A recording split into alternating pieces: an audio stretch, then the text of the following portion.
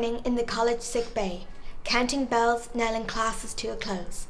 At 2 o'clock, our neighbours drove me home. In the porch, I met my father crying. He had always taken funerals in his stride, and Big Jim Evans saying it was a hard blow. The baby cooed and laughed and rocked the pram when I came in, and I was embarrassed by old men standing up to shake my hand and tell me they were sorry for my trouble. Whispers informed strangers that I was the eldest, away at school, as my mother held my hand in hers and coughed out an angry, tearless sigh.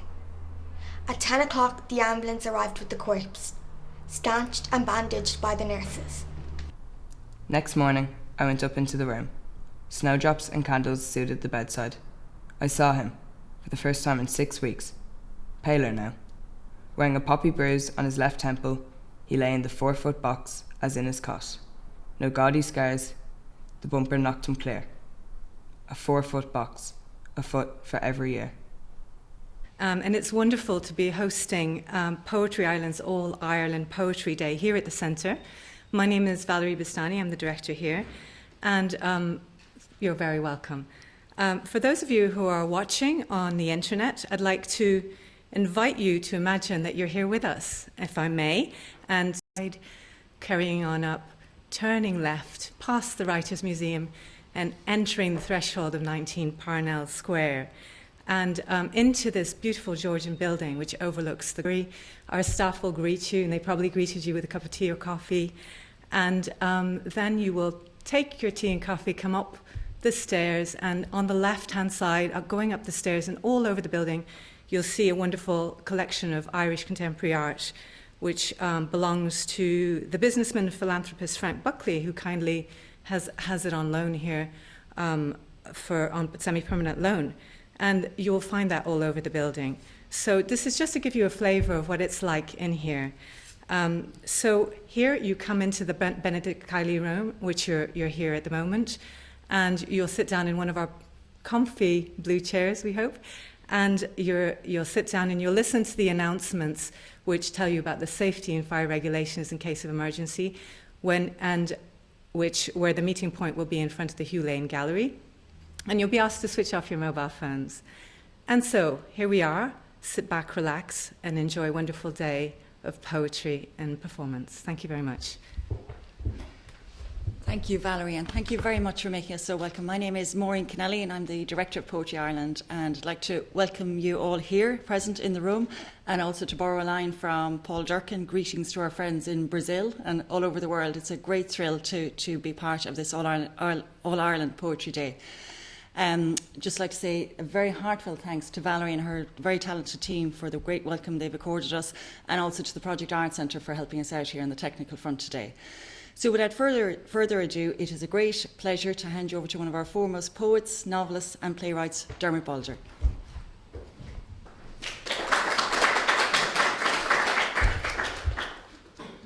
Thank you. Good morning to everybody here in the centre, and good morning to everybody around the world watching. I hope people around the world have their mobile phones switched off, and if they feel that they're just here, mine is a coffee with 2 sugars.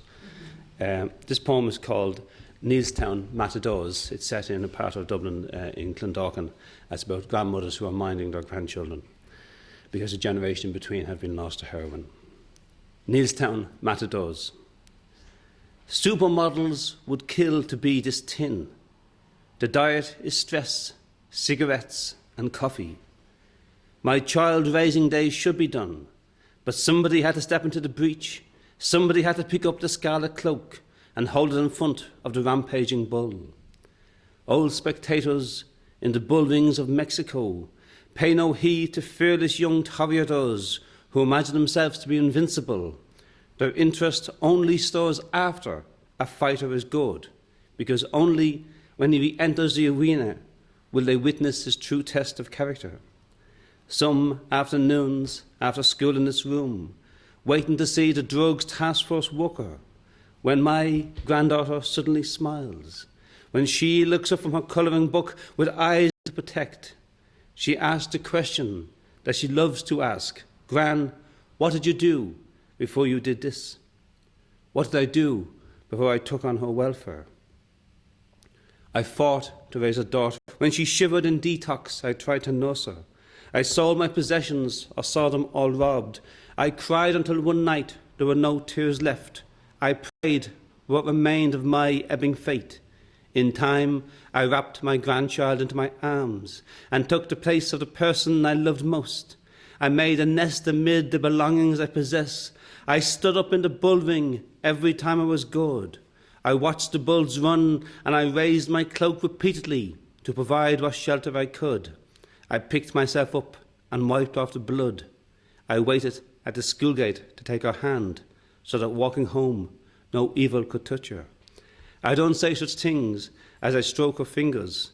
Instead, I say, as her eyes widen with wonder, every night during your 10 years in this world, as you sleep, I enter the bullring of my sword to stand where your mother would have stood, a gladiator standing guard, a secret matador. This next poem is about traditional Irish music, and it's spread that anybody who can play the accordion but doesn't is a gentleman. But Tony McMahon is Ireland's greatest accordion player and can play the accordion anytime he wants.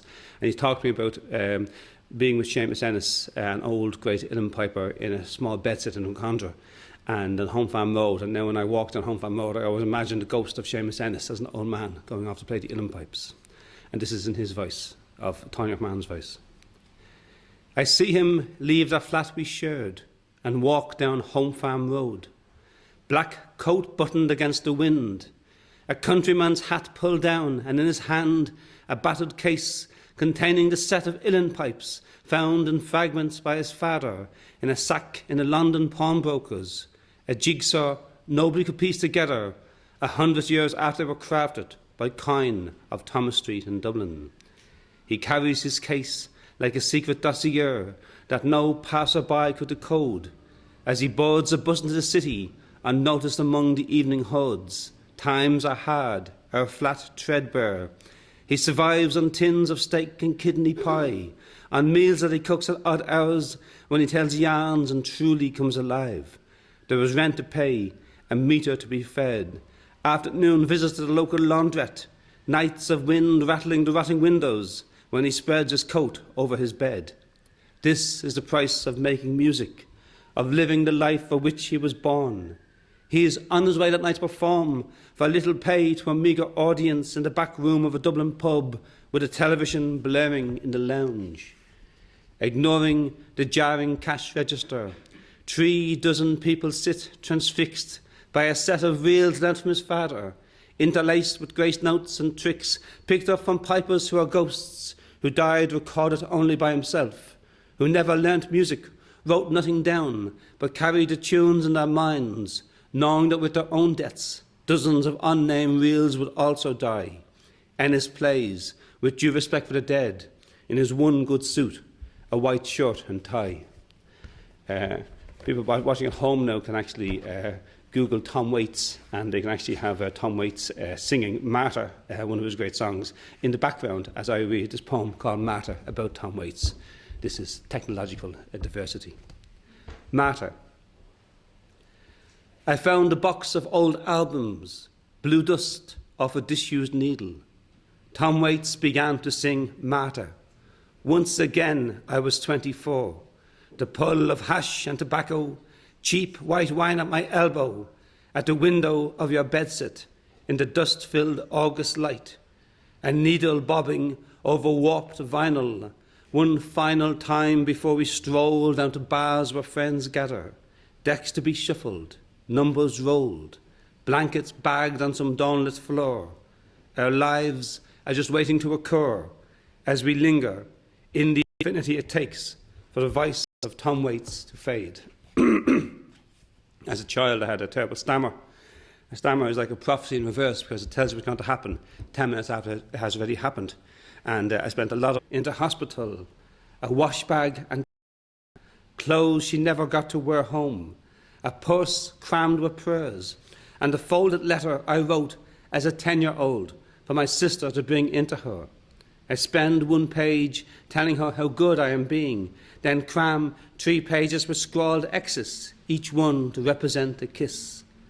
Last week a granddaughter she never knew sang on stage, luminous and radiant, in a band named for Eyes. For 4 decades, in a letter, in a purse, in a suitcase, in this attic, these galaxies of excess were the banished eyes of a bewildered child. But unfolding them, I see myself stare out at who I am now, across this life I could never have envisaged as I scrawled untidy excess for a woman I last saw smiling from a hospital bed, who sealed them in a purse when nurses shaved her head in preparation for the operation she would never recover from. Kind, the names that stilled your childish play. They have gone about the world like wind, but little time had they to pray for whom the hangman's rope was spun. And what, God help us, could they save? Romantic Ireland's dead and gone. It's with O'Leary in the grave. Was it for this the wild geese spread, the grey wing upon every tide? For this that all that blood was shed? For this Edward Fitzgerald died, and Robert Emmet, and Wolfe Tone? All that delirium of the brave? Romantic Ireland's dead and gone. It's with O'Leary in the grave. Yet could we turn the years again and call those exiles as they were in all their loneliness and pain, you'd cry, some woman's yellow hair has maddened every mother's son.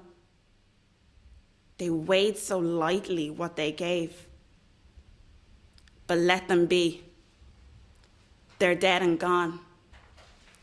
They're with O'Leary in the grave.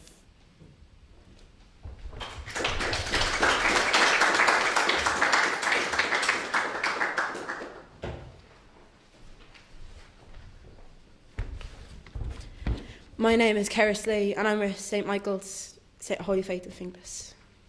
This poem is about a young boy being bullied. Bully by Enda Wiley. You are a sharp pencil in my side during every class, a robber of all the homework I do, a smiling, sweet face to the teacher, but a hissing, green-eyed demon to me. You are cruel glass in the playground, a towering wall that blocks my way home. You push, kick, bruise, taunt, sneer, laugh at me. There is nowhere you won't find me. My nights and mornings have your cruel stare. But there'll come a time when you'll fall down, when you'll cry out, when you'll be left alone. Then who'll help you up? Dry your eyes, brush dust from your knees, gently wash your cuts clean. Who'll take your hand and walk home with you?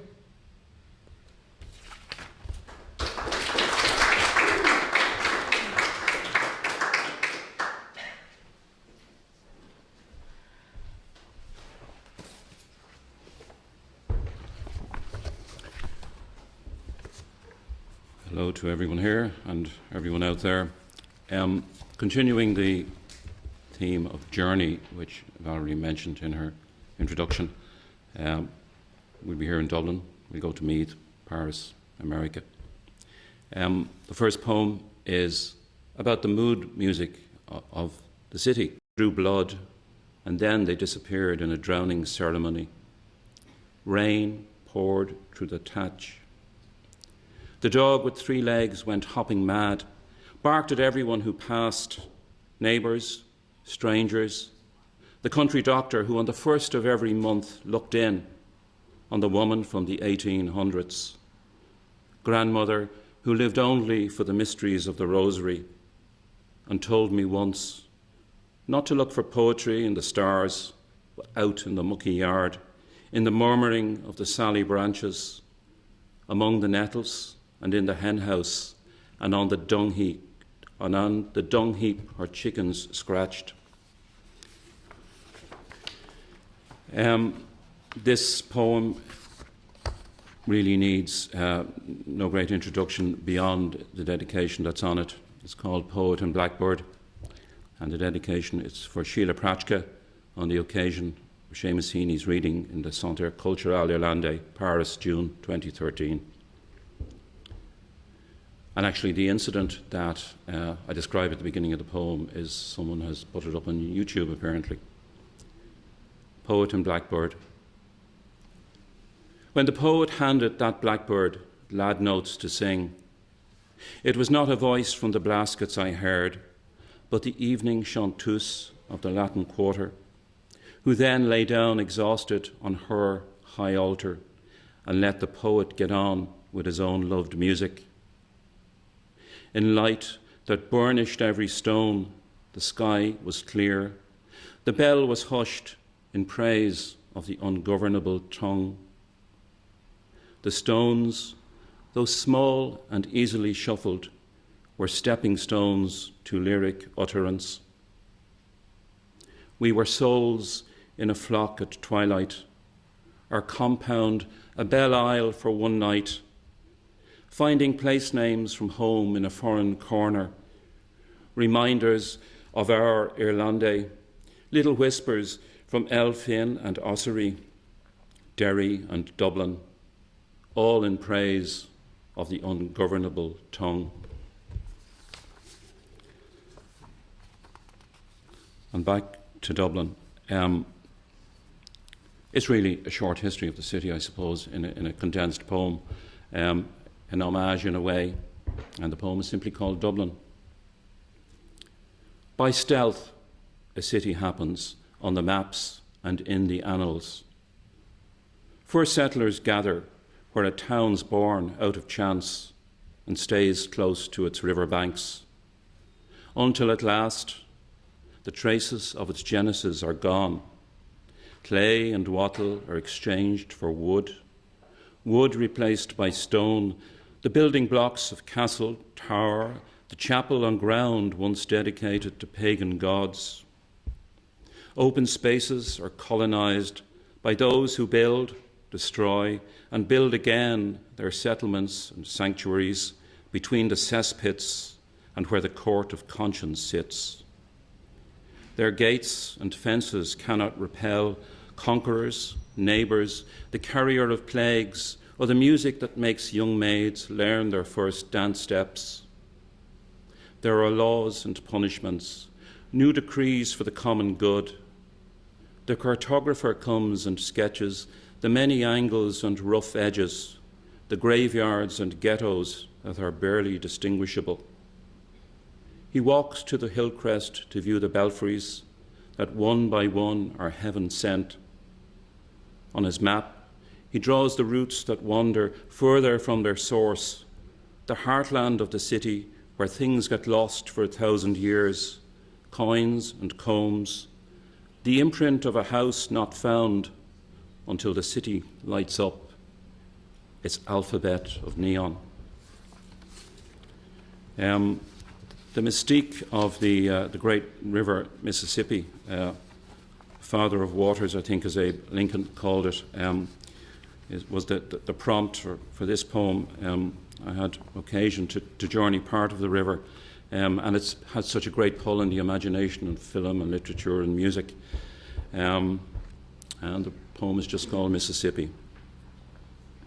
Mississippi. The local river carries its name from one end to the other, from the lake in the north to the delta in the south. Passing through the land of God, the first stranger it meets is the devil, learning to swim, plunging in, but keeping away from the christening pool. Sometimes it turns to mud in the muddy creek or breaks loose, a trick it does to seek the governor's mansion on the way to Baton Rouge. In its waters are bones, there is blood. There are towns that need it and towns it washes away in a punishing flood. Little has changed since the slave looked at it and saw freedom, since an image of the river was painted to hang in the county museum. The local river knows the lonely despair of the loner and the light of transfiguration, light that shows the poverty of trees when they are out of season.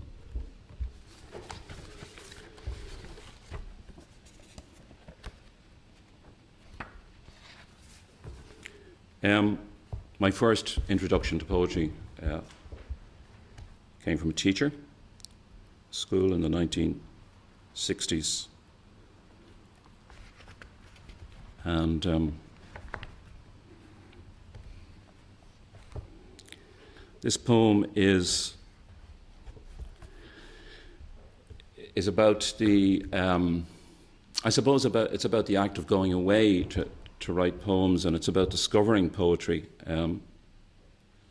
in bookshops and that wonderful discovery when you first encounter different poets.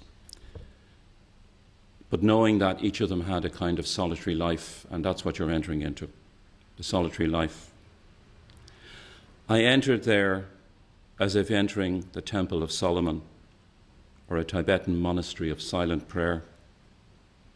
I went there not once but often, passing a morning or an evening in spring where Nemar Sinai lay in dust, in Emily's Amherst, Homer's Ithaca, shoulder to shoulder with the poet who wrote, "Save us from tears that have no healing."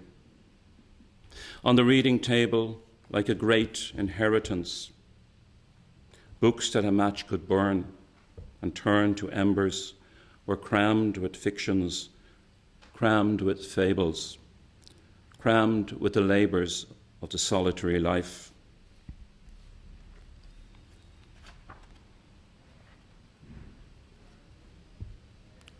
We go back to Paris for this poem, which is about the Luxembourg Gardens. Here in the Luxembourg Gardens, there are leaves to be gathered and petals from the flowers of France. There's a new transparency that the time of blossoming lacked, and perpetual motion.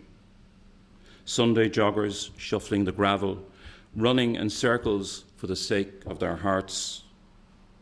Those at ease cast pallid shadows, the blind man with cane and Labrador, the book lover on the last chapter of Balzac.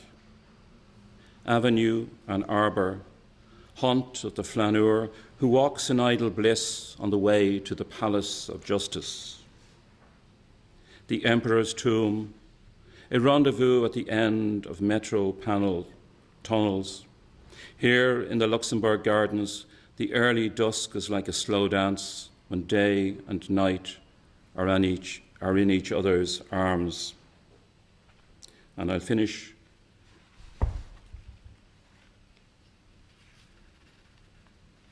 with a love poem, Surrender. Your old dress, a full-length chiffon, hangs like the ghost of Emily Dickinson, looking forlorn in our back room. The room is one we seldom enter. It prompts memories of an evening at the proms, a day in Ravenna. It is here we consign to the rag heap and the jumble pile your glamour frocks, my tweeds as thick as body armour. The straw hat that has travelled far is there in the closet of wooden hangers, hems unravelling, and the baggy jackets, some buttons gone. Once it was fashionable, now it is dated like the Aran shawl and the shirt with flounces, frayed like a flag of surrender. Thank you.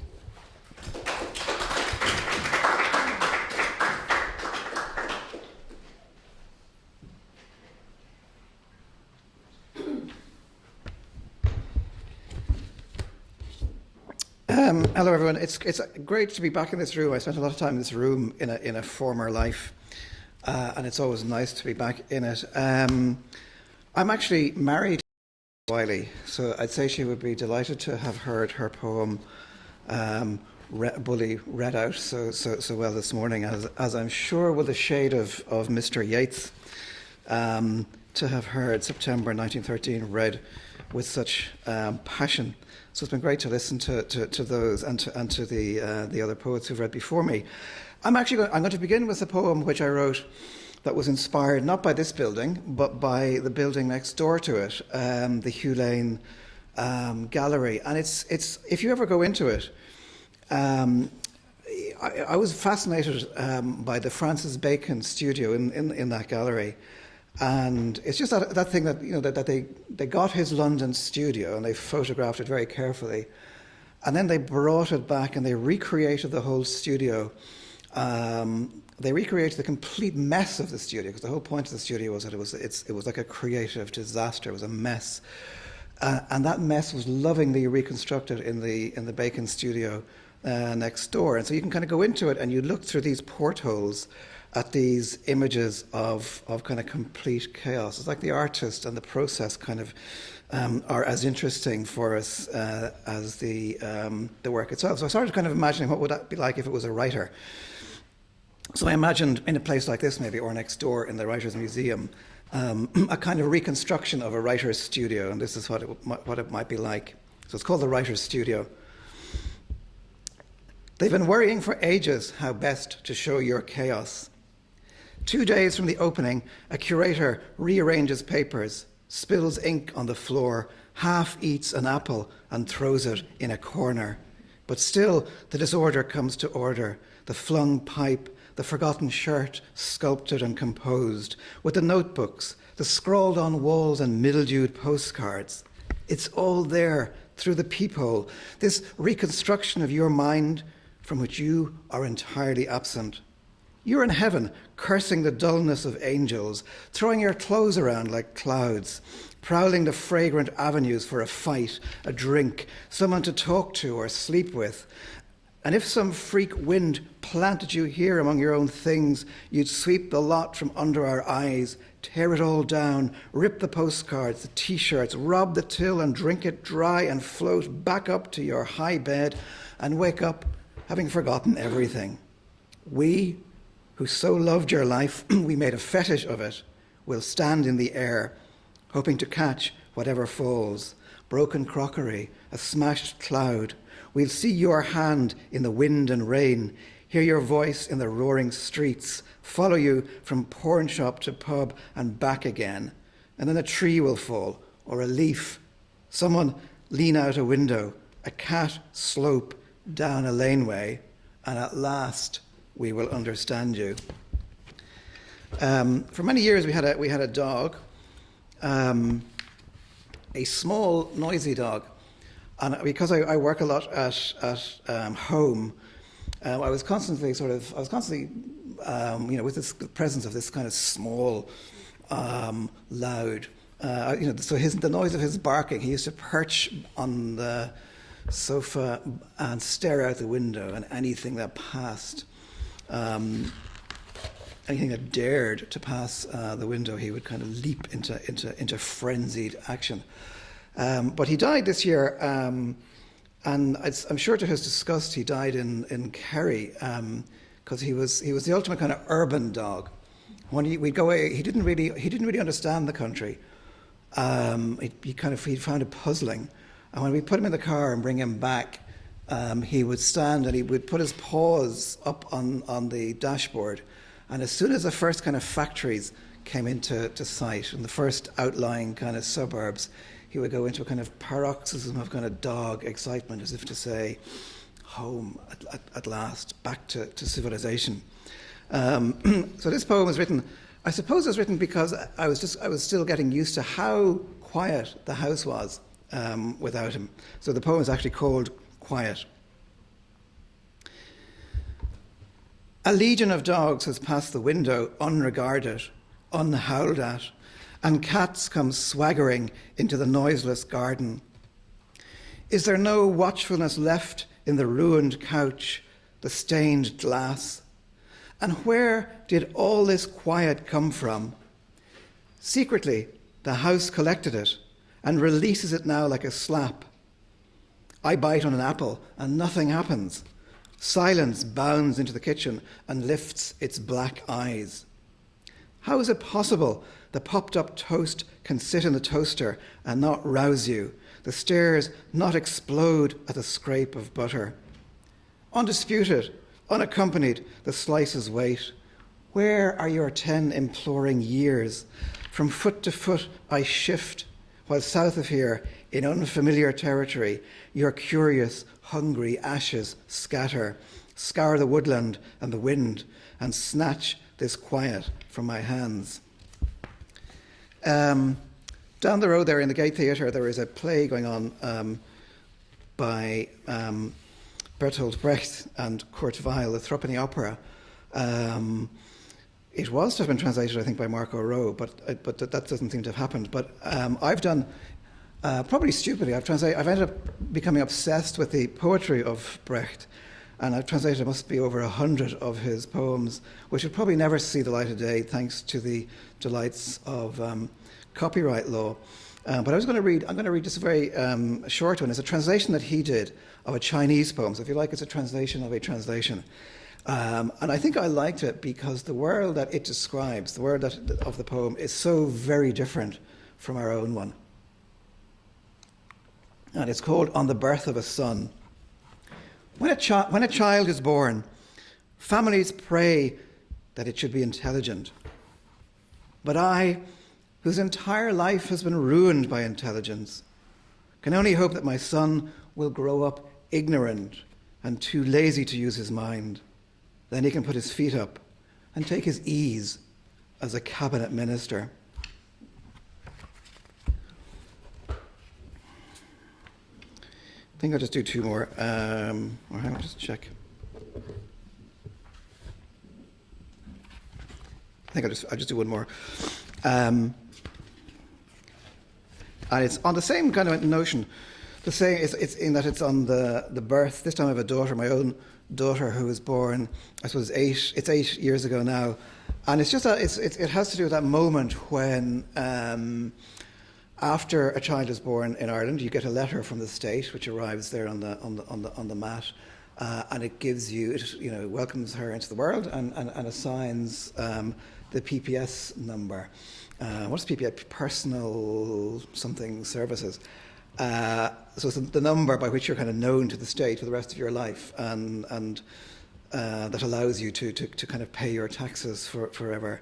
But it's just this kind of, as you're there in this kind of strange sort of mood, and you're barely kind of reconciled, or you're barely used to the idea of this new kind of person being around. And then the state is writing to you. So it's the first kind of intervention, if you like, of the state in the life of the child. So I felt it had to be, I had to kind of respond to it in some way. This is a poem just called PPS. Welcome, 3755547K. Your small head rests in the arms of the state. Your fingers are counted, your toes registered, your cries have found their way to a vault of need. You're known, allowed for, admitted, though mysterious to us and as yet unpersuaded, you drift and sway and kick against the world. But listen, your breath moves in a far drawer, a number among numbers. You shift in your folder. You open your eyes. You fall through the letterbox and climb the stairs. You float towards your basket and gently surrender. 3755547K. Recognized, acknowledged, filed. Let the complex systems convince. Sleep on the miracle of your name spitting across the screen. The long arms of the sun reaching in. Thank you.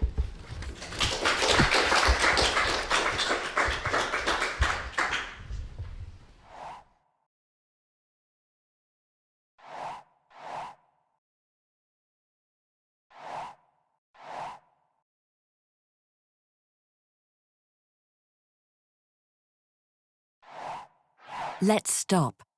Stop the cuts. At home, the arts are a welcome mat for heads of state, investors, stars and tourists. Abroad, the arts are a calling card or letter of introduction, paving the way for trade, investment and exchange. We present our cultural credentials. Yet the oxygen to the arts is cut year after year after year. Our welcome mat and calling card diminish. We must stop the cuts. Let's start. Again. Republic of Culture 2016.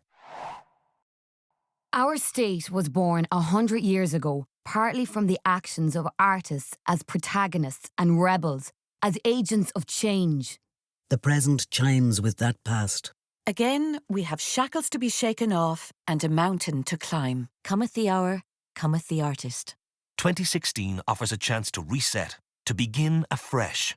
This time, we can be a truly inclusive and creative state, and not just an economy. We can proclaim ourselves a nation once again, a republic of culture. Let's respect real jobs. In Ireland today, when someone defines themselves as an artist, they're likely to be asked, "What's your real job?" Yet in the past, we knew the value of the artist. From the cairn builders and manuscript illuminators to the storytellers, poets and satirists, we understood the pivotal role of the artist in our society. We have to remember what we've forgotten, because when Ireland became a puffball economy and then a shriveled husk, it ran out of ideas. Ideas are the light at the end of the tunnel, and they come mostly to people who strive to have ideas for a living. Let's get on with it.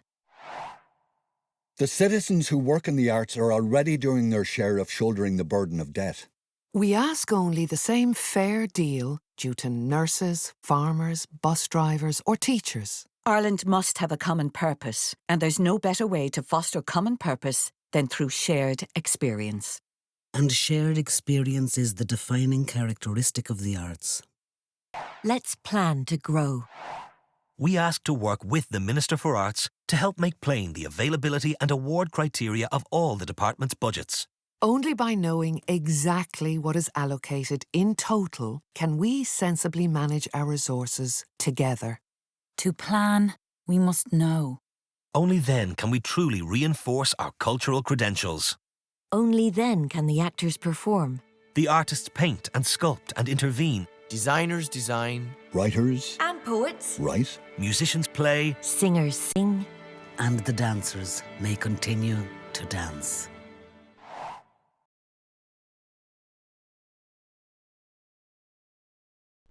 I sat all morning in the college sick bay, counting bells, nailing classes to a close. At 2 o'clock, our neighbours drove me home. In the porch, I met my father crying. He had always taken funerals in his stride, and Big Jim Evans saying it was a hard blow. The baby cooed and laughed and rocked the pram when I came in, and I was embarrassed by old men standing up to shake my hand and tell me they were sorry for my trouble. Whispers informed strangers that I was the eldest, away at school, as my mother held my hand in hers and coughed out an angry, tearless sigh. At 10 o'clock, the ambulance arrived with the corpse, stanched and bandaged by the nurses. Next morning, I went up into the room. Snowdrops and candles suited the bedside. I saw him, for the first time in 6 weeks, paler now. Wearing a poppy bruise on his left temple, he lay in the 4-foot box as in his cot. No gaudy scars, the bumper knocked him clear. A 4-foot box, a foot for every year.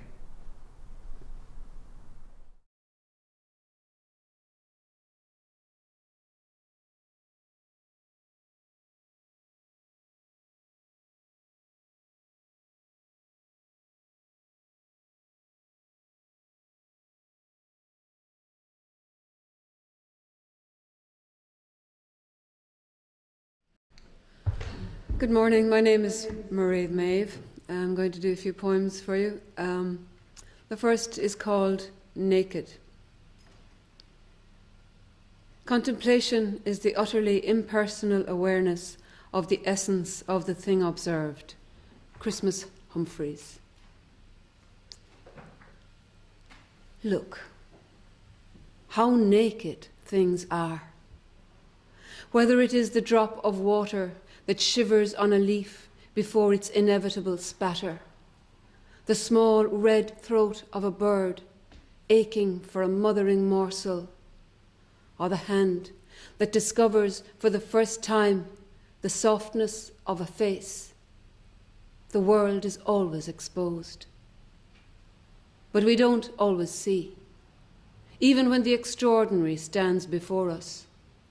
No more than we see the true colours of the sun that are naked as trees and speckled birds. This proves that exposure is not the key to sight. It seems that what opens the eye is its relation to what is present. When I say you're beautiful, I take in the shape of your face, your wood-grained eyes, your classic nose, but not just. There are times when with nameless clarity streams in you marble, and by the tilt of a head show history. Shane the shaman takes the beating of the earth to be inside him, and his heart begins a drumming to the rhythm of its humming, and its whirring, and its buzzing, and its chewing, and its mooing, and the turning, and the churning, and the infinite returning of the sun at every morning, and the night with all its crooning, and its moody deep blue mooning, and the stars that blaze and shatter in the infinite dark matter. He's gone flying, he's gone scrying, like a seagull wild and crying on the waves for silver fishes who have eyes that grant you wishes. If you saw him now, you'd wonder why his body's in a stupor, and he doesn't feel you touch him, know you're near, or hear you talking. He's gone walking in his mind to where the spirits and their kind are in a flurry, and they scurry when they see his soul is coming. He will wander in the dark until a sign appears so stark that he can't miss it. It's a letter with a charm to make us better. He's a postman from the darkness, where we all have second cousins. For every one you see here, there's another, doppelganger, maybe angel, maybe spirit, maybe particle of matter. That's what Shane believes he knows, like the holy men of old, when the animals and trees give their spirits to the breeze. Back he's coming to the drumming and the quiet sound of humming, to his fingers and his toes, legs and shoulders, mouth and nose, to his body's wonder vessel where his mind is in control. Eyes are open, here's the message maybe, healing for your soul. You can't talk to Shane the shaman like you would to other children. He's been places you can't dream of, wild and lonely, dark and cold. He's been off to see great wonders, talking mountains, moving mountains, talking clouds. He's met monsters, walked on rivers, jumped a chasm, led a crowd.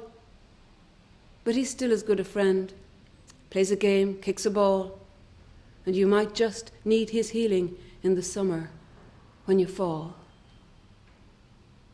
Who's a rabbit? Who's a bear? Who's a fox? And who's a hare? Who's a tree? And who's an eagle on the wing? Who's a human? Who's a cow? Who's a snake? And who's an owl? Who's a crow? And who's an orca who can sing?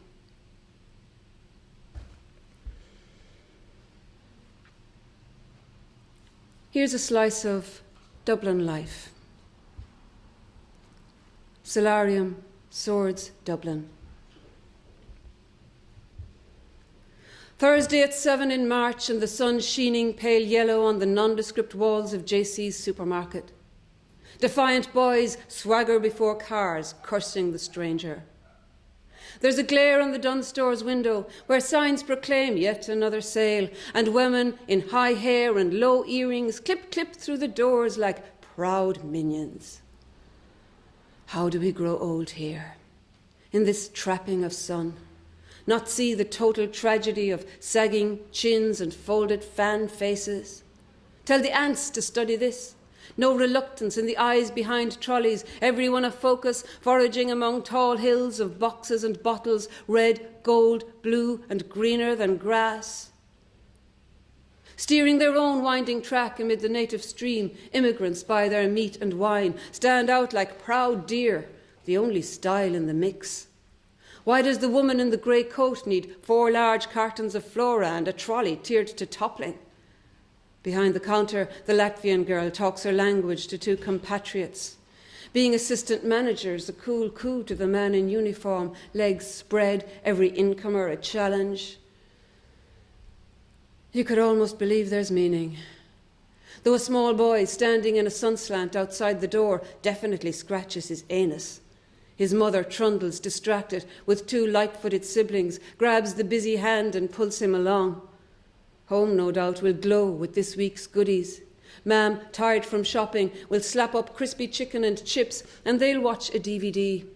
The boy's thumb reminding him of all that's beneath appearance. The city was always like this. The same brokered feel on a March evening, sun sticky-fingered in the same way, and me in the mix, doing what is done because something is churning. I allow myself to be victim to the offer of cheap candles and discounted wine, glister at least. Across the road, a boy who takes the bus to school strolls home in his grey uniform, haloed by the setting light, earphones firmly in.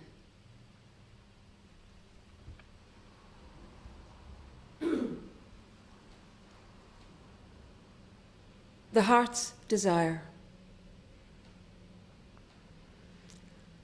I'll give you all your heart desires, said the mother to the child. What? Where's my heart? Asked the child.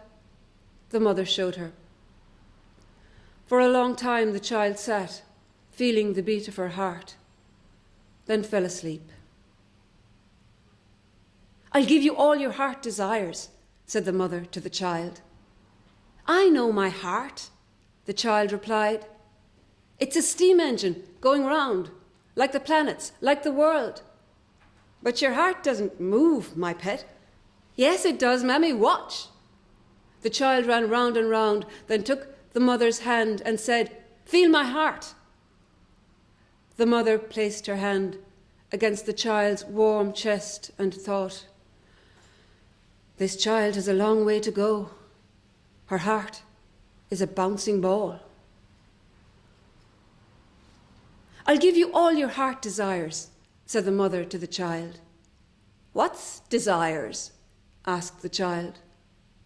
Desire is gravity, my pet.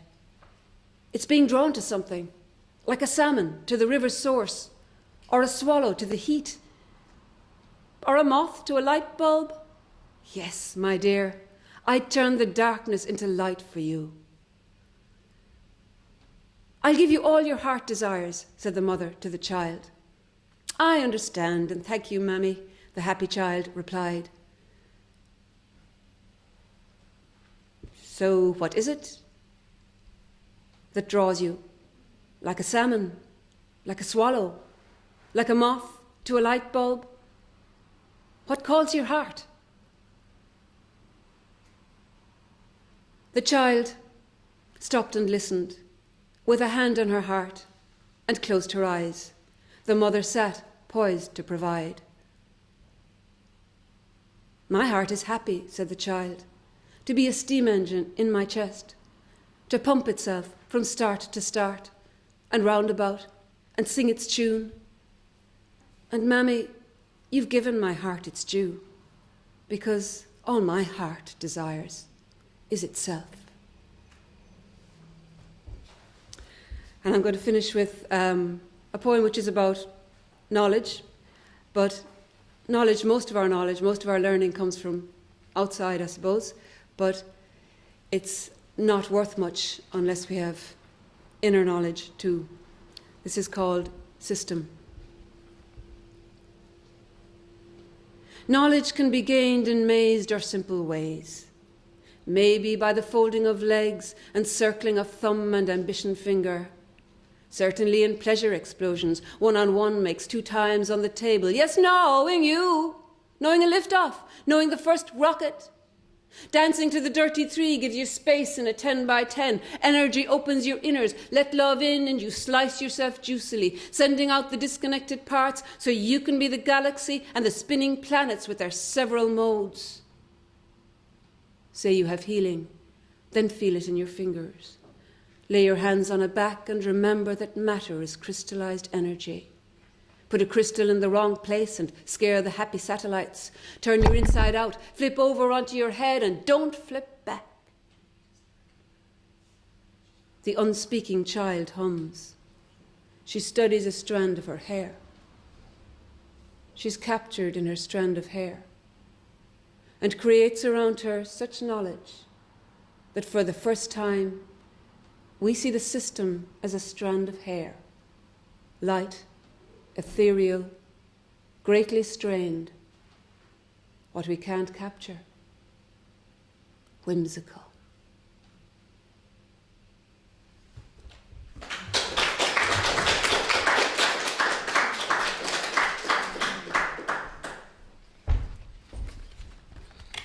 The Rive Charge, born in Buchas Agol Hegsha Ern, as an Guru Hackton Sean you.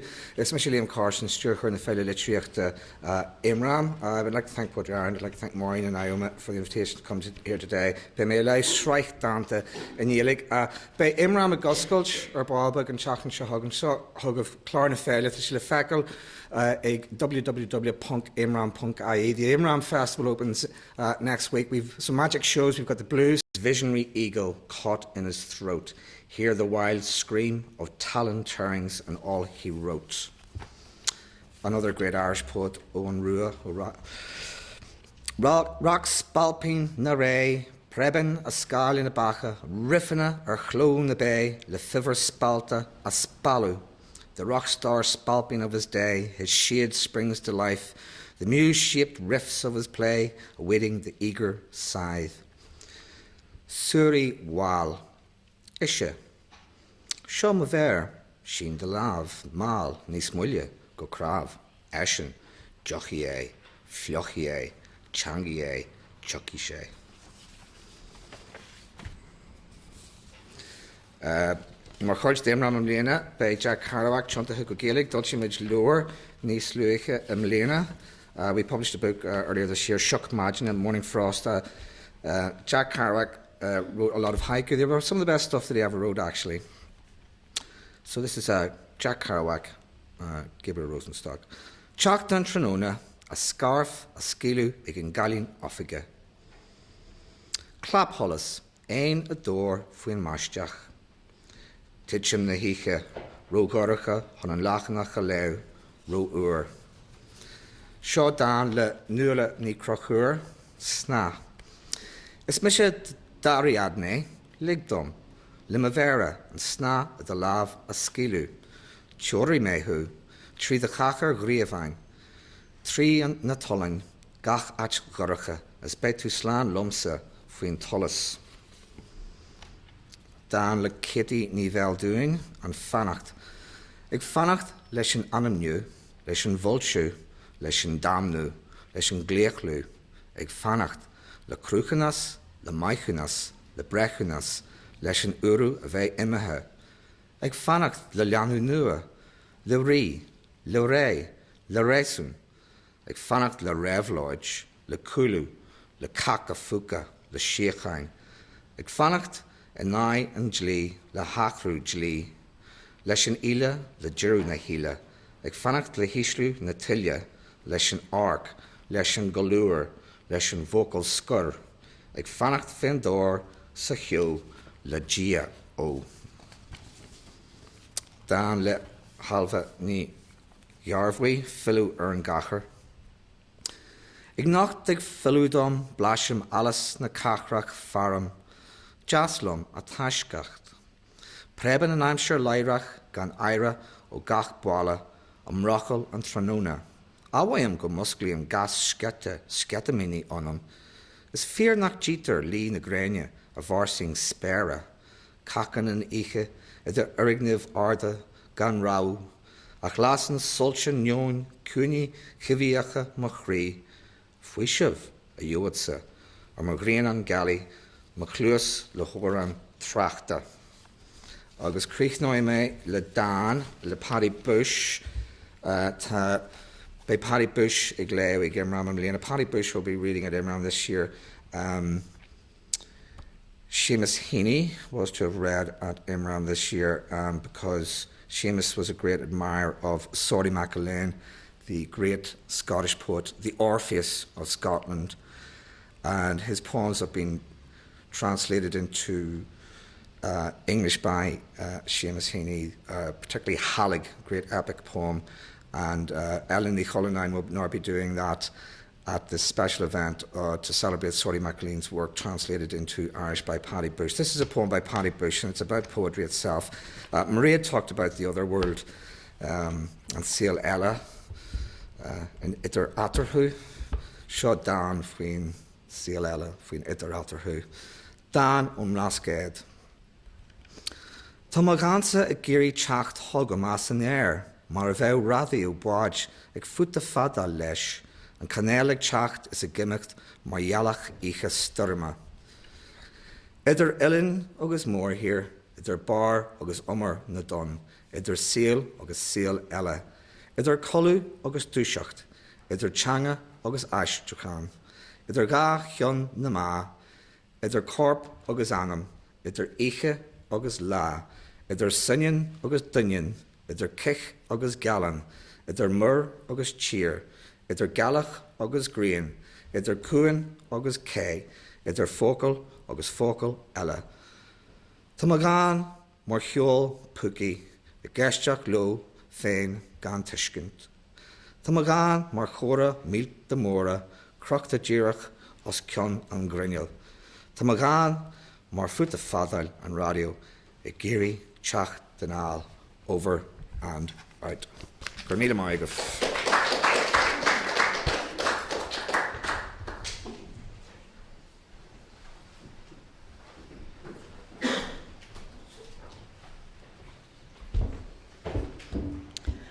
Hello, my name is Jane Alger. I'm the director of Dublin UNESCO City of Literature. And Dublin was designated a UNESCO City of Literature in July 2010. It's a permanent designation and it's a huge honour for the city and the city's writers. I was delighted to accept the invitation to be involved today, and I'm going to read two poems by Enda Wiley. Enda writes very much about the city. One of these poems is about the city, the other one isn't, but it's about a subject I'm sure we can all identify with. The first one is Marlborough Road. On Marlborough Road, the houses have names: Eclair, Larnaca, Ardevin, Shalimar, Woodstock, Hazelhurst, and St Elmo on the way to the station, where the ghost creaked the gate long ago one early winter morning. And it became a wide-eyed red setter before me, as frightened of a girl as I was of him, our still worlds interrupted. Going home up Marlborough Road, I see the garden boats covered in canvas, the spiked green railings darker than the hedges and the copper beech and monkey trees. The old black Morris Minor is still there, and the domes of the many glass houses. I hear the shunting of an approaching train, bringing more people home to this safe, quiet suburb. And just for this 15-minute stretch of house-lined road and hill, there's peace on Marlborough Road to remember. I'm 5 years old again, opening our front door, shocked to see your handkerchief wave like a flag of blood on your forehead, and to hear you call my mother's name for help, your footprints large red accident marks, stronger than the trails left behind you by birds on our snow-filled drive. You were my father who growled at nurses. God Almighty, how can a child be expected to eat that on her own? When, sick in my second year of life, nurses left me jam sandwiches and a mug of hospital tea.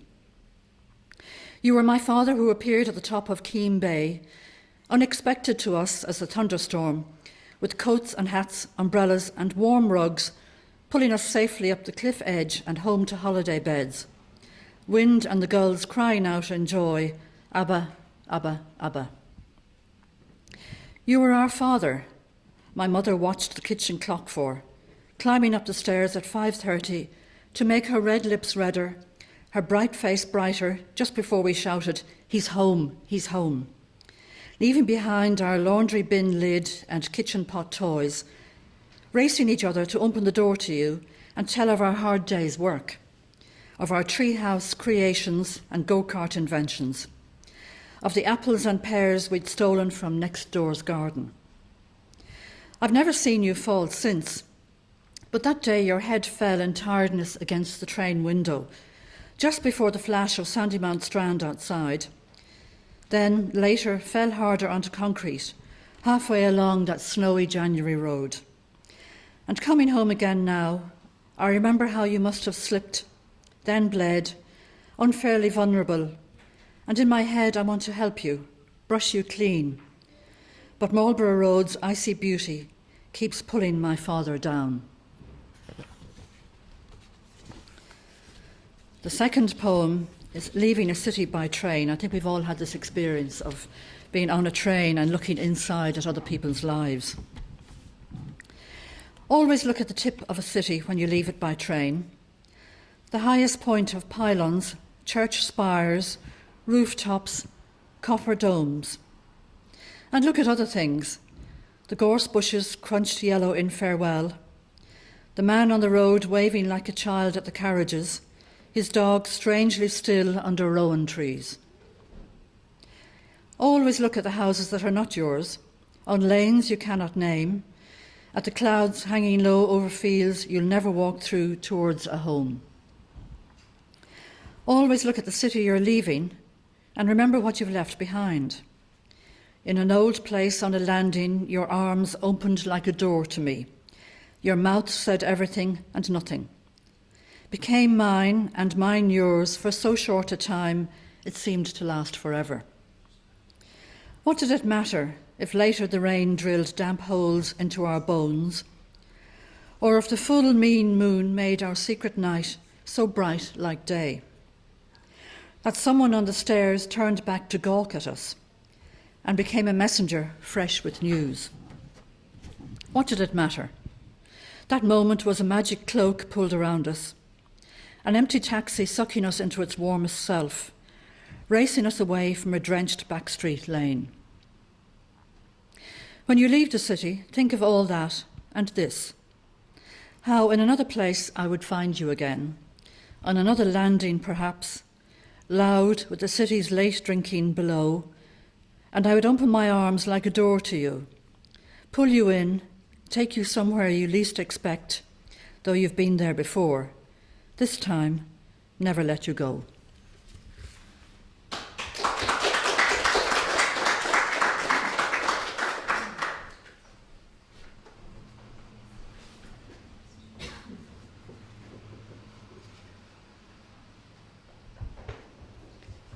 Morning. I'm one of writers from the Bealtaine group. We meet here in the Writers' Centre once a month. There are 14 of us in total. We three are here to represent the group. We come from all parts of the various counties. I'm going to begin with my first poem, Woman of the Road.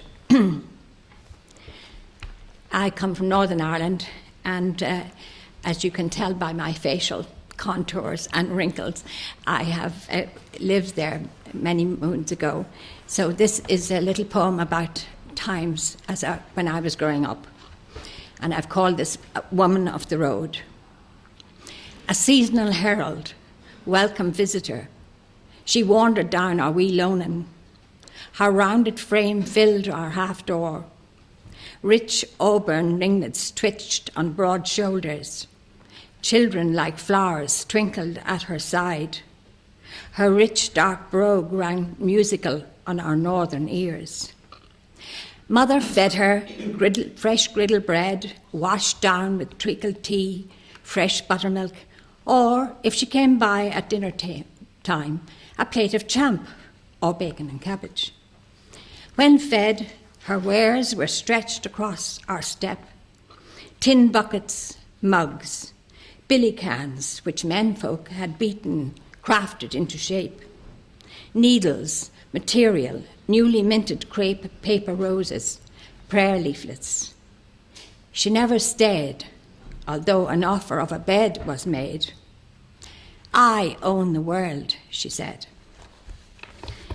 And my second little poem was written on the heel of having listened to some of Beethoven's beautiful music. And I've called it Sanctus. Inside my head, a womb burst of stars, a magnum of violin spills, fills each body cell, each nerve tingles, emptied, fissured, filled in shoals of delight. I fly, I belong, transported on moonbeams, on wings to sun caves of ecstasy, of fanciful, fathomless, passionate pleasure. I am open like a flower when the sun rides high.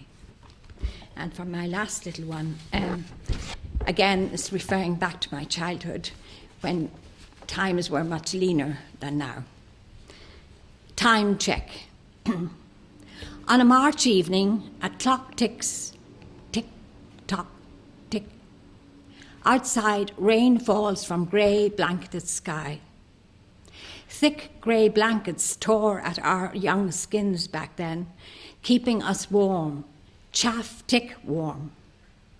Grey, frosty winter strokes did not penetrate. From underneath we eye-toed peep, the magic lace wrought on window pane.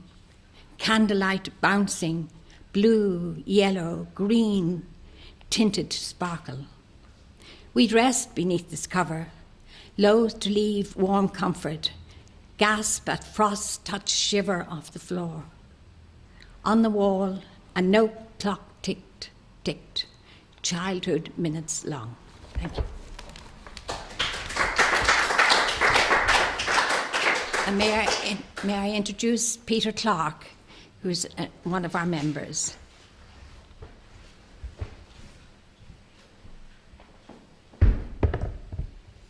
As you can see, we are venerable and ancient.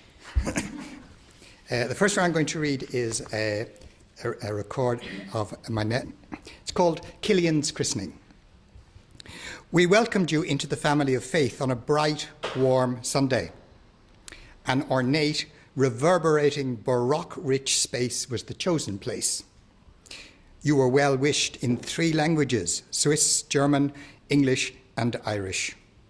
You held us spellbound as we musicked you, prayed you, spoke you. A collision of cultures of CERN velocity enveloped you. Then we bust out to drink and eat in your honour in great style. The second one is an event a couple of years ago. Chronicled memory of its former territories broke loose. It rose 3 meters shore, drowned 5 inveterate year-round swimmers, carried off 6 plage bistro in all their furniture and hundreds of cases of champagne. It reshaped, I call it simply, thoughts on my sister. Siblings take each other for granted all the time, but a simple test and simple yes, then stem cells, the core of you, swished out for you. Don't want to mess with nature. For that price, what would have been a swallow dive for me, years on, the heat of the med warms the core of me, settles me well. I don't know how to be properly grateful for giving me back all this living. Elaborate.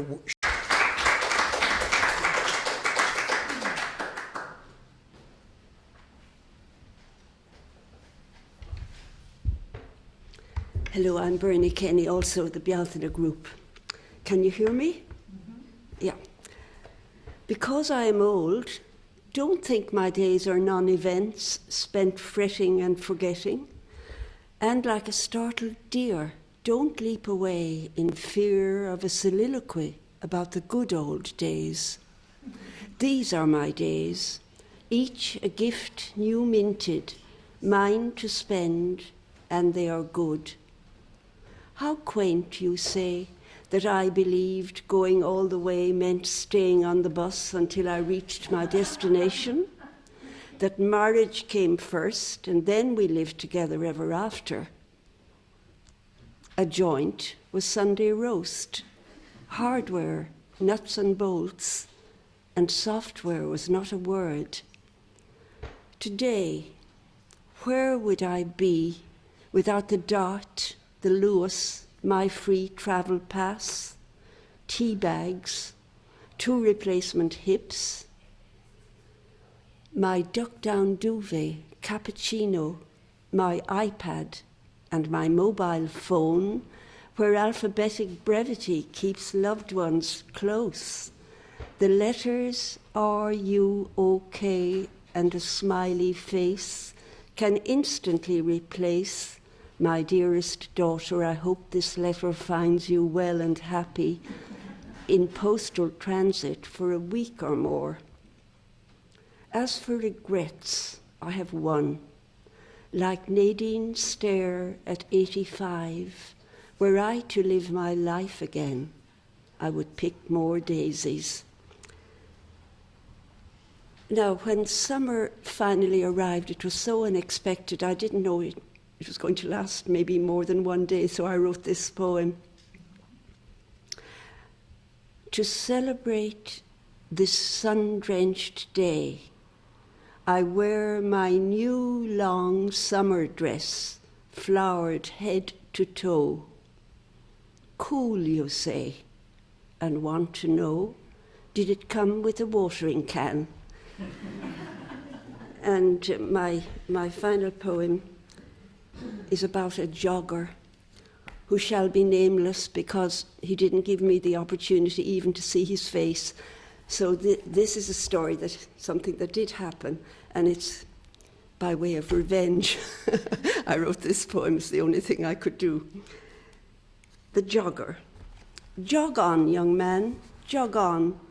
Go places. Youth holds all the aces. Blow out, breathe in. Daukies, see fresh air is all for you. Live your dream. Outdo Macbeth. Screw your courage to the sticking place. In your smart gear, achieve the strongest abs, the flattest tum. Run, jogger, run, run, run. Handsome is as handsome does. Ignore that woman old as your gran, sprawled helpless on your stomping ground. Keep the tempo, watch the beat, step neatly round her, she is out for the count. Shake the dust from your feet, show her a clean pair of heels through blood, sweat and tears. Run like the clappers, go the whole hog. Jog on, young man, jog on. Thank you.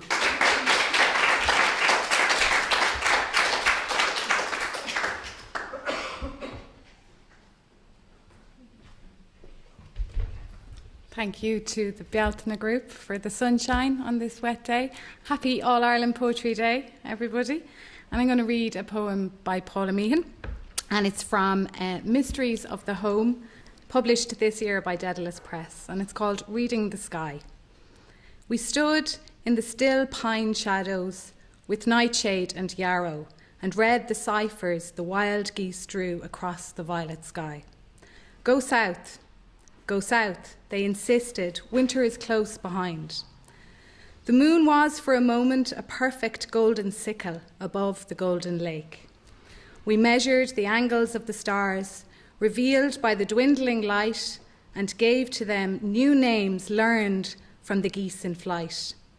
Knowing that one would follow, one would be left behind, we glean a common language to describe our differing fates. You'll be fugitive forever. I'll wait at the brink of winter, holding off the dark, that you may escape. Thank you.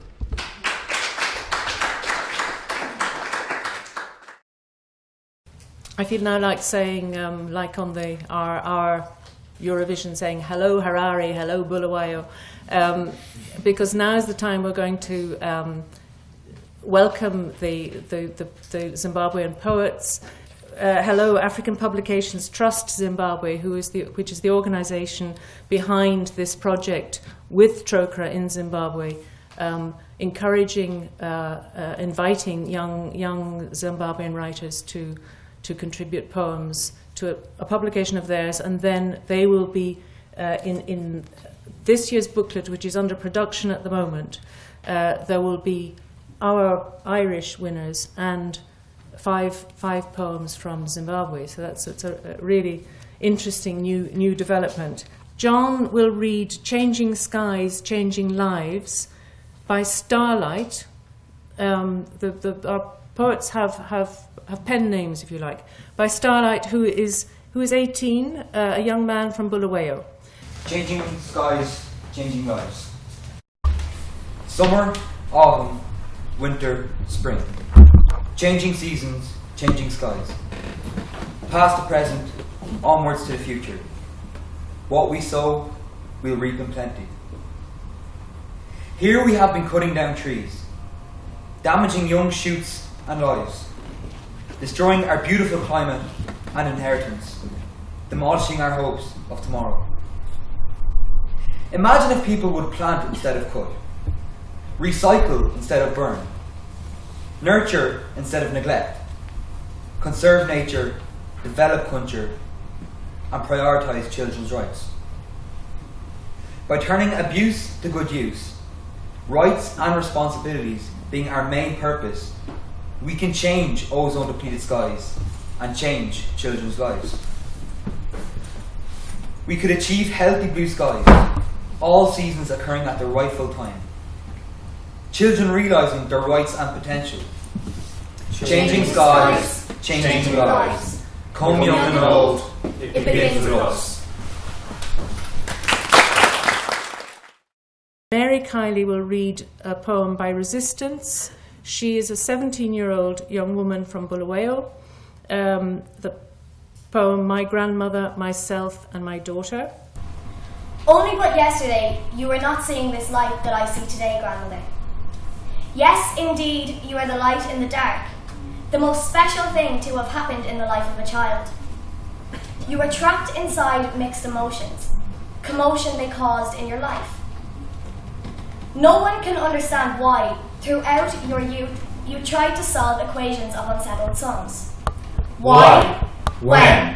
How? All these questions are bottled up in a cup that overflows with pain and sorrow. But the most whirling question is, where were your rights? They could only be smelt from the man next door, from the door of the landlord, the door of the colonizer. You tried to move from coast to coast, yet you could see no way ahead.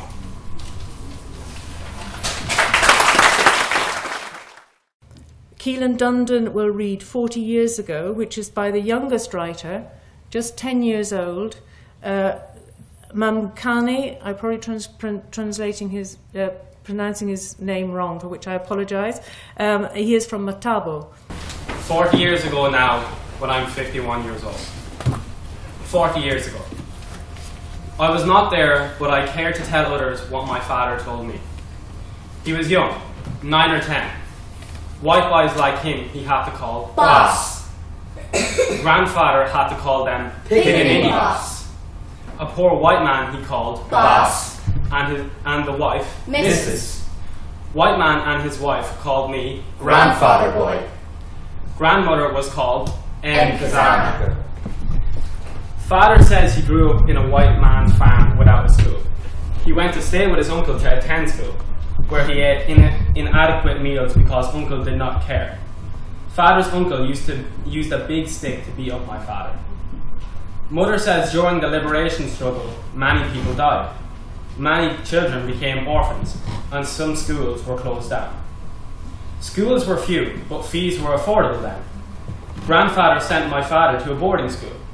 He had many cattle to pay for fees for all his children. Father and his brothers always ate meals. Grandfather says he had a tractor. He got $9 per month from white man. Why is he 99 years old now, when his cousin died at 87?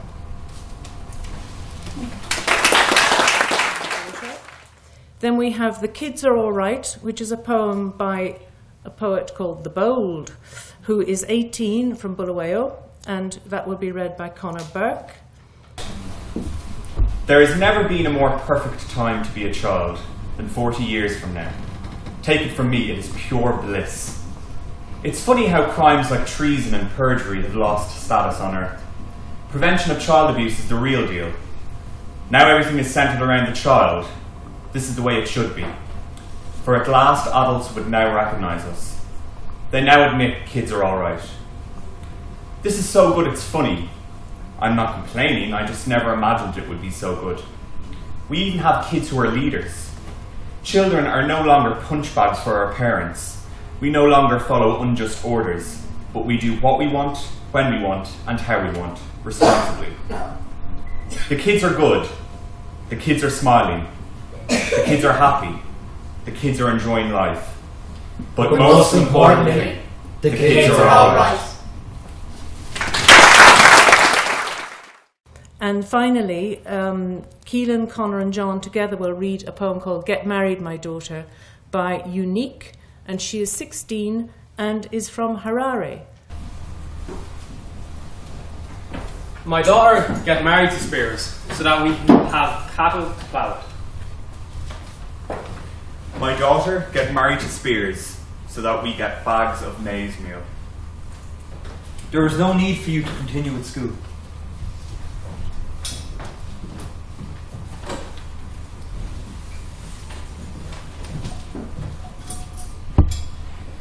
Now you can cook well and clean the homestead, and that's enough for a woman. Go get bathing, my daughter. Mr. Spears will be here soon. Start preparing good meals, my daughter. Mr. Spears will be here soon.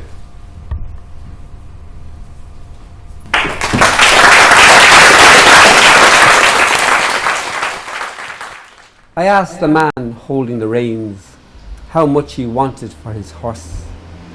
But he... Hi, my name's Kate Dempsey, and I'm going to read a few poems.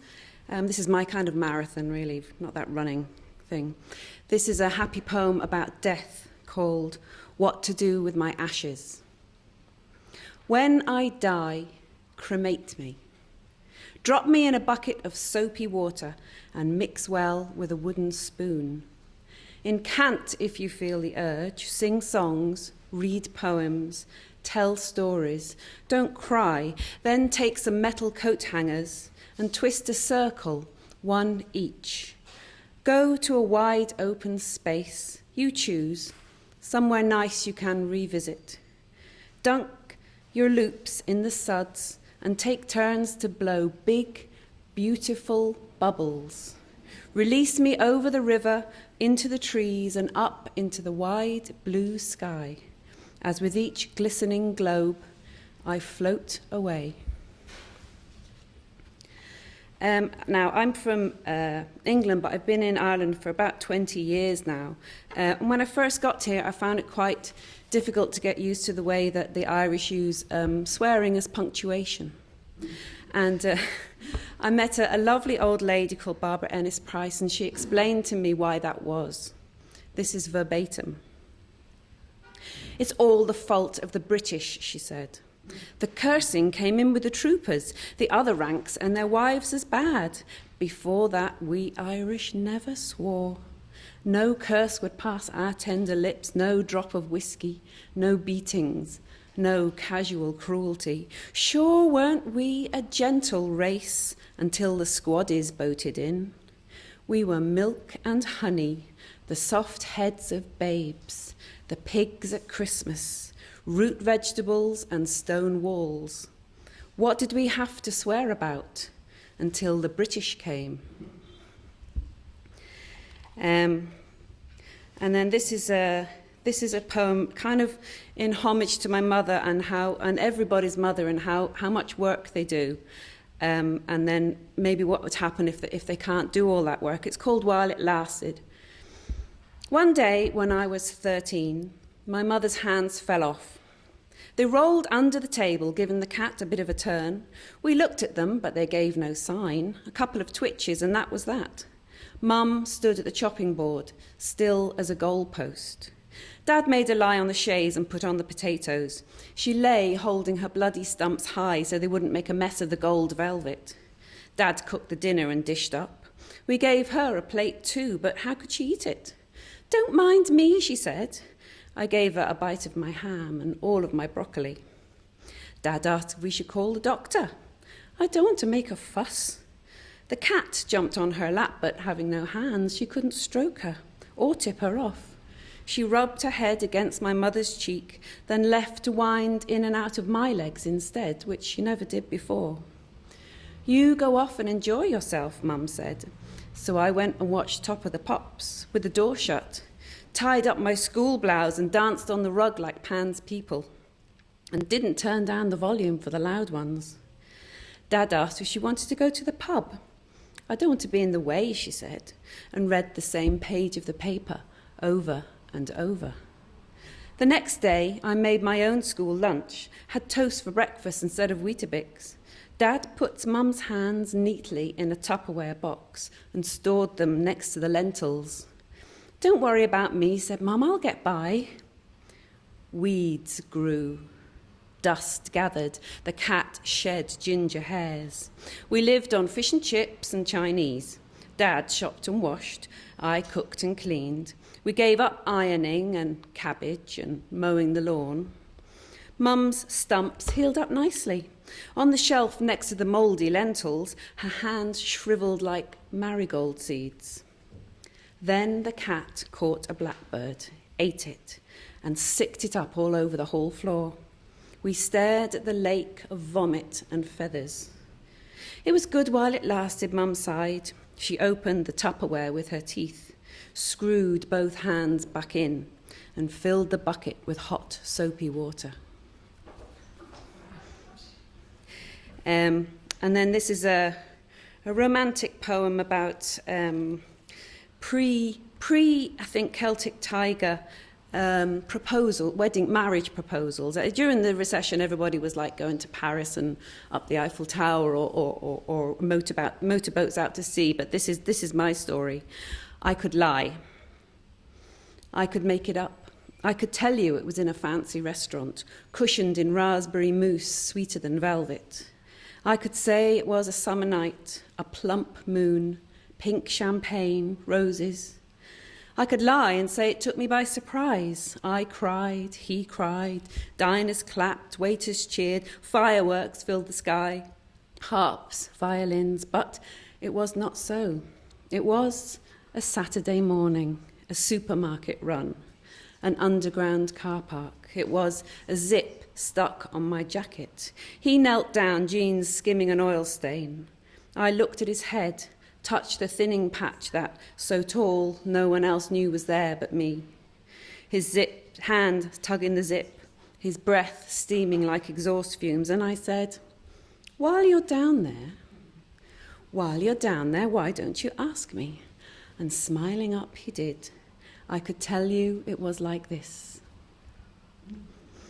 And then the engagement ring. We lived in Holland at the time, and we went to Amsterdam, which is the diamond capital.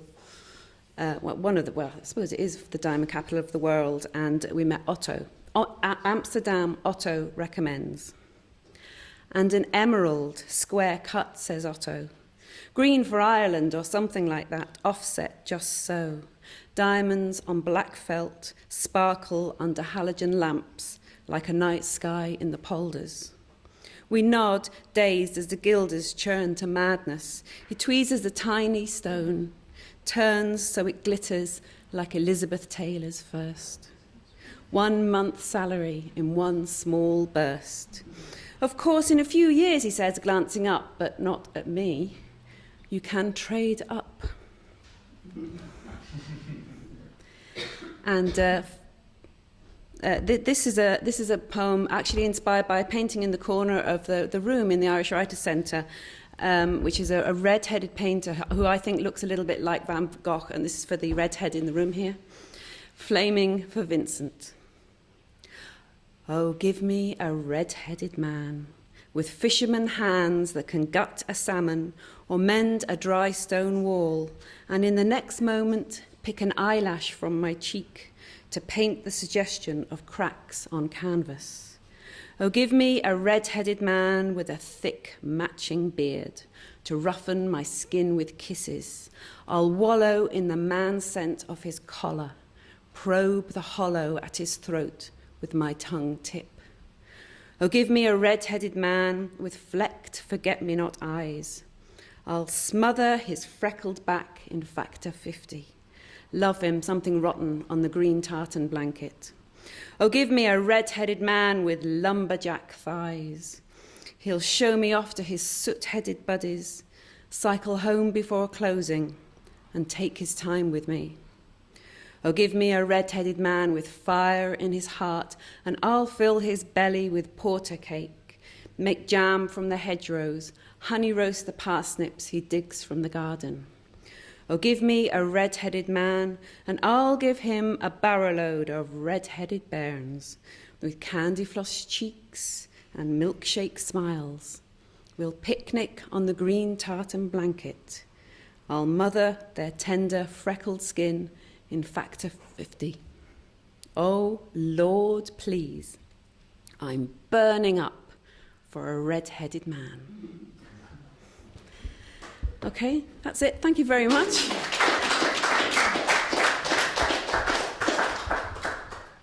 I asked the man holding the reins how much he wanted for his horse, but he just stared out across the hills as if considering the sweetness of grass.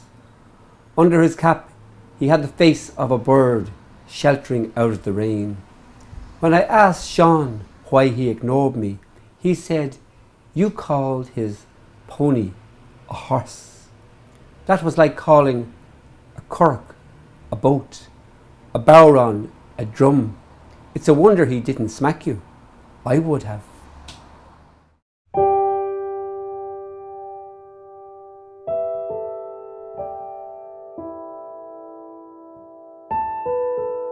Connemara rain.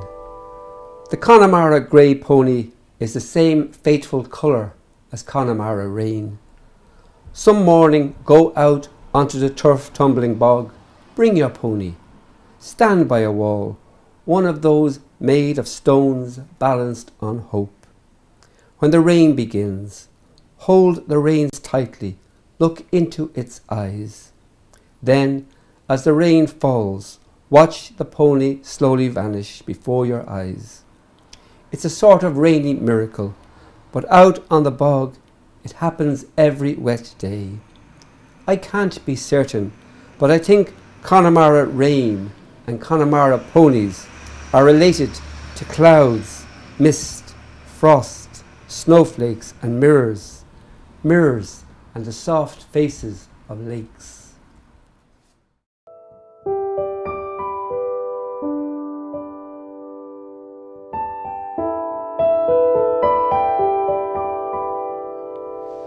The school desk.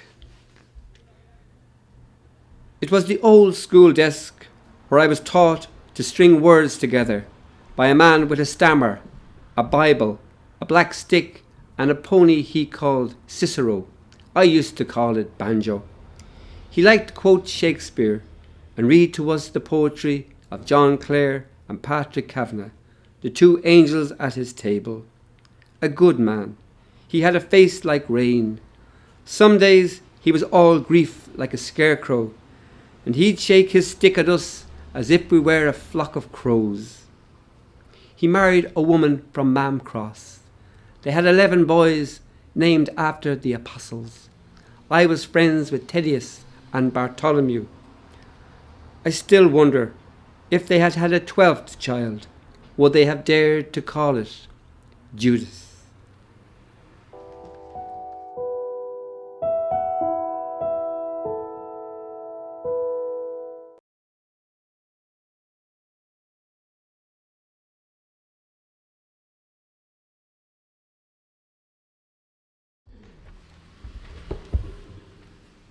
The Angel of History. In the great house on Kildare Street, the lamps were burning. It was a winter night, the usual slant rain falling.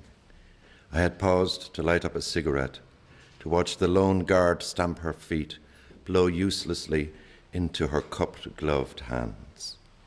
In the colonnade of the National Library, a man was standing, a man neither old nor young, his head bare, half turned towards the lights in the Parliament House, the high blank windows. I saw him reach inside his long, loose coat, take out a notebook. I crossed the road, gathering my own long coat around me, stood in behind him, looked over his shoulder. He took no notice. One after another, I saw him strike them out from a long list of names, senators, deputies, ministers. One after another, the names dissolved on the page, a scant dozen remaining. I watched him ink in a question mark after each of these, neat and precise. He put the book away, sliding it down carefully into a deep pocket. He turned and looked at me, nothing like pity in those hollow eyes. He sighed, then squared his shoulders, lifted his face to the rain, and was gone. Gone as if he had never been. But I saw him. I know who he was. I witnessed that cold, exact cancellation. Walked on, walked home, thoughtful, afraid for my country.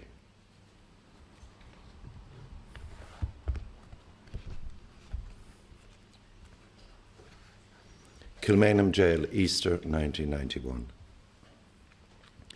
Roadies in ponytails stringing lights and cables, a beer can popped in the corner, echo of sound check. Outside, in the filling yard, hum of expectation. We pour through the narrow gate under the gallows hook in 2s and 3s, becoming an audience. Before the lights go down, we examine each other shyly. The singer surveys his audience, heat rising to the tricolour and plough overhead as the first words of Galvin's lament climb to invoke James Connolly's ghost. We are joined by the dead. I say this as calmly as I can. The gaunt dead crowded the catwalks, shirt-sleeved, disbelieving. The guards had long since vanished, but these looked down on us, their I saw men there who had never made their peace, men who had failed these many years to accept their fate, still stunned by gunfire, wounds, fear for their families, paralysed until now by the long volleys of May so long ago. I think that we all felt it, their doubt and their new fear, the emblems so familiar, the setting, our upturned faces so unreal. Only the dignity of the singer's art had power to release them. I felt it. I say this calmly. I saw them leave in 2s and 3s as the song ended. I do not know that there is a heaven, but I saw their souls fan upward like leaves from a dry book, sped out into the night by volleys of applause, sped out, I hope, into some light at last. I do not know that I will ever be the same again. That soft-footed gathering of the dead into their peace was like something out of a book. In Kilmainham Jail, I saw this, I felt this. I say this as calmly and lovingly as I can.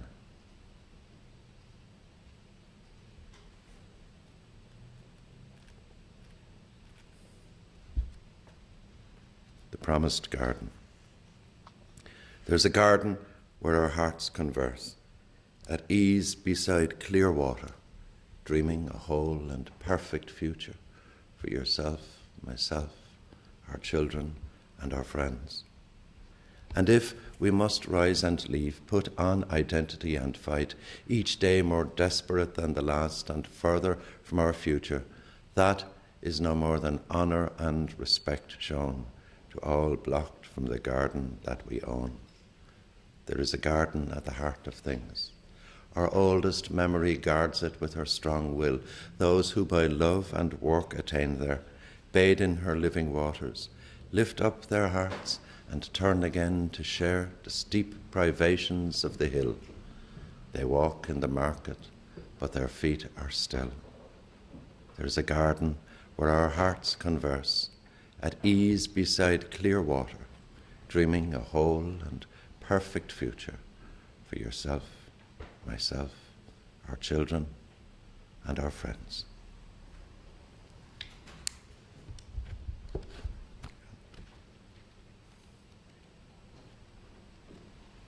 Ithaca. When you set out from Ithaca again, let it be autumn, early, the plain leaves falling as you go, for spring would shake you with its quickening, its whispers of youth. You will have earned the road down to the harbour, duty discharged, your toll of labour paid, the house 4 square, your son in the full of fatherhood, his mother, your long beloved, gone to the shades. Walk by the doorways. Do not look left or right. Do not inhale the wood smoke, the shy glow of the young girls, the resin and pine of home. Stand there and hold their gaze. They have been good neighbours. Plank fitted to plank, slow work and sure, the mast straight as your back, water and wine, oil, salt and bread. Take a hand in yours for luck. Cast off the lines without a backward glance and sheet in the sail. There will be harbours, shelter from weather. There will be long, empty passages far from land. There may be love or kindness. Do not count on this, but allow for the possibility. Be ready for storms. When you take leave of Ithaca, round to the south, then strike far down for Circe, Calypso, what you remember, what you must keep in mind. Trust to your course, long since laid down for you. There was never any question of turning back. All those who came the journey with you, those who fell to the flash of bronze, those who turned away into other fates, are long gathered to asphodel and dust. You will go uncompanioned, but go you must. There will be time in the long days and nights, stunned by the sun or driven by the stars, to unwind your spool of life. You will learn again what you always knew. The wind sweeps everything away. When you set out from Ithaca again, you will not need to ask where you are going. Give every day your full reflective attention, the rise and flash of the swell on your beam, the lift into small harbours. And do not forget Ithaca. Keep Ithaca in your mind, all that it was and is and will be without you. Be grateful for where you have been, for those who kept to your side, those who strode out ahead of you or stood back and watched you sail away. Be grateful for kindness in the perfumed dark, but sooner or later you will sail out again. Some morning, some clear night, you will come to the Pillars of Hercules. Sail through if you wish. You are free to turn back. Go forward on deck. Lay your hand on the mast. Hear the wind in its dipping branch. Now you are free of home and journeying, rocked on the cusp of tides. Ithaca is before you. Ithaca is behind you. Man is born homeless and shaped for the sea. You must do what is best.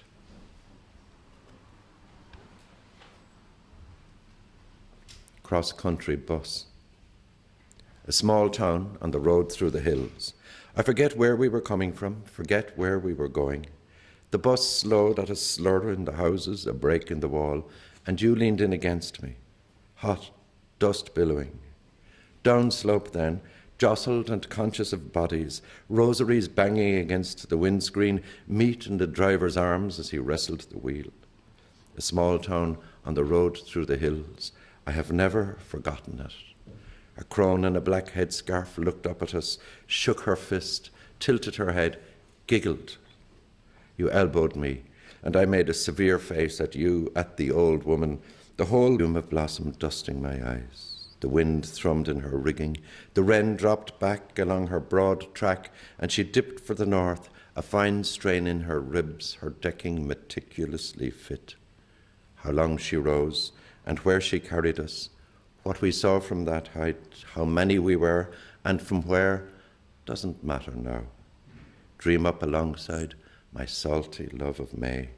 Settle your feathers here beside me, fit for the journey.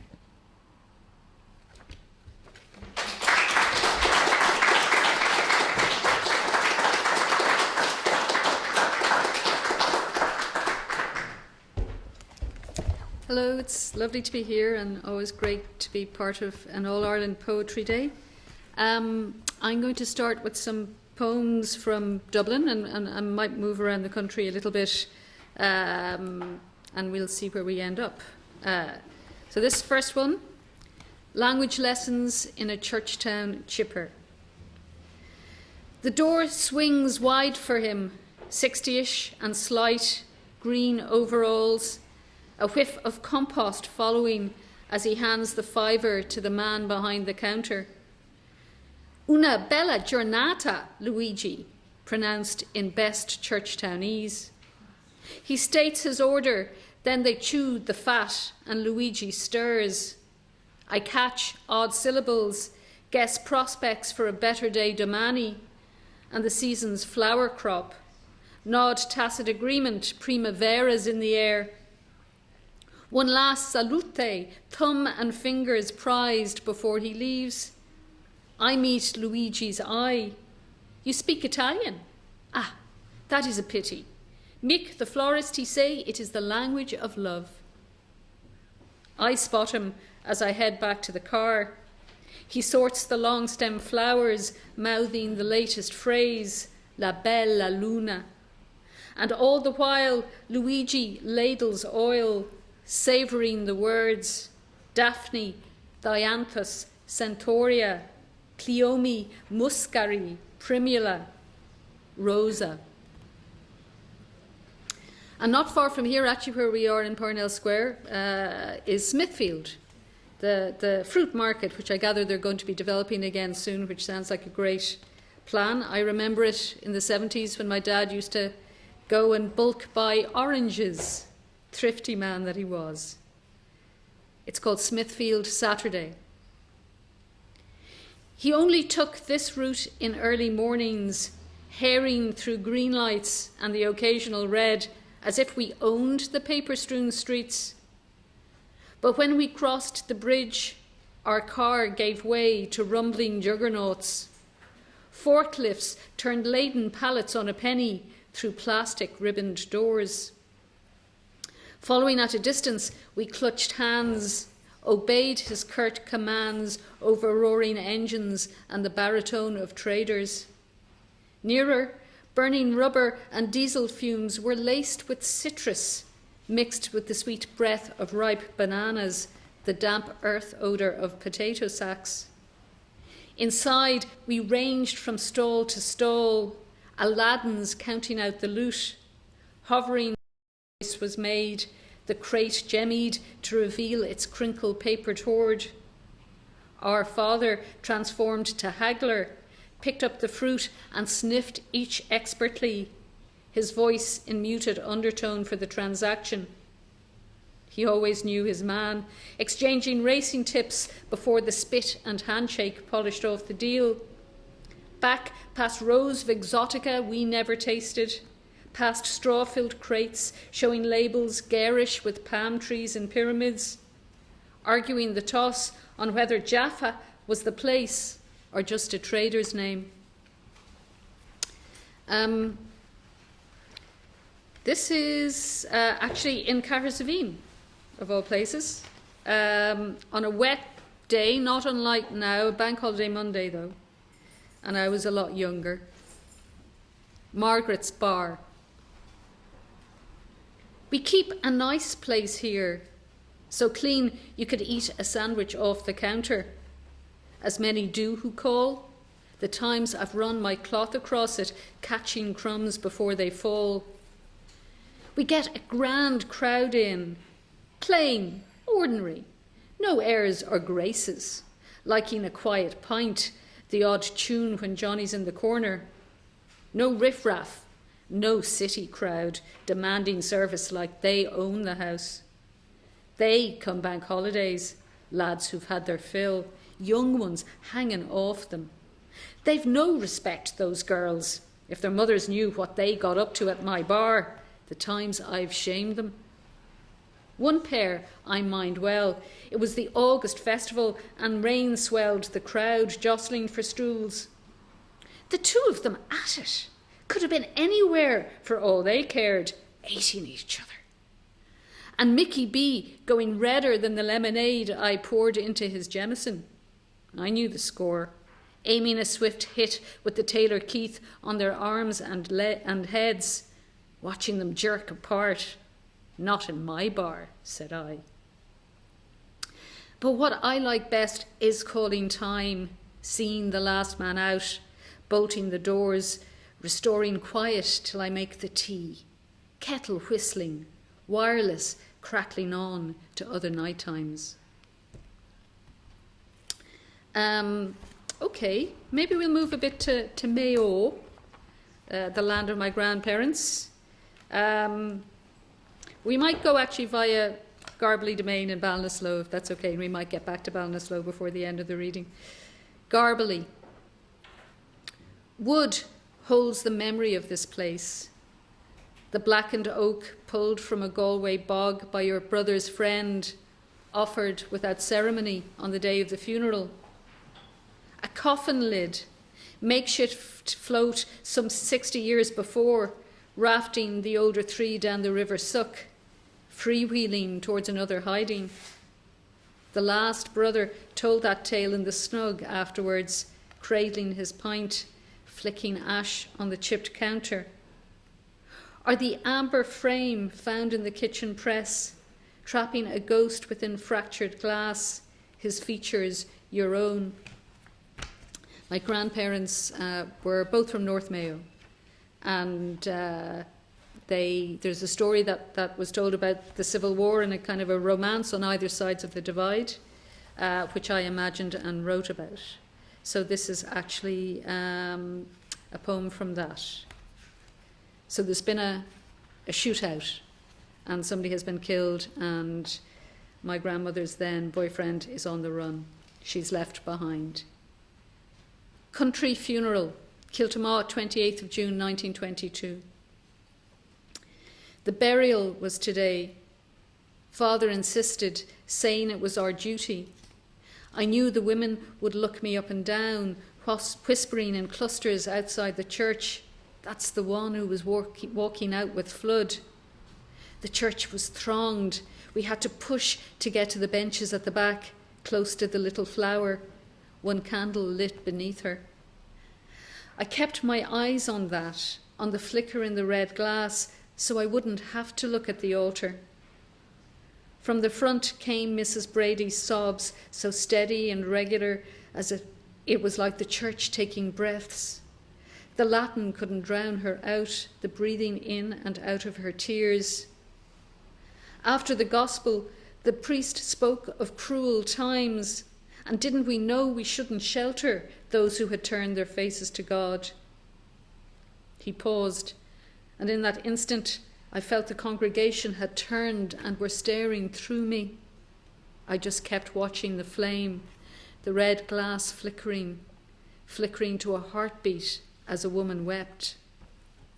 So years later, she has now married my grandfather, and she's still remembering the past. This is called Now Voyager. Ballinasloe, 6th of August 1943. Mary B. was going on about it in Dooley's Snug. The latest thing, she said, with Hollywood's finest, drooling about that German, what's his name? I told her she'd be better seen to her family and feeding her man. He looks half-starved when he comes in. But on she went, mouthing about cigarettes and wanting the moon and some such. I thought I might just go and see, sure, what harm. So I found myself snug in the back of the Plaza One Bob's. Moira was minding the kids, Pat off somewhere. There was that Betty Davis looking fierce drab, and the ocean liner, and the handsome man, and the way he lit the cigarettes 2 at a time. It gave me a start how he handed it to her, lit straight from her lips, gentle like it was the rarest gift he could offer. That's what Sean did after that Dublin hop. He walked me home, going to weeks. Each morning the same, we wake to blackness, the only light, the glow of matron's lantern. But our nostrils fill. Oak tar mixed with sweat, damp wool, the tang of vegetables on the turn. Sometimes a hint of rum, always animal dung. And there are 100 sounds, creaking wood, the muffled thump of water, the hoarse shouts of crewmen, the groans and sighs of 200 girls dreaming of home. Some dream of the place we are going to and wake up screaming, telling of tigers and elephants and burning trees and savages with red bloody eyes. I dream of water, green swamps I wade through, fronds cloak my skin, huge foamy waves lifting me high up. I'm never afraid. I find my feet, stride on. always wake before I reach the end of water. And I'll finish with a couple from the new book, hopefully. I'll finish with one. Rocky's Road, Coomsahern Lake, County Kerry. Stones keep their secrets here. They slip underfoot, trip the unwary who think the truth is a matter of strides. Rocky knows, can measure the velocity of his master's throw, the near miss of each warning, vaulted low to whistle past an ear, to land where his tail tips the earth. Bred for sheep, but instinct calls him home when the master shouts, past the gate, through the gap into the field where the scutch punctures bog, water mosses pools. Does he notice the one stone, low, flat, a granite canvas, wind-scarred, seed-etching lines, unknown hands carved millennia ago? Circle within circle within circle, as the lake between hills, the sea, an invisible arc behind them. Thank you.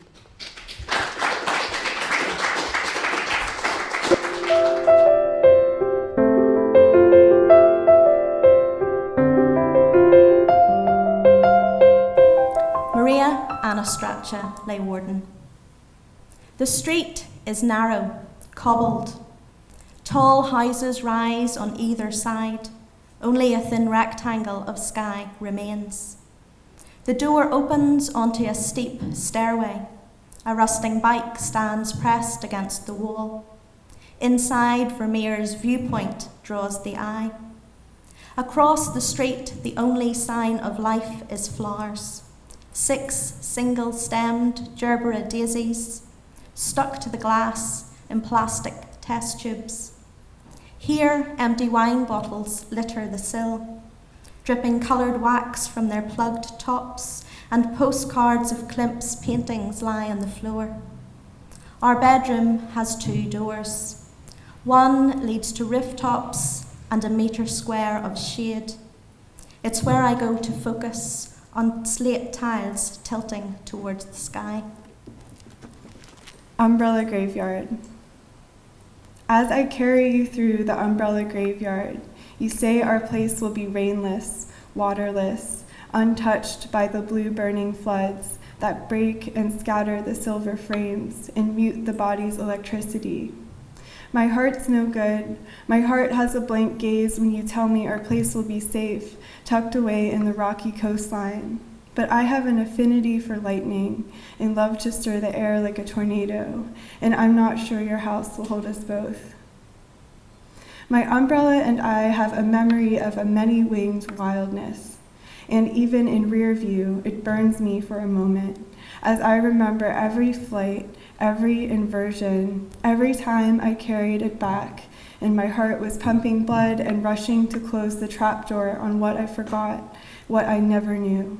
That my place is in the storm, 5 stories above, dangling my legs and dreaming of manta rays and noodles, stray cats and falling leaves that scream until the air stops.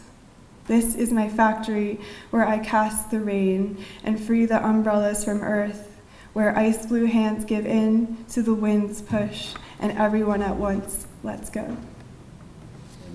The name of the poem is called Goldfish Autobiography.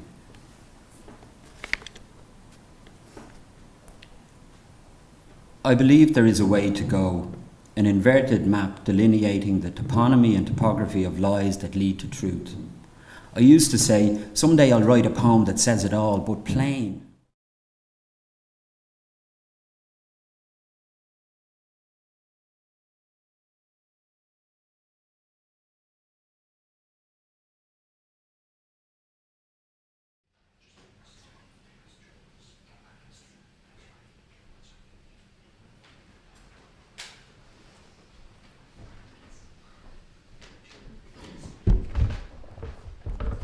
Hello, I'm Neville Carey. I'm just going to read 3 short poems, and I'm beginning with 2 which haven't been published, new poems. The first is called Fragments. Take the cedar cone picked up yesterday, green and of a piece. I put it in the conservatory, a new form to study, to draw in pen and wash. Today its carapace is dry and fissured to drop its seeds. I am a day older too, writing thoughts in fragments to fall where they may. And the next poem is called Western Civilization, and it was unlocked, if you like, by a reading by John Balaban at the recent Mountains to the Sea Festival. I thought it a wonderful reading, and the epigraph I take from him is, "Only poetry lasts." Civilization.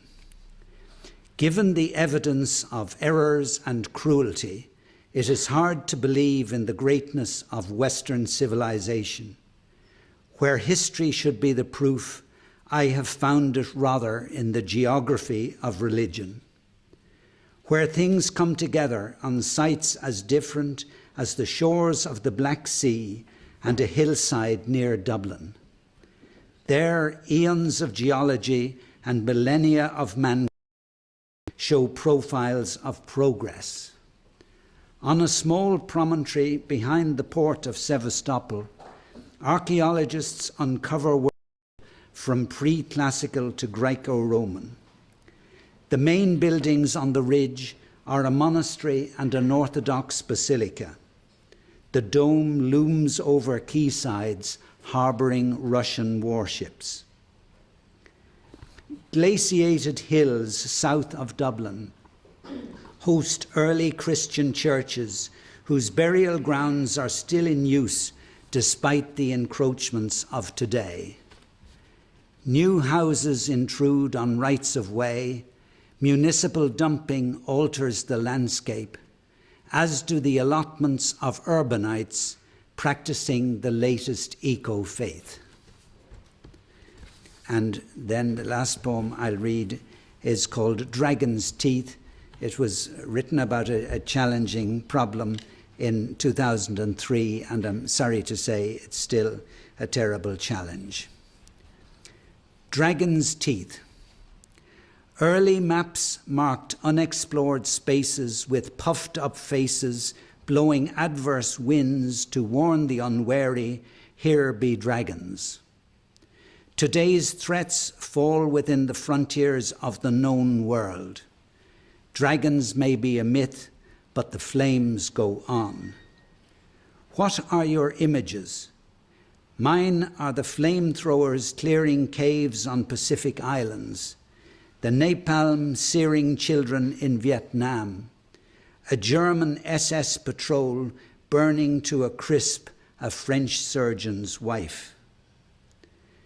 Because of such pictures, today's armourers prefer to kill by bullet, blast, and the new dragon's teeth, those cluster bombs and landmines so widely sown. Thank you.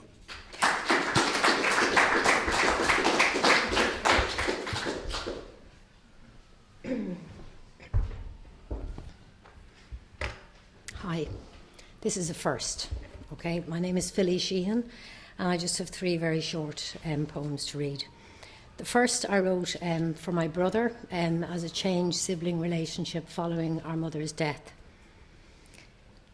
It's called Transitions.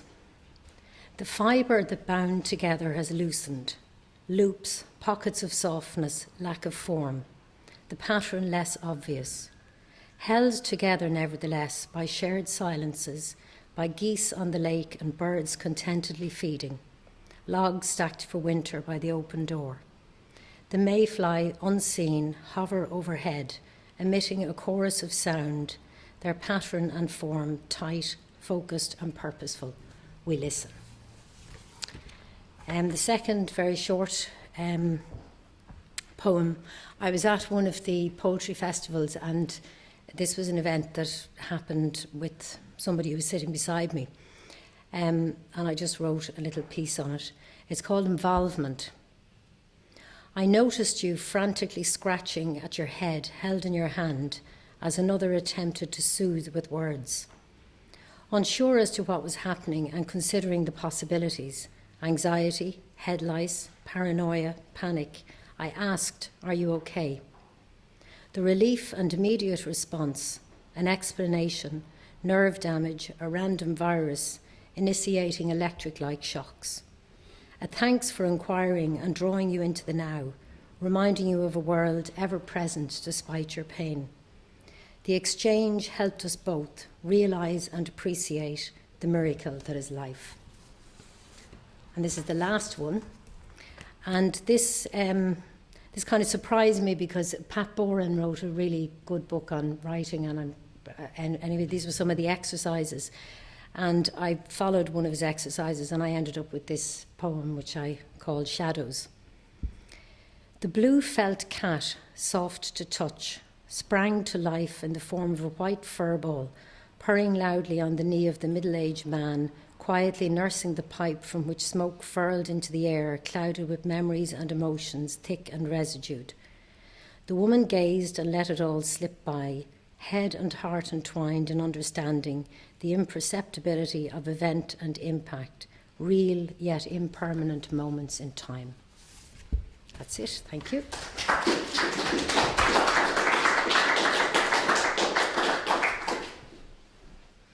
Hello everybody, my name is Kieran Callan and I'm going to do a poem called Romantic, which I wrote when I moved into a house and I didn't have electricity for a week.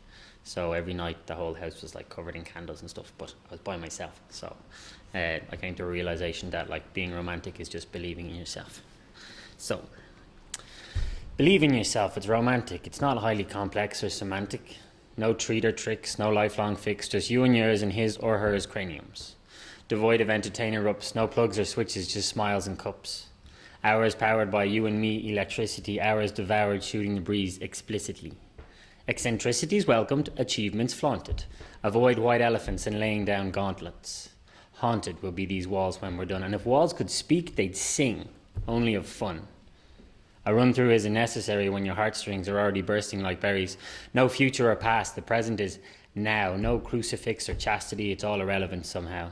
Just what's inside you, just what's inside me. Outside is different, and that's completely. The windows to your souls showing pure gold moles, double glazed in amazing sauce, shining like diamonds in a forest of frost. A perfect time to unravel a thought spool, slap on the fire and pull up an old stool where we have old school rules for falling fast fools.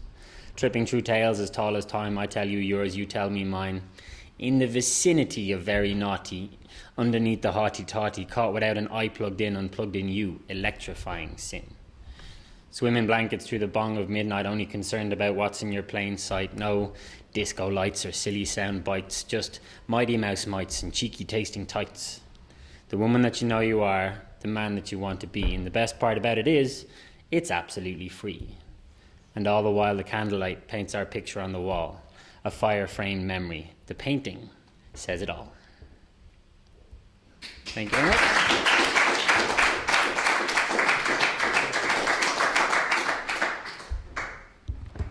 Hello, my name's Catherine Ann Cullen. I'm just going to read a sonnet called Song of Eve first. I was dreaming of fire when I heard the apple calling me. Her voice was like water, cool and sweet and wild, quenching my thirst, and my dream where an angel was flaming flowed the voice of the apple, a mother crying out for her child. There was no sound but the cry of the fruit and the breath of the man who slept by me like a brother. We had no children then, and the wail on the wind was the voice of the apple, a child crying out for its mother. I followed the voice to a globe that gleamed under the moon like a beautiful breast on the tree. I am your mother, it said, and my flesh is like milk. Through it, all I know will pass to thee. I reached up my mouth to my mother. What did I know? I had no other. This poem is called 6 Scenes with Olives. Over my parents' bed, the thick crucifix was a memento mori. Christ could slide away to reveal a space for water, beads, and a phial of rich oil, the extreme unction. 2. In the place of the olive press, Gethsemane, he was crushed, the chrism forced out of his shriveling skin and falling as blood onto the garden. 3. In the lost Caravaggio, Christ on the Mount of Olives, He is buckling over 2 sleeping forms, while Peter, startled awake, is Judas in the taking of Christ, looking fearfully into the future. 4. No one is poor who has an olive tree, the old chef tells me. He is looking back to Palestine, his eyes black and soft with home. This tree is the God in our garden. It is not food alone. It gives us cures and candles, leaves to feed our goats, summer shade and winter wood.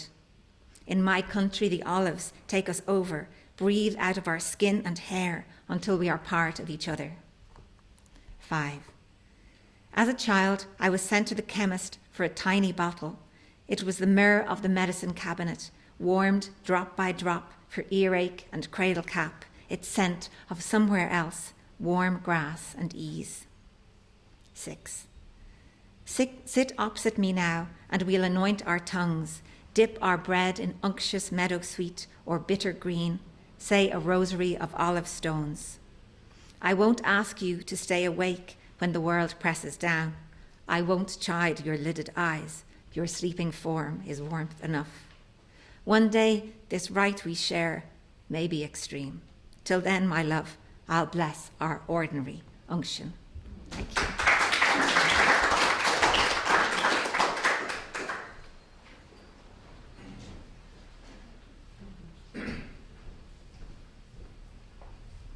Hi, I'm Anthony Healy.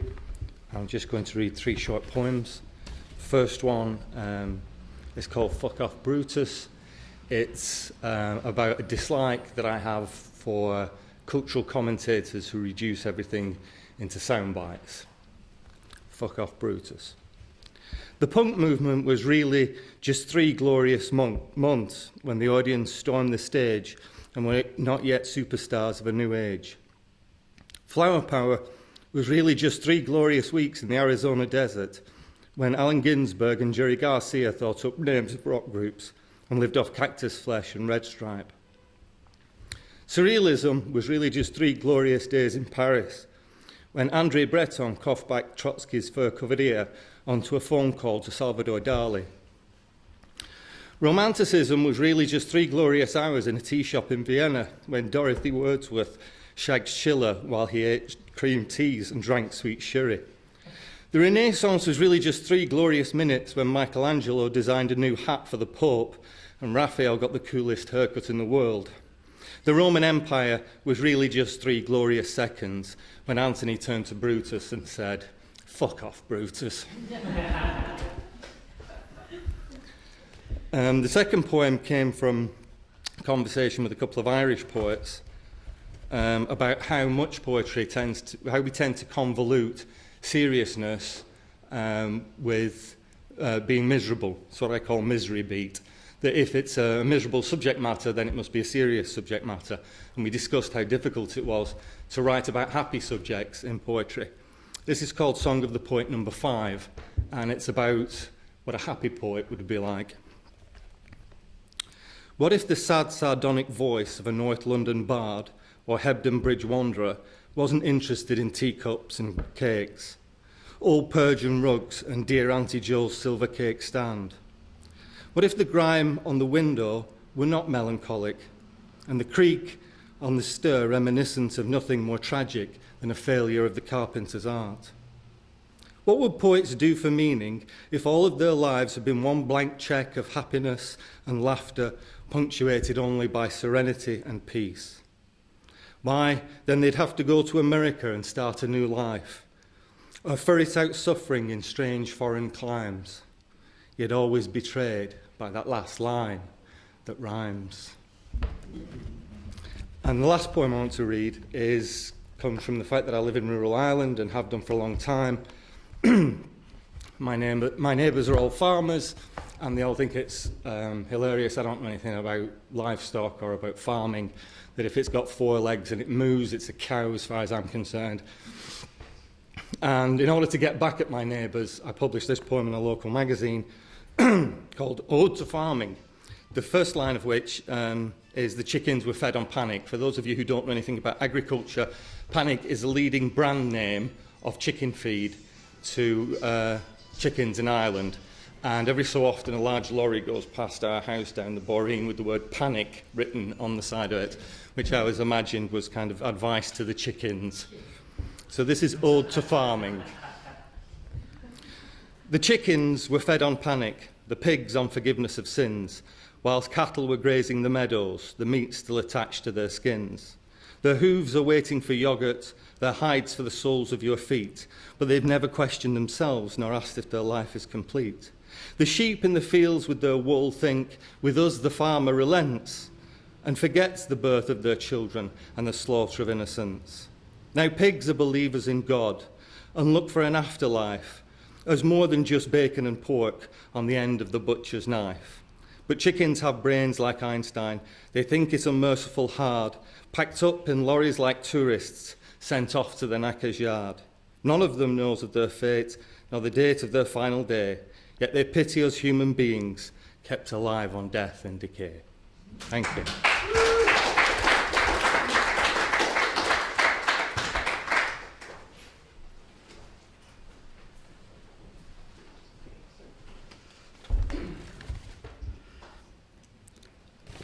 My name is Bobby Buckley. I'm from Cork originally.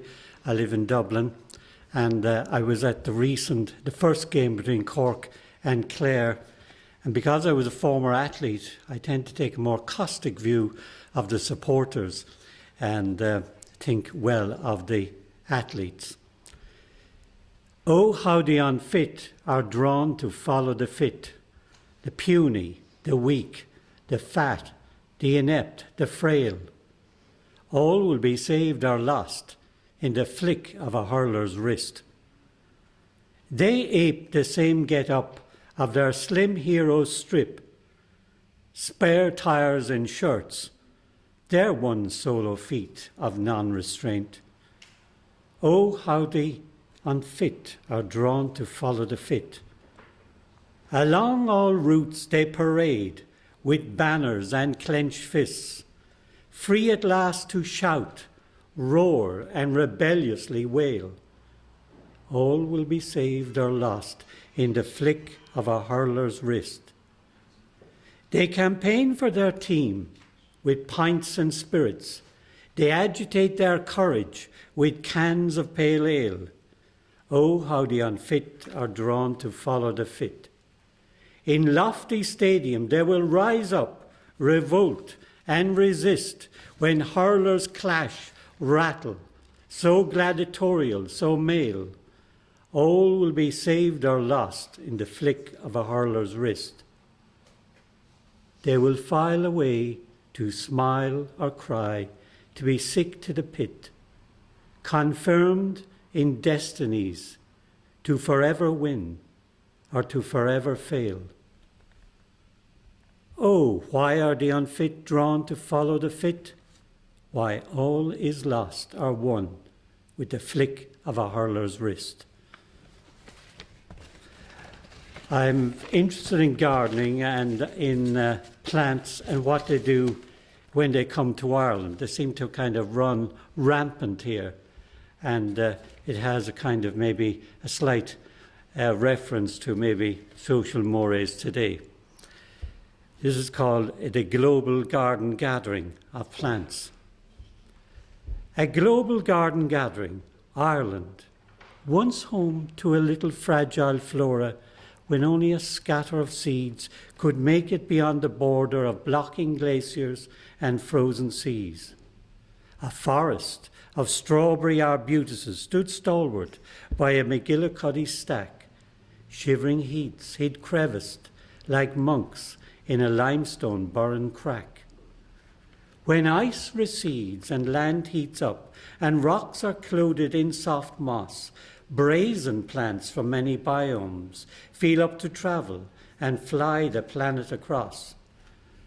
Over shower-cold Corrib floods, Chilean fire trees dare to dangle and display.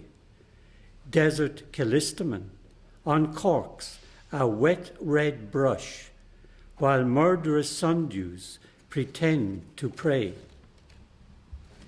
Araucaria that once slid down modestly like llamas on knees on the scree of the Andes, parade in lifted miniskirts along a Kilkenny landlord's Thomastown broad alleys. Crouching rhododendrons from High Canton re-grabs the glens of a Connemara beyond. Skinny Aussie gum trees, used to blazing a phrase, stand bow naked, bronzed by a damp Irish haze. Gunnera's prickly stalks from water garden banks escape to flagellate Ackle's Monbreachid fiery flanks. Hibernia, once an anchorite in the frozen grasp of winter, is now a hot garden strumpet where no urge is unhindered. And my final poem, going on one of the original poets here about misery. I love misery, so this tends to be I'm getting in touch with my Irish misery here. It's called Boulogne in Roundwood. I drove through Roundwood, a place I passed 100 times before, but there's always something else there, so it goes. This time I surprise even myself. I turn left toward the reservoir, park in a local's gateway, near by a narrow path. A Victorian gate in emerald green invites. I step over the stone stile into the wood. The lake furrows and blows through the pines, but here it feels safe on the path floor. A sign, hammered into a tree, warns the walker that this is an area of sheep and lambs. And if a dog wanders onto the land, it declares it will be shot. There will be no exceptions here. It is flat, a bland path. Weeds, trees, reeds. The only relief is an empty boat on the shore. A crumbling woodman's shelter with a seat and a sign pointing to the water's edge. Boulogne stone. I bowed through the branches and into the light, an oval granite stone ready like a table laid, an implosion holed into its surface, a strange blight on its face, a face as if gouged by a claw, a ringworm crater where once a great smooth seashore pebble was lifted. This hole was smooth, contoured and recessed, the shape of the first force of the blow stilled. And at its lowest point, a little lake, the last scum of the rains of summer, rising from its ulcerous depths, caked up to a level rimmed by a shore of crystals. Past that rim, and before the rock contoured away, a circle of sense balanced around that eternal fault. 1 pence had lost its capture, succumbed, and fell back into the dark depths. Something of a child's fear stirred within me. Oh, of ancient dark forces, of withered hands, of some country pishogue of good or bad luck. I daren't casually walk away, but returned. I groped and sat down my scent with those who quietly come or came to pray or curse. My modern world seemed weak and wrong compared to the implacable Boulogne, simple, strong. Strange that a deformed rock by a lake might appease the brunt of birth, death, health, disease.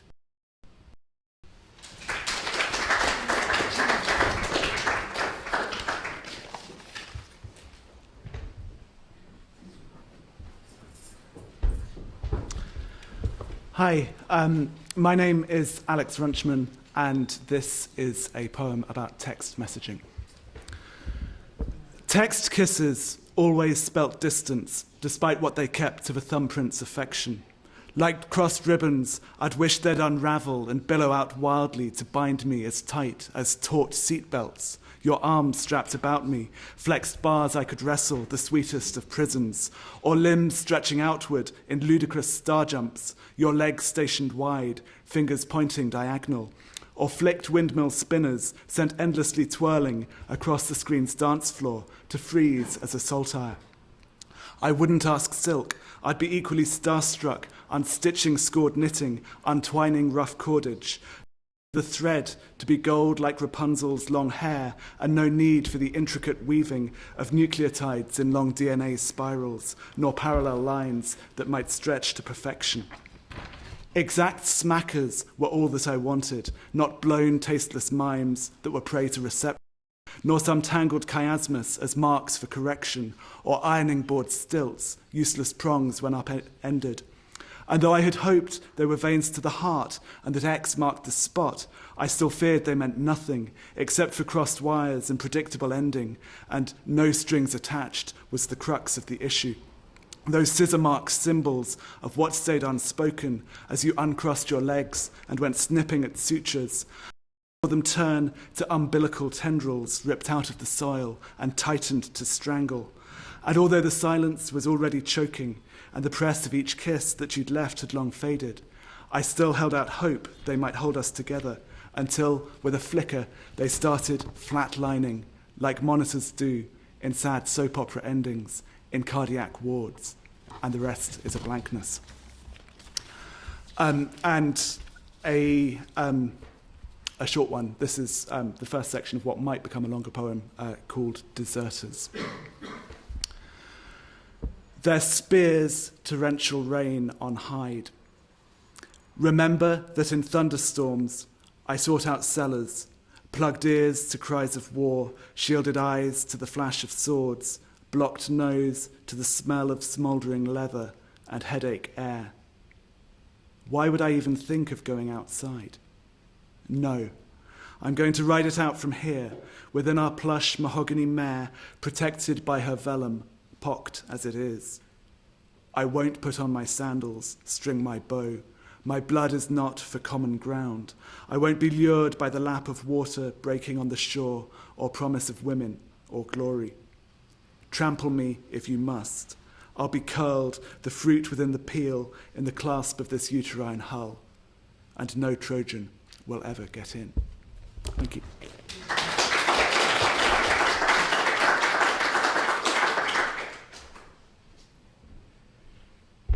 My name is Kieran Fury. I'd like to read two poems. The first one is from a collection I brought out about 5 years ago called The History House.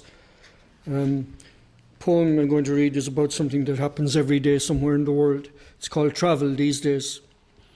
I am Africa, every man, child, woman. I am no tourist and my trip is no safari.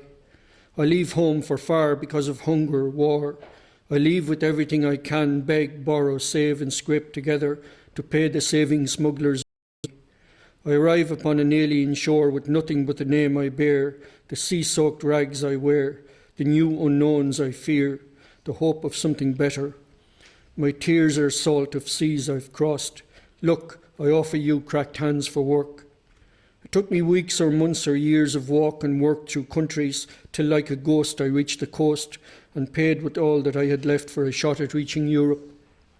We were 4 dozen sardined into an open boat not meant for more than 10. Terror shone on us like moon and sun, for there was peril in our undertaking. We had no space to move or walk. We censored every word we spoke, for the savage crew were all terrified of death for all in any squall or mutiny. The craft so frail, the distance days and nights, the engine old and spluttering weak. When any threat of panic was inferred, the skittish ones were hoisted overboard. They roped our legs by 8s and 10s and beat us if we dared complain, that greedy crew, for we were many and they were all too few. To urinate and defecate, we bared our backsides over the sides. We vomited in plastic bags when we couldn't stretch in time to reach the sea to retch. Our food and water rationed more and more. We learned to fear hunger and the growing lack of water almost as much as the water. Our faces and bodies burned, our lips grew parched, and cramps and sitting sores tormented us, and we stank till the sea breeze itself was stiff with sweat and piss and shit, and we heard the crew arguing about where the hell they thought we were. At last, in sight of distant land, they abruptly ordered us brutally out, still roped like cattle as we were, and left us there to sink or swim. When we begged the few things that were ours, they only laughed and cursed and kept what little we had brought. We untied ourselves and swam, struck out for a new life, though some of us went down. In the dark I dragged my skin and weary bones on shingled sand, and lay there awaiting light, and slept from deep exhaustion. And all around me all night long, one by one they came ashore, the living and the dead. And read one more poem. I've just spent 3 months in Stockholm, and I wrote 76 poems in 90 days while I was there, and the last one is this one I'm going to read now. I think a poet or poetess is as good as his or her last poem, to use a sporting metaphor. So this is the last poem I wrote. This one last week. It's called Paddy. It's All Ireland final day, although you wouldn't know it in these Stockholm streets. The poet makes his little pilgrimage to the cellar of an Irish bar to watch the match among his own. The Guinness and the banter flow. The air is thick with F's and blinds. The rival counties' colours stretched across the bullock shoulders and the bellies of the youngish and the not so young. This crowd, almost to a man, works in construction. For German and Danish companies, their bosses Swedes. All week they pull and drag and lift and carry, doing the dirty work few others want. The poet's mind goes on a solo run. 4 decades back in the streets of London, he waited for green vans with men like these. He manned mixers with them, squelched through trenches, swore and laughed. Some things have changed. Paddy's ring is in the ear these days, not the nose. He's cleaner, better fed, and less abused. He probably flies home at times, and wings have widened his horizons. And yet the metamorphosis is limited. The bragging and the boasting sound eerily and emptily the same, and the macho drinking also seems as eager as it always was. Paddy, the black man of Europe, the third world clinging to him still, in the jut of his jaw, in his itinerant need to seek out the money in the muck, and drink with these white Irishly his own. The game is over all too soon. The West of Ireland lads have lost again. The poet leaves them to their drinking, emerges on the evening street, putting daylight between himself and where he's coming from. Thanks.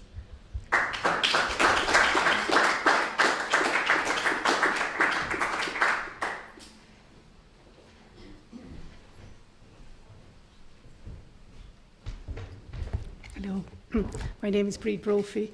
My first poem is from Lifelines, which was a menu of poems in celebration of All Ireland Poetry Day last year, and it was in association with Poetry Ireland, and this was read in the Laois, or in the Kildare's Naas Hospital. It was in memory of my sister-in-law who had died. She preferred wooden pegs. Agnes loved life. She loved washing, lines pegged end to end, held high, le gauloige. Clothes flying free, wooden pegs from Cheap Jack's market stall, held high, le gauloige. I was delighted that day. Agnes's daughter was a nurse in the hospital, and she saw the poem. It was on the breakfast trays of all the patients, so she saw it. So it was very sweet for her to phone me to say she'd seen the poem. The second poem is called Baptism at Altamont. It's about sort of taking the right to be a poet and owning it and claiming it for yourself. Ropey, knotty arms of a majestic oak, stories of hundreds of years seeping in at my back, laughter of new love, rushing waters below, washing anger away, leaving contentment in its way, emptiness, finally, thankfully, from the inside out, hidden away, prayering, quivering energy, woodquest cooing, awakening unremembered memories, gunshot, midges, falling leaf, ego, through the open door, to call yourself poet, claim the right, only you can. And the last little poem is about getting a poem out of a poem. I called it a review. I went to the fields to to edit my May poem. It was the last day. I had to send it away, but it didn't read right. Lying on withered grass, watching fragmented, fluffy clouds float under a great grey blanket, the autumn sun warmed my face. Then I put my poem away. How could I know May in August? Thank you very much. Thank you very much to the three of you for giving us your time. And so I suppose I've asked the poets to read one of their own poems to read, and Nolene is going to read one. So Paula, without further ado, you might, if you don't mind. I'll start with a poem called Well, because I think poetry is both a source and a resource and a place you can go back to and come from and return to. Well, I know this path by magic, not by sight. Behind me on the hillside, the cottage light is like a star that's gone astray. The moon is waning fast, each blade of grass a rune inscribed by hoar frost. This path's well worn. I lug a bucket by bramble and blossoming blackthorn. I know this path by magic, not by sight. Next morning when I come home quite unkempt, I cannot tell what happened at the well. You spurn my explanation of a sex spell cast by the spirit who guards the source that boils deep in the belly of the earth. Even when I show you what lies strewn in my bucket, a golden waning moon, 7 silver stars, our own porch light, your face at the window staring into the dark. Thank you.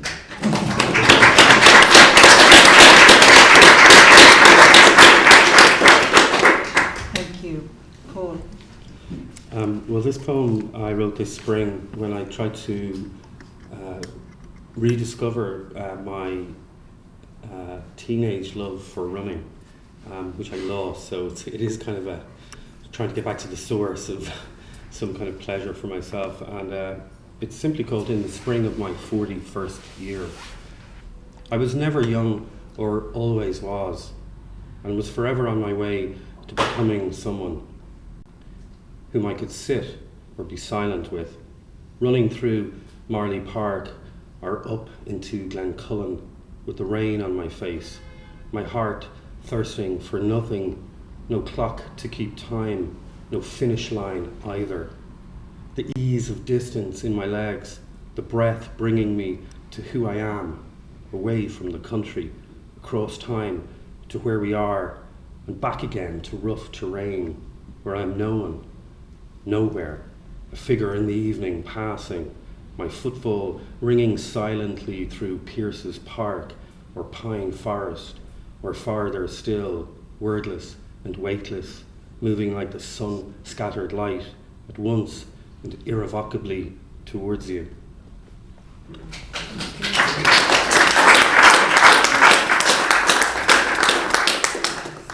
If you're a close reader of the health supplement in the Irish Times, you'll know that Paul is back running. He was featured on the pages a couple of weeks ago, I think.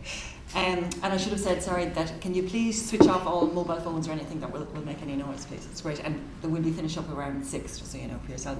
So Nolene, please. The poem that I've chosen today is from Allen Ginsberg, who was a huge influence on me, I think, as a younger woman, when I was kind of in school and emerging into a sense of my own self-worth and identity. And I revisited his work again when I started as artistic director of Mockness. And this poem that I'm about to read now is called An Eastern Ballad. And I suppose it, in a parallel universe, it was the inspiration to bring to life a 15-foot-high 8-year-old boy explorer who went on a quest for brilliant ideas. So it's, I speak of love which comes to mind. The moon is faithful, although blind. She moves in thought and cannot speak. Perfect care has made her bleak. I never dreamed the sea so deep, the earth so dark, so long my sleep. I have become another child. I wait to see the world go wild.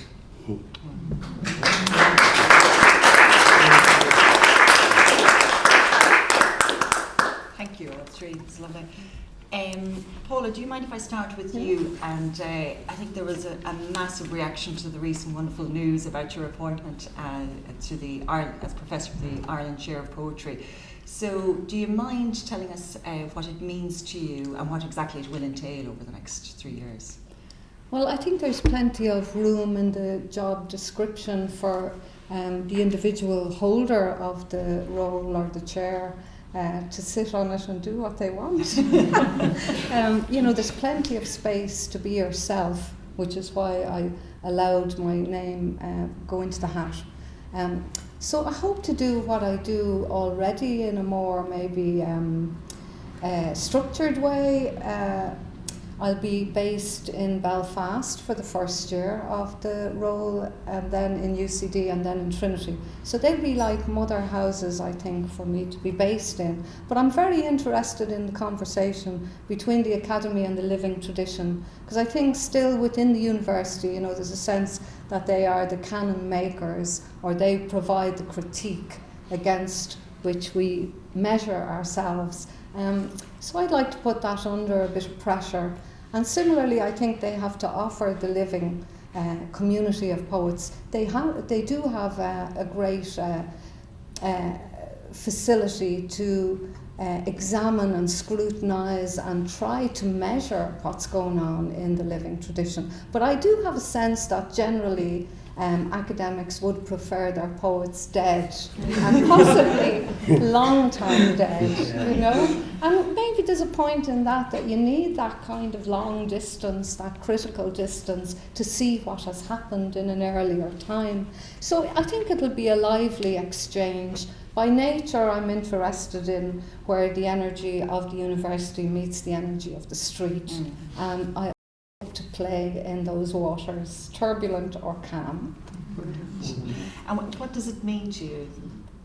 Well, it's 3 years work, paid work, which for a free-range poet who's been out scrabbling in the dust, if you like, that's a secure kind of umbrella to get to roll up the sleeves and do some work. I hope to write poems, because otherwise I'll just feel hollow and shallow going around talking about poetry. I mean, I only really feel like a poet when I'm making poems, and I think most poets feel that way, that's the moment where you feel most you deserve the word poet, which just means from the Greek maker.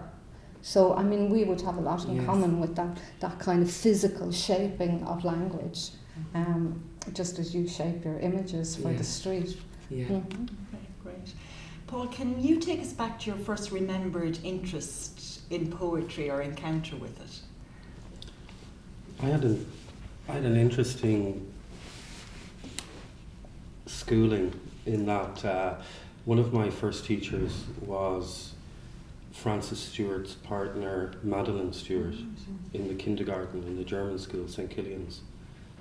And so we would be learning German nursery rhymes, and which is an unusual thing for a side Dublin boy to be doing. But in any case, it did open me up to a whole world of poetry. And I mean, apart from the poets that fired my imagination as a youngster, like John Donne, Batter My Heart, Three-Person God, or Walter Delamere's The Listeners. I love that sense of mystery and unknowing in a poem. But the German also led me back to Brecht, and in fact, Brecht is on at the Theatre Festival at the moment, and I still remember some of the politically charged poems of Brecht, but poems that could contain a great deal of political engagement without becoming polemical or didactic. And I suppose that to me was fascinating as well. Great. Nolan, can I ask you about your first remembered encounter? Yeah, I had a lovely encounter with my dad, who's now 82 actually, and he is a bit of a wizard really. And I remember he gave me my first poetry book when I was 6, which is called Now We Are 6 by A.A. Millen, with the illustrations by E.M. Shepherd. And I just remember, I remember having being really drawn to this and feeling that I had found a kindred spirit. because in these poems they talked about children, adventures, cranky adults, stingy kings, honey, bears with furry knickers, like unlikely heroes and friends like bees, donkeys and geese. And I just remember feeling that there was a whole alternative universe that you could enter into, that it had a sound, it had a vision, it had a life, and it bounced up off the page, and it just kind of, it encouraged you to dance. It was kind of joyous. So that was my first encounter. And then my grandmother her party piece was, after a glass of Guinness and a game of cards in our house, was to recite The Lady of Shalott. And she used to terrify us as children because she was kind of a Victorian era.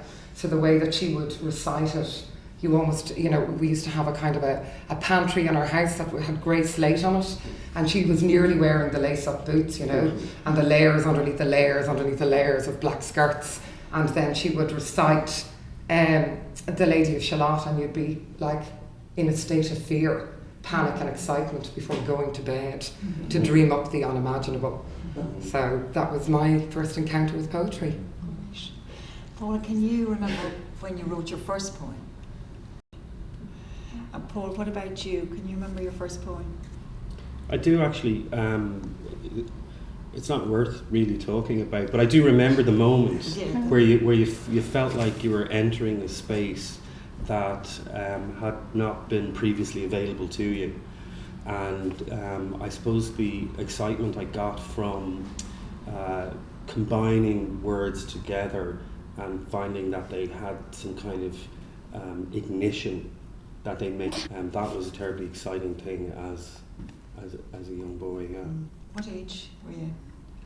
I can't even remember, but I mean, I would have been a primary school kid, But again, it was more about just that excitement that language is there as something that you can play with as well, that you can make things with, but that you can create a soundscape, and that perhaps the meaning is of less importance than the sound of it. And that was great fun, discovering that.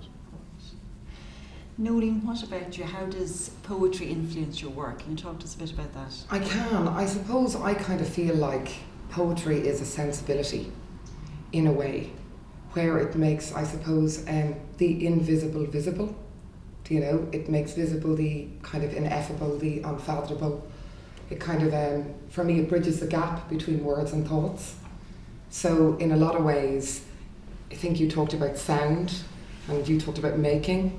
So it just seemed like a very natural thing to kind of mold poetry into being by dreaming with your hands, And so that's, I suppose, where I come from in relation to how poetry infuses my work, where I take inspiration from a poem or a poet, and then I suppose I conjure and I imagine what I think that could become. So for example, like Lorca would be a big influence in my work. So Lorca became a stag, and it was made out of calico, cream calico, and inside he was all ripped because there was a real duality to his existence when he was living, with his identity as a Catholic, as a Spaniard, as a gay man, as all of those elements. And then with, for example, Heaney would have been another big influence, where I remember kind of encountering Heaney when I was probably falling, and I felt rescued by his strange boat and lightnings and lifted back up into the marvellous. And I kind of conjured him up as a lantern hare, because I just kind of felt like he had this kind of spiritual other presence. And then W.B. Yeats I conjured up into a horse. So, and in a lot of ways, I think a lot of the poetry and a lot of the poems, they become stitched into costume, or they become welded into metal sculptures, or they become imagineered into giant puppets who are living, breathing dreams that traverse down the street. And that's kind of, I suppose, my internal nod to where the inspiration and where the poetry comes from, and how it manifests itself into being. And were there specific poetic encounters you had that sent you in that direction? Yes, I think there was. And I think it kind of, it goes back to that kind of an innate kind of sensibility, that kind of bua, and that kind of magical moment where you realise that you discover, again, I always talk about parallel universes because they're just a great alternative to the current one you exist in every day. And I find that the encounters that I had were transported me, they excited me, they ignited me, they made me feel giddy. When I am inarticulate, it gives me words, you know. When I am chaotic, it gives me stillness. When there is a stuckness to my sense of practice, it creates tremors, you know. It's almost like the encounter with poetry, it's molecular. It moves through your body, into your veins, into your blood, and it whizzes and whirs with onomatopoeia, visions, excitement, and then it kind of caresses you. So the encounters that I would have been initially in school, where I was very fortunate that I kind of had this really dynamic teacher that wasn't into beating the verse into you, but in exploring the verse. So that's where I encountered poets like Lorca, Auden, Miran, Ginsberg, and none of those were on our course, you know.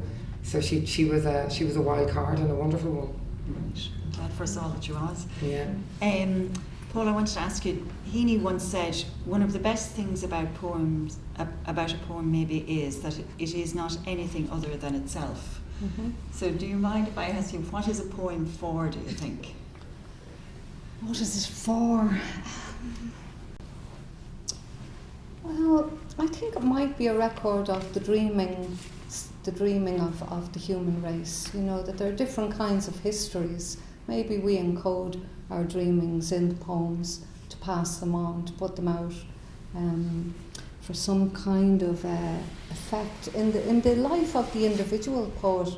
I think it's a path that keeps you sane. Certainly it gives me a sense of wholeness to myself. I think a lot of poets work out of a woundedness, and that the poems themselves, the staying faithful to the path of poetry, can transform that damage or trauma, and I may be just speaking personally, but it can transform it into something that is given back, like diamond. I sometimes think it is like diamond, the way, you know, forests, when they rot down under huge pressure over millennia, that they form coal, and if they go under even more pressure, that finally you will get diamond. And I sometimes think the poem is a bit like that in the life of the maker. What you give to the community, I don't know, because you just make this act of trust that you put them out there. And I think of it a bit in maybe Aboriginal terms, that if you put the energy into the poem, if you put all your experience, your emotional experience, your intellectual experience into the poem itself, then the poem will actually do a lot of work for you. You know, I think my own reservations about the kind of po-biz or that side of poetry, you know, the pressures that you see poets come under, that I have been under, that I see the next generation and the generation after that coming under, are often to do with stuff that's actually extraneous to the life of the artist. But I think if you put your trust in the poems, and if you really develop your skills, craft skills, simple learning your craft, and trust that, then I think what you give out and what you leave there, because I'm not messianic about it. I don't think people necessarily should read poetry, and they should read it, and they should buy books. I mean, that to me sounds very arrogant. I think you leave it. I think Thomas McCarthy, the Cork poet, said it, that you lay art anonymously at Earth's altar. So I think once my part of the job is done, then it's there, it's somewhere scribed onto the record. And if other people find it and it resonates inside their bodies, in the physical body of the reader, then I feel that something has happened. Yeah. And so you never think about your audience then when you're writing, are you? Well, in certain circumstances you would. Like I've written for 4-year-olds, for 6-year-olds, a theatre, so I've written plays. And of course you think of you know, if you don't get the attention span of the 4-year-old down, then, you know, they're just going to walk us. They're not polite as an audience, they're just going to get up and walk away. So in those circumstances, but in the actual poems, no, I don't really. I think it can get us all through, audience and poet, through the experience. But when I'm making, I really have to risk everything, every time, with each poem. Otherwise, why bother? Why go bald? In this parish. What about you, Paul? In terms of, are you thinking about the audience, and can you address that? What is a poem for? What's its purpose? Well, I mean, I think some of the most moving poems that I've read have often been addressed to a specific person. So you've got that kind of direct, intimate, immediate appeal from the poet to whoever it's addressed to. So that very personal audience. And I think that to me has been quite a successful model. So that often I would write poems to somebody in mind. In terms of what poetry's for, I think the great man answered the question himself in the sense that it's for what it is, and that you know, we shouldn't try to make it anything that it's not. You know, so I think Paul is right in that you know, we should protect poetry for what it is, and not have it co-opted by commerce or by you know, cultural bodies that have a different set of agendas. And I think in that sense, perhaps poets could be better served by the state bodies around them, that the art form is not paid lip service, that it is a vocation, that people like Paula have spent their lives devoted to the art, and that and I think it is the position that she holds honours that. So I think that's important. I know that all three of you have lived outside the country in various parts of your lives, so I suppose we'd like to think that poetry holds a very special place in Irish life. Do you agree, Nolene? And if so, I know you lived in the UK for quite a long time, can you kind of compare it and say why you think it is special here, if indeed you think it is? Well, I think that I'd have to say yes, because all I know is being Irish. So you're just kind of born with who you are, really, and what it is that you grow up with and what you're around. So in my living, breathing life, I think that we're great wordsmiths. You know, we have a reputation for being talkers. You know, we're also we're good schemers and dreamers as well. We're tricksters as well. So when I was living in the UK, I think it's a little bit going back to what I think Paula was talking about and what Paul kind of underscored, which is that whole sense of making something and conjuring something and delivering something. And when I lived abroad, I lived in the UK and I lived in the States, I always found that poetry, just for me personally, and was very intrinsic and very interlinked with my identity, because it's also just my way of expressing my work. Does that make sense? So, and I definitely think that when I was, living there, that I would definitely have drawn on the resource of my history and the kind of grandparents and parents of the land here that had created and told stories and poetic overtures. I would have definitely drawn on it as a resource. So I think it's also a universal thing. There's a great guy in the UK called Henry Normal. He's a comedian, and he described poetry as he said it's a form of magic that conjures up not just information but imagination. It is what else did he say? He said it's an experience. It affords you a mirror with which to view your experience through a different angle. It is a vehicle of transport into a whole other arena. And also it allows you, it's a catalyst, I think, for you to explore the difference between life and existence. And I think that that's what it does, and I think for me that's intrinsic to having a good sense of who you are and where you come from, because I suppose it's a tool that's universal then. What about you, Paula? What do you think, just some reflections on the place of poetry in our lives here? Well, I often think that if the poets went on strike, they'd have to strike for about 500 years. and then people would say, oh, there's a great big hole at the heart of the culture, you know. Our relationship with the mainstream, whatever that is, but what we feed, say, culturally, is always going to be loaded. You know, it's always going to be a difficult area on lyrical beings and trying on poetry.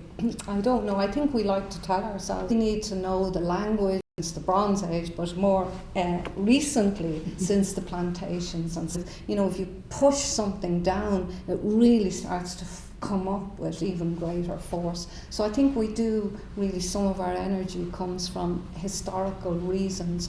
But you know, every generation produces poets in every culture. I mean, poetry is not just part of literature. I mean, it predates the writing down. You know, it's an extraordinary long tail. There's at least 40,000 years of poetry on the planet, you know, if we correlate it to, say, the images in the caves, which have been dated to at least 40,000 years. So I'm sure just as we were making those images, we were also sitting around ritualizing language to some end of delight or wisdom or transportation. I mean, when I think of the craft of poetry, I also think in terms of, you know, sailcraft, aircraft, you know, a kind of a transport. Surprised by joy, I turn to share the transport. You know, the sense that you can go on these extraordinary journeys. I sometimes think that the machine age, which is upon us now, and is as revolutionary to the poem as the writing down of the first poems. I mean, we don't know where it's going to go in this cyber world now, but I do think that this recreation of virtual worlds, actually you can do it really simply with a pen and a bit of paper, or even in your own mnemonic field inside your mind, that you can create these virtual worlds which are poems.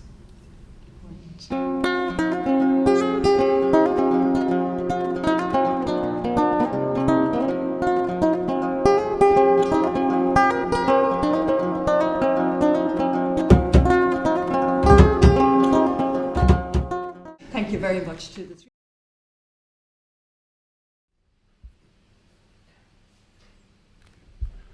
Good afternoon. My name is Alan Jude Moore. I was going to read a couple of poems from a new book, Zinger. Cities rebuilt after the war. Outside your house is a plaza now, a coffee shop, a glove boutique, and a second-hand stall selling slim volumes of poems written for people who lived before. At the end of your street where tanks rested before they started into it again, there's a small plaque to factory workers who doused their machines in kerosene and, knowing it would end one way or the other, refused to assemble even one more bicycle or whatever it was that people wanted in industrious cities they lived in then. Their children born between rockets and death know nothing again will be absolute. In cities where things continue on as if they were not cities renamed and redrawn. There are photographs of missing cats and dogs pasted on the walls, handbills posted to telegraph poles, drama classes, belly dancers, and television sets for sale in cities uncovered beneath the floor. On the building sites, old builders whistle at women walking past, in high heels and low-rise pants, pushing new salvaged prams. They despair the absence of men in cities subsumed into something else. There are lighter shades on the door where bloody handprints have faded, like the influence of magicians, carnivals and clerics, the reasons they believe disintegrated in cities repainted up against the wall. And somewhere each day a mother says, I will make for you a summer, Her children know it's for her, not them. There is only so much she can spin from dust in cities frozen stiff. And into all its empty spaces, who knows what lights will shine, and into the deft reconstructions if anyone is coming back again, to trim the hedges or put up shelves in cities dreamt of as they were back then. So we argue about our favourite songs, TV shows and cigarette brands, discuss several women whose bodies we prefer to see exposed on magazine covers, metaphorically fucking us. We touch on the question of our debt to former colonial labour. Having left their homes for our nation state, they know how empty it is in a ribcage of streets decades dead. On park benches, old women weep with the anonymous children of headless men. The last Franciscan friar in town walks a swan across the bridge of a city that's lost its image. In rooms blown out and blackened with fire, in hallways without doors, we take on different names, grow new heads, arms and legs, and raise ourselves from what went before. Facing capture by new regimes, we search for flames remaining between us in the shallow foundations and magnolia walls of cities rebuilt after the war. I'm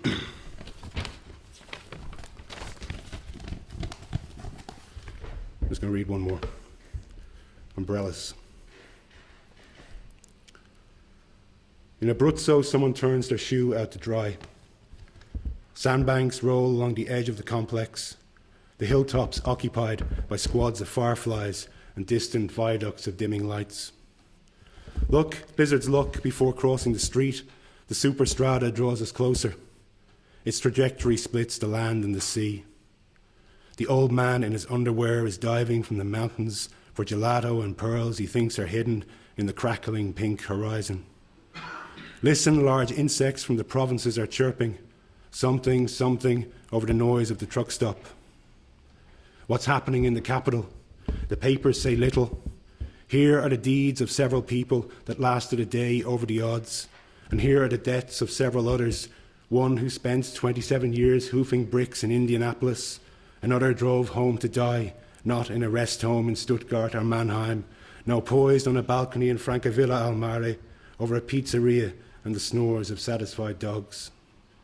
See, on the beach the girls are waiting for you to tell them they are special. Their breasts are overflowing and already love has left their faces rounded out with hope. The boys are bedding for cigarettes, spitting sunflower seeds in coffee cups, and old women scold the ones who miss their targets. So what are we doing? Desiccated heliotropes transplanted in tubs beneath the burning sun to come to rest in the salt and sand. Forget things like that. The tits, the seeds, the gambling kids. Lie back into the Adriatic of tired, broken waves and ask yourself what the moon is doing out during the day. You could ask, but not in Abruzzese. Maybe the Swiss sunning himself with a beer, or the Senegalese selling trinkets all week on the beach. What is the moon doing out during the day? The moon has come to take you away. There is always someone drifting. Your smiles are fixed on small boats, escaping in the distance beneath the umbrellas.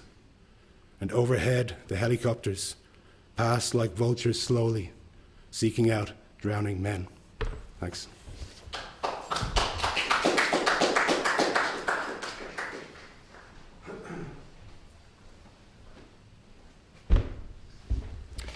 Hi, I'm Jack Hart, and I'm absolutely delighted to be here for this occasion.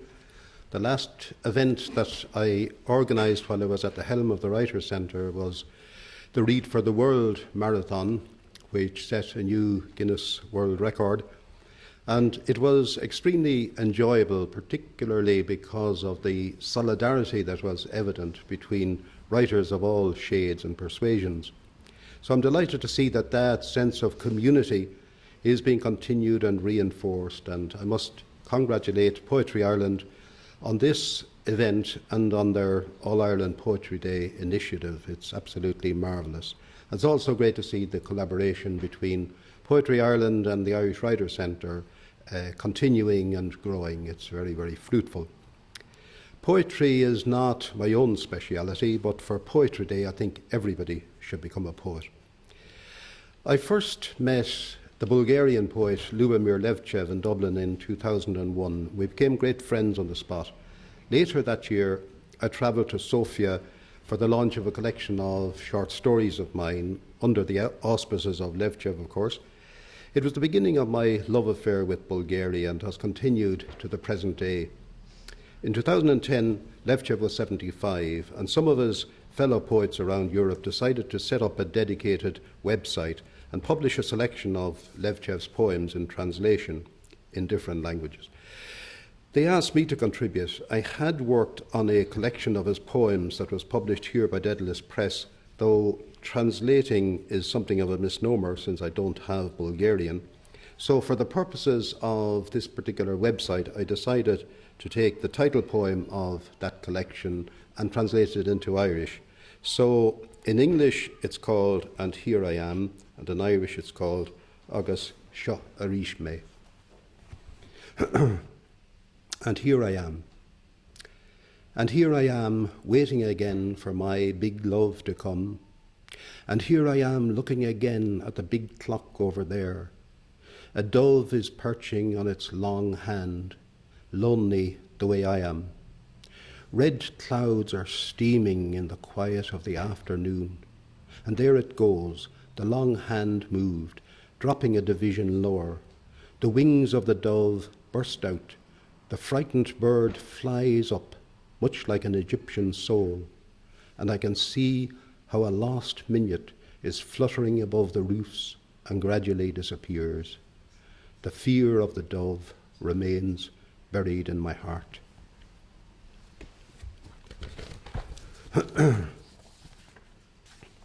Agus Shoharish me, agus Bratnig, Shoharish me, ag fannacht der heacht ma mhór grá.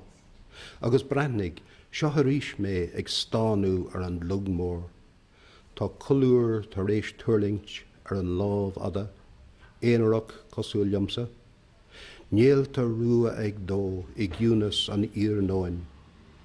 Agus Bratnig, tá lámh ada an clig ag bugú, titchin si ang, pléascan cí háin an culúr, éalaíonn an tain faoi get, nos anam san Égypt. Mé fáca ag dearcúin í an nóméid, imithe ar fáin os raireach, thar bár na ddíthe, chéan úfás an éin go crí anam. Over the years, Levchev and I have indulged in ironic humour and banter about communication, especially as he has no English and I still have no Bulgarian. So when we began corresponding in 2001, it often took a full month for a letter to go from Dublin to Sofia and vice versa. So at that stage I was coming to terms with the computer and the wonder of email. So I began to send emails to him and to receive his translated letters from his secretary by email. It made communication somewhat less frustrating. Earlier this year, I was in Sofia and he presented me with a copy of his latest collection of poems. Tucked into it was a sheet with a translation by Valentin Khrushchev of one of the poems. Levchev watched me with a mischievous twinkle in his eye as I scanned the poem. This is it. It is called Last Wish. Last wish. Memories seem to forget me while oblivions remember me. It's as if they are granting me the right of a last wish. All right. I want to send a new email to an old friend like Jack, the magical Celtic bard Jack Hart. He used computers long before I did. He had 3 of them, but he wouldn't throw them out. He would leave them in his garden to amaze the visitors. Cottages of dwarfs who imagine that they are Easter Island idols. Lo and behold, I am the visitor amazed. I am he who walks along the magical narrow path. A leaf falls from the skies. It's me. Meanwhile, from the hollow of the first computer, a weird living creature pulls out its tongue at me, a little mouse that wants to be a computer mouse with access to all databases rather than a mouse scaring ladies. A computer is a nice thing, but it cannot love. It looks like pious, but it is unable to believe. And that is why it proclaims itself a future God. The computer is too exact to be able to have hope. Jack Hart gives me a good-natured smile. Be more lenient. Now computers have become things of prime necessity, while we, my friend, will remain something final, a desire of the passing time. A magnetic storm is coming. The electronic gods are coming. So later in the summer, that was early in the summer, later in the summer, the poet and translator Valentin Khrushchev spent some time with me in my cottage in Sligo. And when he returned to Sofia, he was telling Levchev about his visit, and Levchev asked him if the computers were still in the garden. Valentin mentioned this to me when he was sending me an invitation to go back to Sofia in September for the celebration of the centenary of the Writers' Union. So I sent on a note to Levchev that I was having difficulty getting away, since I now had a new role in life, a new responsibility. And I attached this response to his poem. I copied his style, so it is an homage to Levchev in both form and content. My poem is called Keeper of the Shrine. Keeper of the Shrine. My father always dumped the used horseshoes into the garden by the forge. Digging potatoes, I would find them, embedded in the soil, rusting and crusting into decay. Unlike the potatoes, they had not germinated, had not sprouted, had not bloomed in time into full-blown mares or stallions. The garden continued as the graveyard of broken artifacts, the cast-offs of my own occupation, an old Remington typewriter, printers that refused to divulge the verses entrusted to them, and the 3 desktop computers, redundant when I moved to laptop.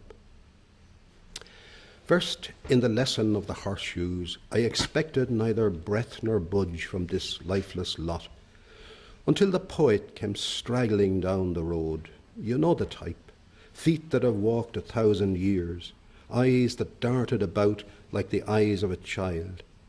And he began staring at the 3 computers, began talking to them as if voice recognition had already reached my remote province. I was not home at the time, did not witness the conversation, and depend, like everyone, on the report of the village simpleton, who said that the poet conjured the spirits of the 3 computers, conversed with them, received a message from the highest power, a warning of the ultimate necessity. If I could follow this poet, looking for what we might have missed, as though surprise could be its own kind of forgiveness, hallowing for a moment the selves we've always been. The crows complain from power lines and chimney tops. The neighbours shout to one another over the railings. But we have no time to listen. There aren't even hours left of the sun streaming in through the open door, and these bodies are the only ones we have. So it's called proclamation.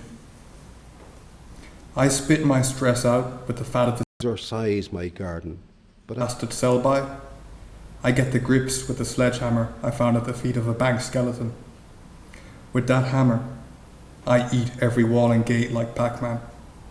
I sneeze the keys of empty houses into the tissues of the homeless, and I nap naked at my own leisure on the desks of every administrator, politician, and financier. I arrange children's art classes in the central bank, so every crayon scribbled note will be a reminder of what's important. This is not the tragedy of the commons, but the comedy of capitalism. Ag siúl san Afric. Fálam an siúl leganta, siúl na tíre. Crum de chligan, brathnigar de vroga, lig de lava lúsca, glúis gomaul. Mar dhéanann tú de hiúlóid orpach gasta, ingrach uvrach báfarhu an alas, an sin cailfarhu go tuban inún Paul. Paul onar gudiú trá an chlúdach, is genhí lad leganta never chóideach, fúl fadate compordach urt ar baul. Ní masla a bheith ann ní acahas hu, ag titim is bheith an ladín bucht faoi bhrú, tus gan irid té a bhí á ól. Té a cheannach sé an seastán bóthar le na hill a skibba clúdig dó, nach mahin rud am gechéile Paul. Da bhrí sin siúlar nos na nátsibach, luas go raig go deas compordach maul. Ashes. Is it her memory or mine, each bit so slow and vivid? I must have followed her through the house, watching, no need for talk, as she roused the days opening slow and bleary like young flowers. It was ritual, ceremonious, on her knees like a witch, whispering to the ashes, invoking fires, red flowers from her sleeve. Her mouth a bellows, coaxing blushes from shy embers, grey birds fluttering, allowing. Some burned for centuries in old houses, ancient art passed down, murmuring in the bloodlines. Not here, not with me, in this house of red eyes, empty grates.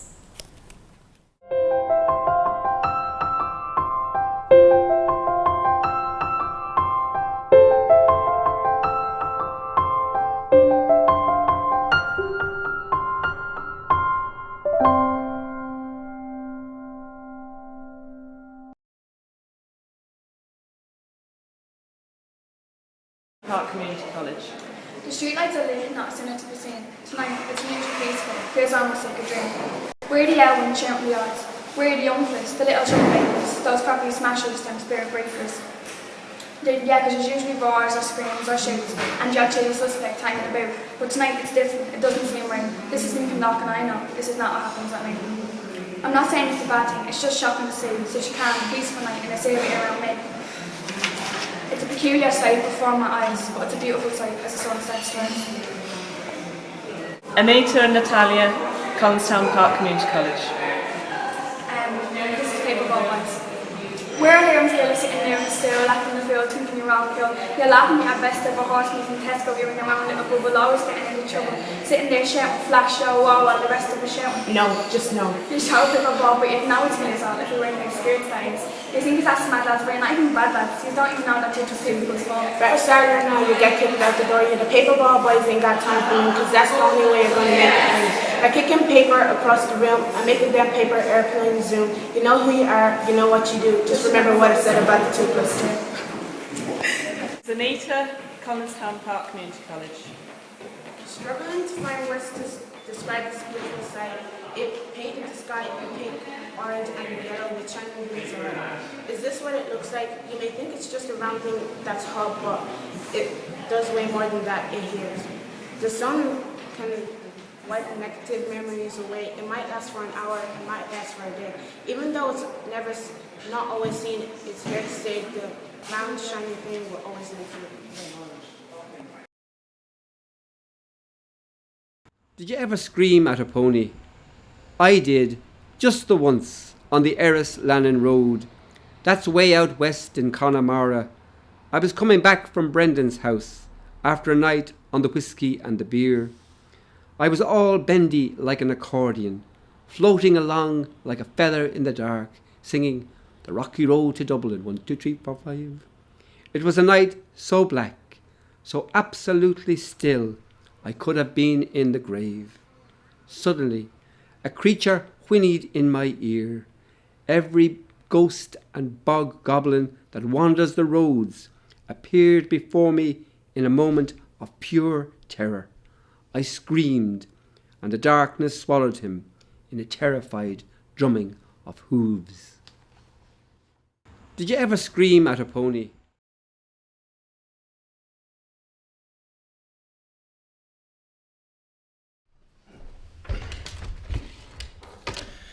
Hiya, my name is Gary McCarthy. I'm a rapper, so I usually recite my lyrics to beats behind me, but today I'm just going to do it all a cappella. So the first 2 verses that I'm going to do are from a track called Focus that I wrote. It's just a track speaking out to people who might be going through a hard time. Just tell them to focus on the things that make them happy. All right.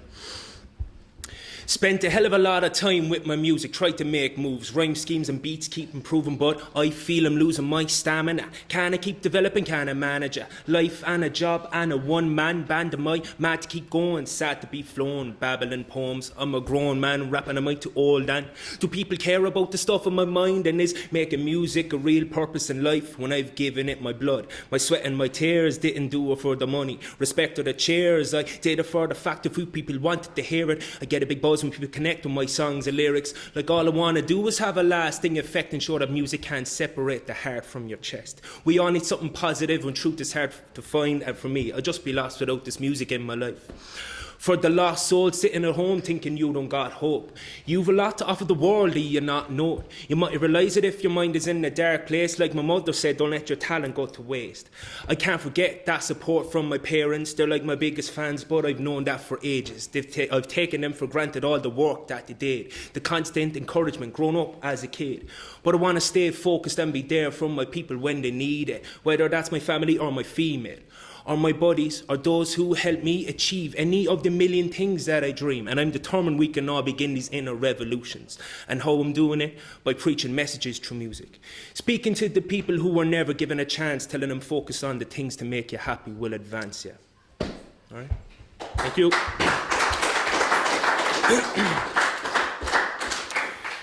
So the next two verses that I'm going to do are from a track called Day for the Beach, and seeing as it's a beautiful day outside, I'm going to do a song about the summertime. So I wrote this a few years ago in kind of another little heat wave that we had for a few days really, and the second verse I'm going to do it Oscuelaga. So the first verse is the English version, the second verse is kind of the Irish version, right? And it's about time that we unwind. This is the good life when we're in the sunshine. And outside, it looks like a day for the beach. Bring a gear bag, might go away for the week. Left hand on the wheel, right hand on the car door. Sunburn on my nose by that sore. I gotta wear sunglasses so women don't see as I stare when they're passing. Tunes booming, blare it up. Cruise past the lock, we scare the ducks. Cruise past your bedroom, wake you up. Cruise past the fight, lads, break it up. Lock your nose to the fertilizer farmers use, but smell the beef burger on the barbecue. Fellas cut the grass, but women stay in bed. But bring an umbrella, cause it might rain again. Toge bugge, ta on sail da hul, nor a ta on green eggs ball bit anu, seg tamant, timpel na hache ag yon tamelin becalini ar an tra. A ger dus, ta orum the bukali, all truske bela, ha shanet no goody y'all, ta oring barog of re eran law, Neil right marsha, shin hen fa, and bully egg pucklim, ardig an kjol, gleger anto, cobble my phone, ta shin sha, kerkalor, do grin emma oig, am a hron, eg kav glini grain, eg fake in der horn, a mana again kena. Kalini amak, bikini salak, rockig meawalya, nabak. There you go.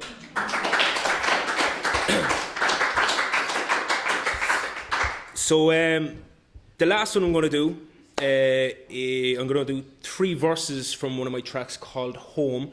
And all these raps that I'm doing, you can hear them on YouTube as well if you just type in GMC Home or GMC Day for the Beach.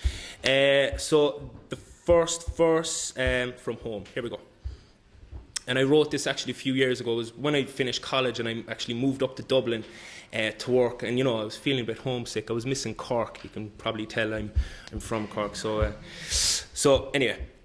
Yes, it's Friday evening and it's just gone 6. I love it when I hit the road and the fog lifts. Turn on the stereo, a 3-hour-long mix. Back home I go to get my weekly Cork fix. Back to the lads, back to my mum and my dad. Back to the bed and my gaff with my pen and my pad. My beats and my PC and the microphone stand. Recording new tracks with a cup of tea in my hand.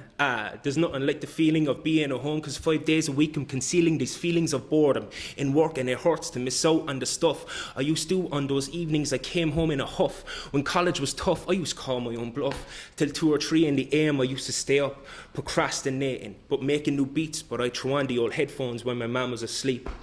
Living in the rat race, working till your back breaks. Smoke a load of cigarettes till you get a bad taste. App break, trying to waste time till the clock hits 5:30. Work starts early so you couldn't do a tap last night. Is that a right way of living? The boss shouting at you and you're not ashamed to hit him. That's why you head home, so I can escape this feeling of being trapped at a desk where I stare at the ceiling. My brain gets chewed up like it's a packet of Wrigley's. Don't want to lose my head like the fella Ken Bigley, so I send a few texts getting people to ring me, and I can walk out of the office and chat as I drink tea. How in the name of God is that a good standard of life when you're stuck in doing something that you don't even like? Creativity is piled up and swept to the side to let dust build up and it exists left idle. My mam's on her own now, she needs me more than ever. I head home for the hope that things will get better. I owe her that cause she was always at the end of her tether. Raising me, she told me do what I wanted in my endeavours, and without that support I wouldn't be where I am. It's only lately I sit down and I speak to my mam.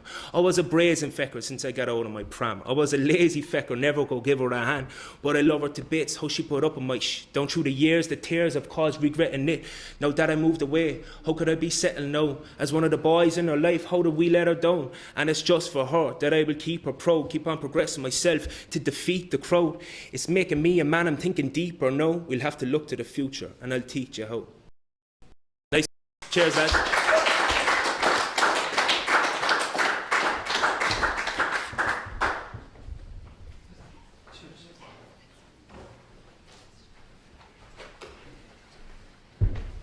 Hi, my name is Dave.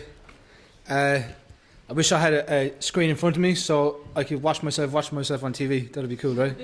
Yeah, because when I saw the screen there, I just thought of AHA. You know, the sun always shines on TV, doesn't it? Sometimes I feel I'm only real when there's a camera pointing at me these days. It's becoming very, very ubiquitous. Anyway, I'm great at National Poetry Day. Great idea. I'm going to read a couple of sections from a long poem I wrote in 2010. Which is in my last book called Invitation to Sacrifice. And I'm glad to see Susan here because it's about where she lives, and it's called A Resurrection in Charlesland, A Resurrection in Charlesland, and so on. Okay, so it's prefaced by a little quote from a poet called Basil Bunting that I recommend everybody reads. And he said, men, in one of his long poems, he said, men are fools to invest in real estate. Okay, so Charlesland, by the way, is the largest private housing development in Ireland. 6,000 people living there. None of them able to move unless it's on the run at this stage. Okay. Under an avalanche of downward spikes, the Flower Cafe sinks, and could have beens is all there is. Paul Potbelly lives.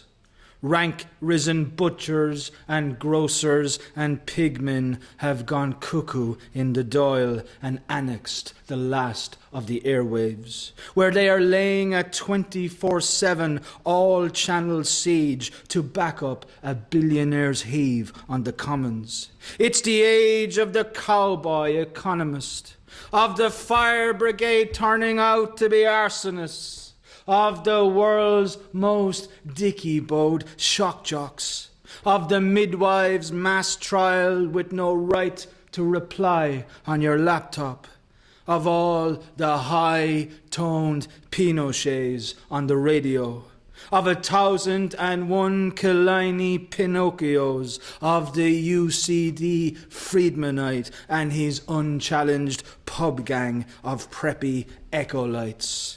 Self-titled experts in the necessary suffering of others and how well they should bear it, and of a brutal commentariat droning for national government for slashing whoever's timid and convenient. They keep saying that deep and swinging cuts must happen quick and always be more significant.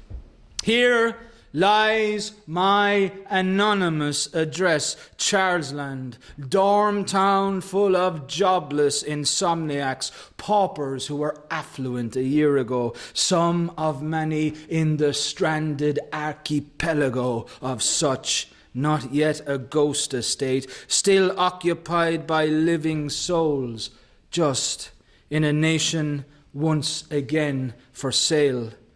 And our symbol? Well, naughty Ashling's been roughed up. The vicious alchemists of capital put a hex on her imported makeup from a cocksure cocaine go-girl. She's a riddled ghetto hag. Everyone's a patriot now, flying their for-sale flag. All the golden nest egg rows changed back to brick. The hoardings painted sunrose sprouted teeth and claws. In the online brochures, the blue computerized skies were recoded as nets that are thickening over us. We're webbed up in debt and domestic addictions. Our white-walled kitchen loneliness is great and always hungry, force-feeding ourselves Dan Brown, Valium, Parox, Jerry Ryan, and angelology. We repeat the neoliberal prescriptions. Staying in is the new going out. There is no such thing as society. And we swallow down the lot with a supermarket own brand plonk that unmiracles to vinegar in your mouth.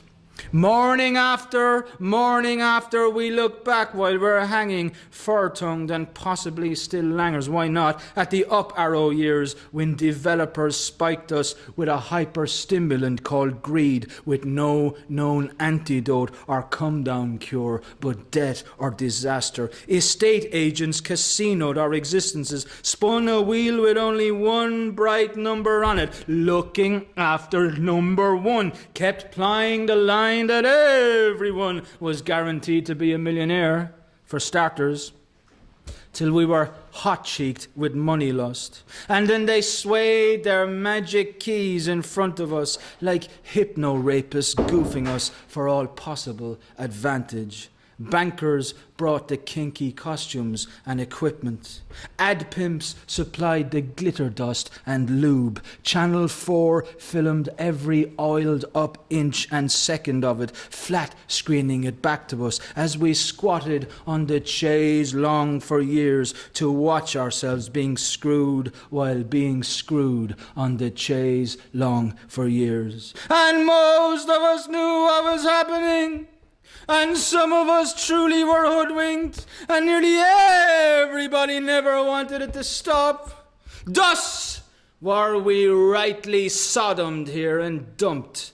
2 million life-indentured gimps stuck without an exit plan in one of time's bogged-down pauses, history's less interesting amber phases. Dream homes become burial mounds in which we just about get by most of the time without killing ourselves or our loved ones. Square-metered cells in dolmens of brick subsiding nanometrically in a slow motion earthquake. But one day, we all know the cracking open will accelerate.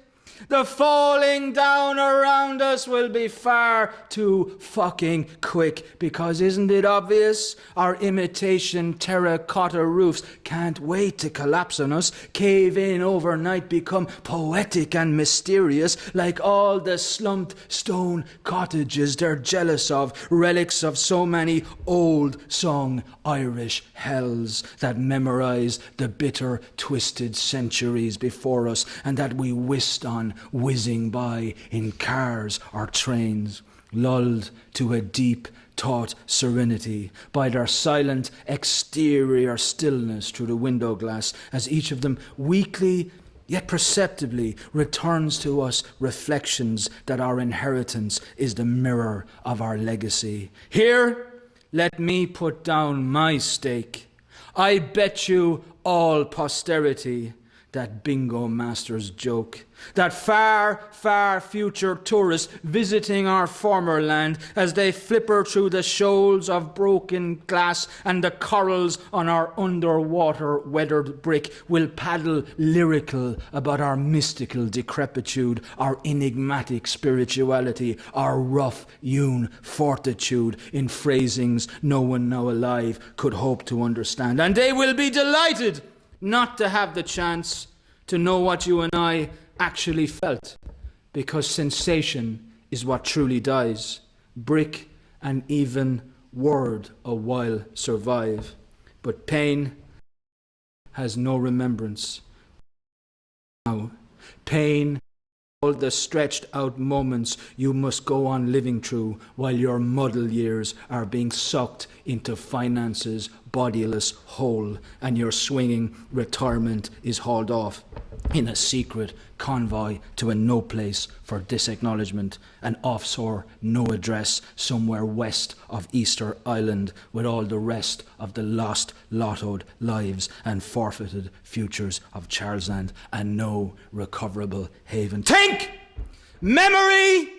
The globe of time spins round upon a carousel of catastrophe. Our joust is coming round again. Who will ride and who be ridden? The million damn blasted courtiers paragraphed in your textbooks are not just your ancestry, they are your children's ravaged shadows catching up with and becoming your children. Our grandchildren's days will be worse than our nightmares could dream of. Thank you. Cheers.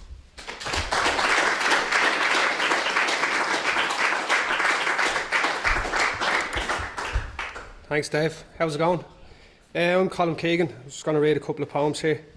And I think I'll probably start just because it feels Georgian buildings were like this weird, uncharted territory for me as a little Dublin scanger who grew up like in those estates that a lot of people would call no-go areas. And I was the type of fella that would get thrown out of a shop for wearing Air Max and tracksuits, or followed around Eason's, you know, when I was trying to read the books and that type of thing.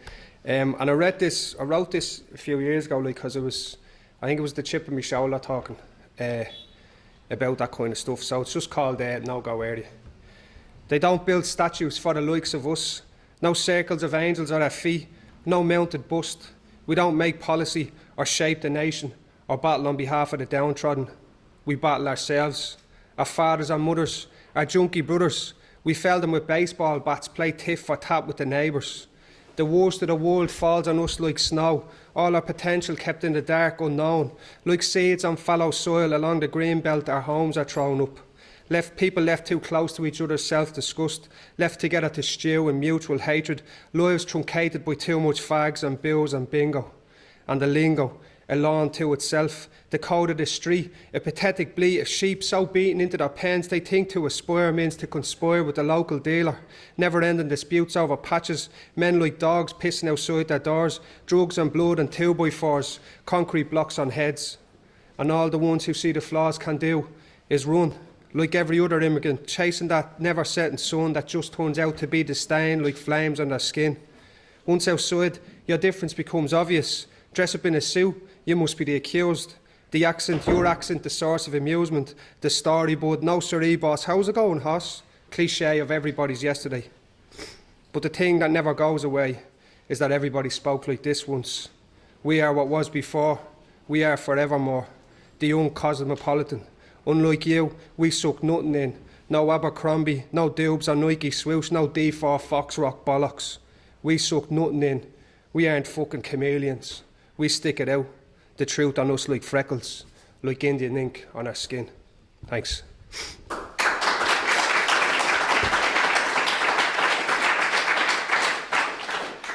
I think I'll do this one just, it's short and it's kind of funny and it's about Christmas.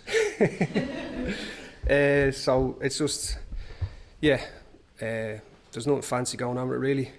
Christmas, yay! Where's the toys? In the bedroom? No way! A whole bleeding action man, yeah! A space ranger with a spaceship and a real rubber suit.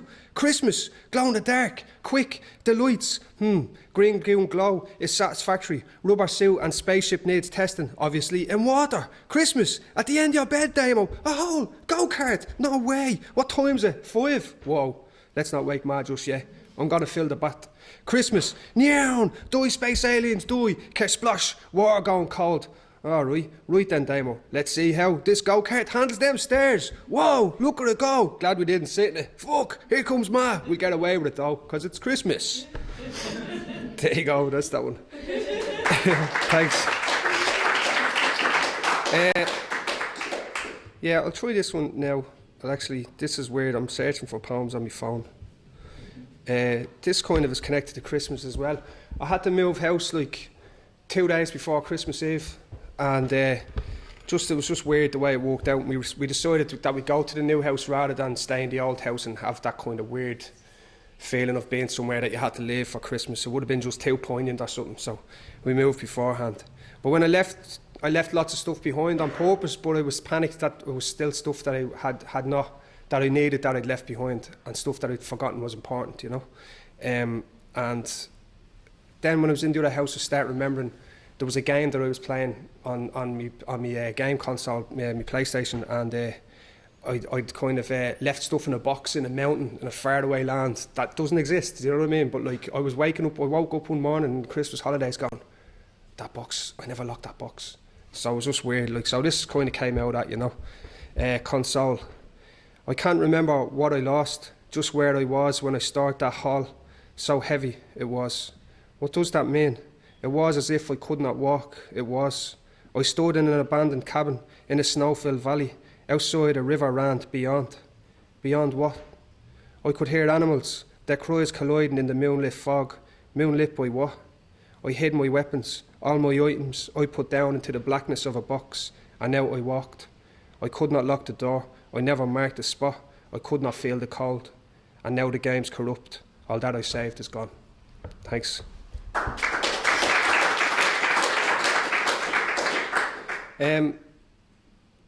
I think just because I could see trees outside, I'm looking for weird kind of segues and reasons to do the poems, but I was going to do this anyway, there's no. So it's just called Hazelnuts, and it's about a special place that I had when I was a kid, and you think we all have them, you know, like little special moments or little kind of shrines to your childhood. So it's just called Hazelnuts. The Hazel Grove, 5 minutes in a car, forever using 8-year-old legs through cornfields. Concrete? What concrete? Heaven on earth to me at 8. Trickling water, fluttering leaves, the smell of moss and rotten trees turning to muck. And hazelnuts. Real, bleeding hazelnuts. Not from a shop, from a tree, from God to me. From then on in, and even now I see, the whole world is in my grasp. The whole world belongs to me for sharing. Nothing can stop me eating hazelnuts. Beautiful, brown, shiny like eggs. I filled a plastic bag, blue it was. I carried them all the way home. I only ate a few, but I'll never forget the trees I climbed, the hills I rolled down, the hazelnuts, the summer, the smiles. Thank you. So I think I'll finish with this one then, and just going back to that mad kind of the areas that I grew up in. I managed to grow up in loads of them for some weird reason. Not like growing up, like I wasn't omnipresent and I wasn't growing up in them all at the same time, but I managed to move through lots of different areas, and just there's a lot, like you'd walk around and there'd be like shrines, little bouquets left for in memorial of kids that had died through drug-related crime, you know, and it's sort of a horrible way for a teenage boy to go. And I was trying to write about it for ages, and I ended up deciding to sort of reverse their life, and it's kind of ends with all you really want for young men is to be happy, you know, and to kind of feel cool, you know, that way. So this kind of is about that, and it's called Memorial. And it's kind of starts with a quote because I did it in reverse and kind of nicked the idea from Caroline Duffy, so it starts with a quote from her in case she wants to give out to me about it. So if poetry could tell it backwards, then it would. They say, in memory of you, there is a blessed bouquet tied to the last in a row of lampposts that shine their light on waste ground near your home. The flowers go from wilted to vibrant before being untied slowly and taken down by your mother, who goes backwards into town. Go back a few days more to her and all your family gathering, standing in a field and watching. You're removed from plastic, eyes closed, you're slid into a drainage ditch where from dawn to when the cowslip closes to midnight and beyond, heat creeps from the grass into your body. In the dark, 3 men will come, with tools they use to pour blood and bits into your stomach. While you rise up and scream, they watch the muck and grass leaving your 3-striped tracksuit. They suck the pain and damage from your bruises with their fists and turn it into angry shouts they swallow, while their tools are quietly hidden in their pockets. Together, you all run back in time, past the lampposts, into a garden, the weeds all crooked and unkempt, shrinking back from them as they skip in through the back door, escaping into the shadows of a house filled with your friends. Young, good-looking boys and girls, music, and a party starting as soon as you step in. Thanks very much.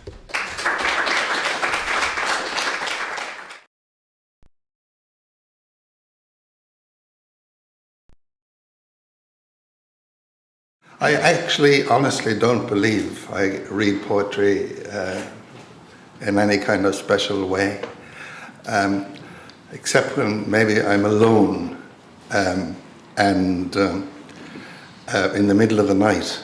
Poetry is lovely to hear by a voice which you pretend is yours, but in fact it isn't.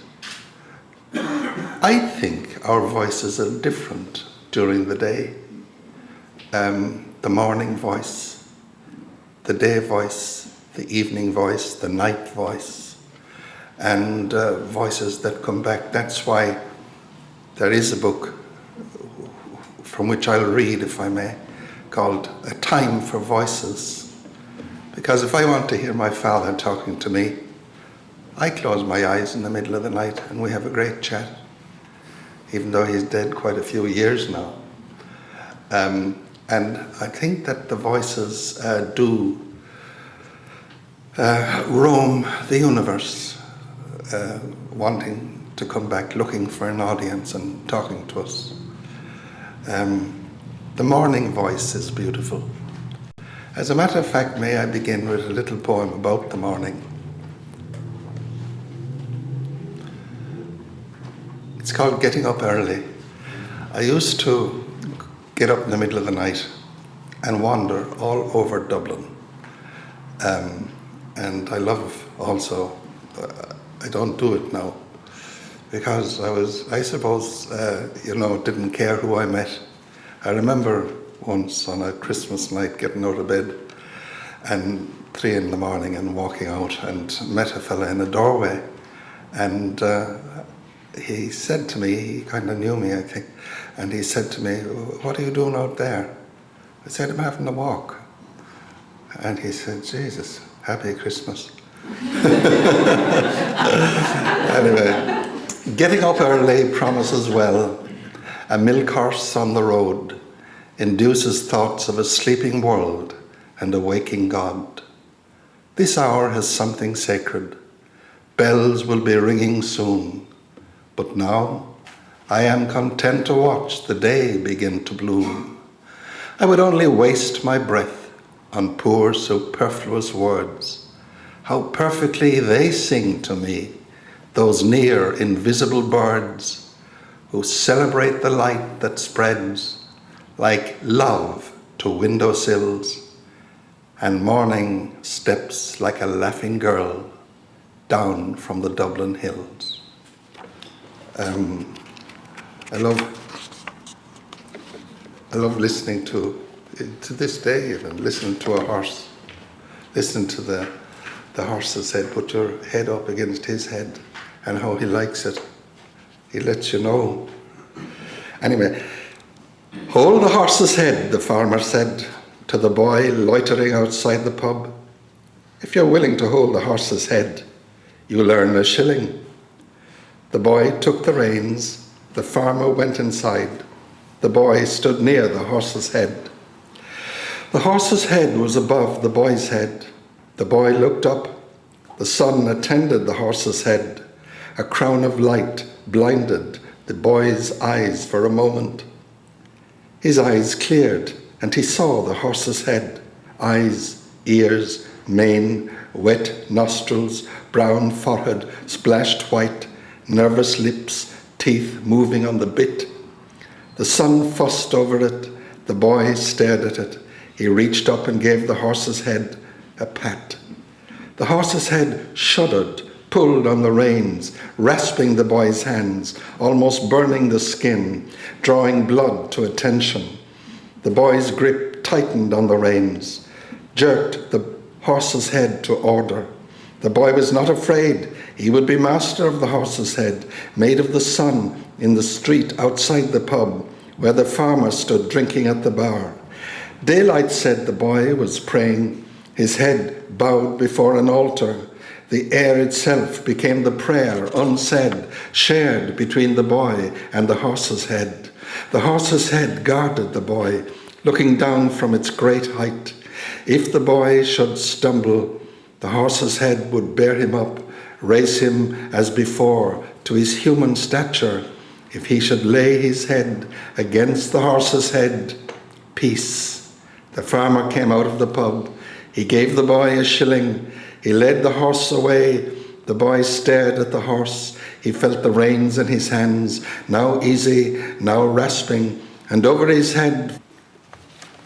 Somebody mentioned Patrick Kavanagh. I thought he was very contrary.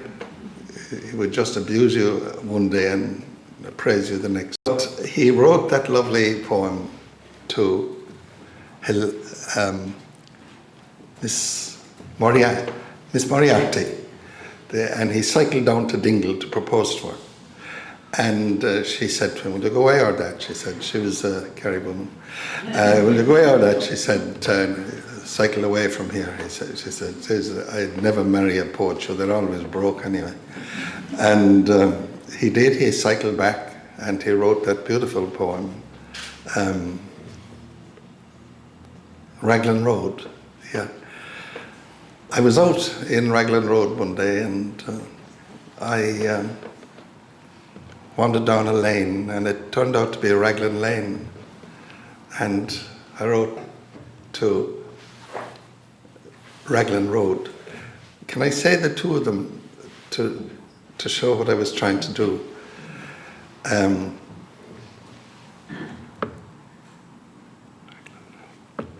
On Raglan Road on an autumn day I met her first, that her dark hair would weave a snare that I might one day rue. I saw the danger, and yet I walked along the enchanted way, and I said, let grief be a fallen leaf at the dawning of the day. Afton Street, November, we tripped lightly along the ravine where can be seen the worth of passion's pledge. The Queen of Hearts not bacon tart, oh, I loved too much, and by such is happiness thrown away. Gifts of the mind I gave for the souls who of God and stone and word and tint I did not stint, for I gave her poems to say, with her own name there and her own dark hair. Like old ghosts meet, I see her walking now, away from me so hurriedly. My reason must allow that I had wooed not as I should a creature made of clay. When the angel woos the clay, he'll lose his wings at the dawn of day. In Raglan Lane in the gentle rain, I met dark love again. Beyond belief, beyond all grief, I knew the ancient pain. The joyful thrust of holy lust, we stretched on heaven's floor. One moment burned, and we were wild once more. The year's deep cries in her sad eyes became a source of light. The heavy gloom and sense of doom changed to pure delight. And as we talked, I knew one thing for sure, that love is blessed togetherness, and loneliness is poor. Then I grew rich with every touch. We loved the whole night long. Her midnight hair on the pillow there became an angel song. Her happy skin beyond all sin was heaven opened wide. But as the dawn came shyly out and she left my side, I felt no pain, for I had loved her, body and soul, in my own loving way. So I lay and thanked the God of love at the dawning of the day. Begin again to the carolling birds, to the sight of light at the window. Begin to the roar of morning traffic all along Pembroke Road. Every beginning is a promise, born in light and dying in dark. To work. Begin to the pageant of queuing girls, to the arrogant longing, though with us still. Begin to the loneliness that cannot end, since it, perhaps, birds in the sudden rain, at branches stark in the willing sunlight, at seagulls foraging for bread, at couples sharing a sunny secret, alone together while making good. Always seems about to insists that we forever begin. Thank you for listening.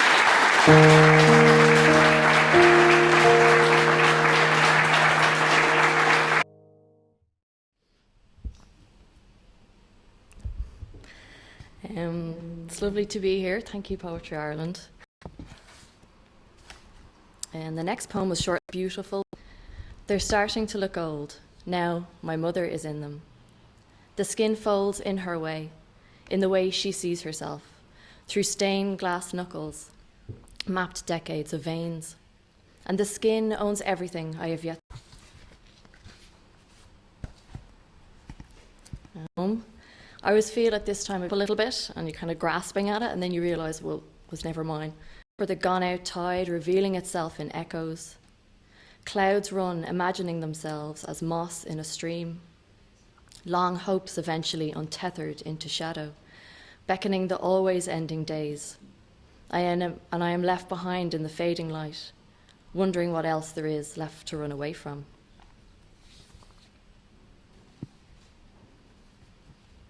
Midnight, you know, those scary moments when you wait, try to become something.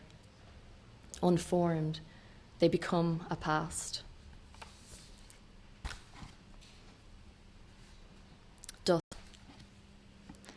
Dusk. At first, I see the boats, as though they are from the wall, some itself solid, reflecting the walkers, ghosts of the day.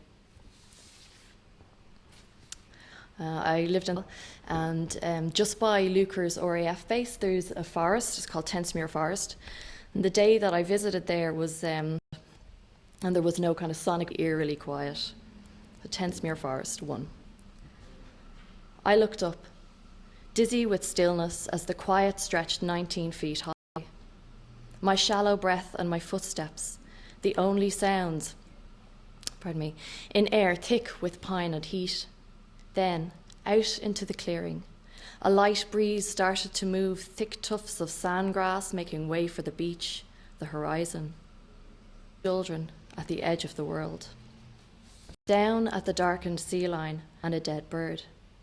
The spine had raised up out of its ghostly skin, and its entrails and bones were salted white as water bubbled around and through it. The wings, still partly feathered, flew to the beat of the waves, graceful in decay like a breath, still untouchable and silent. Thank you.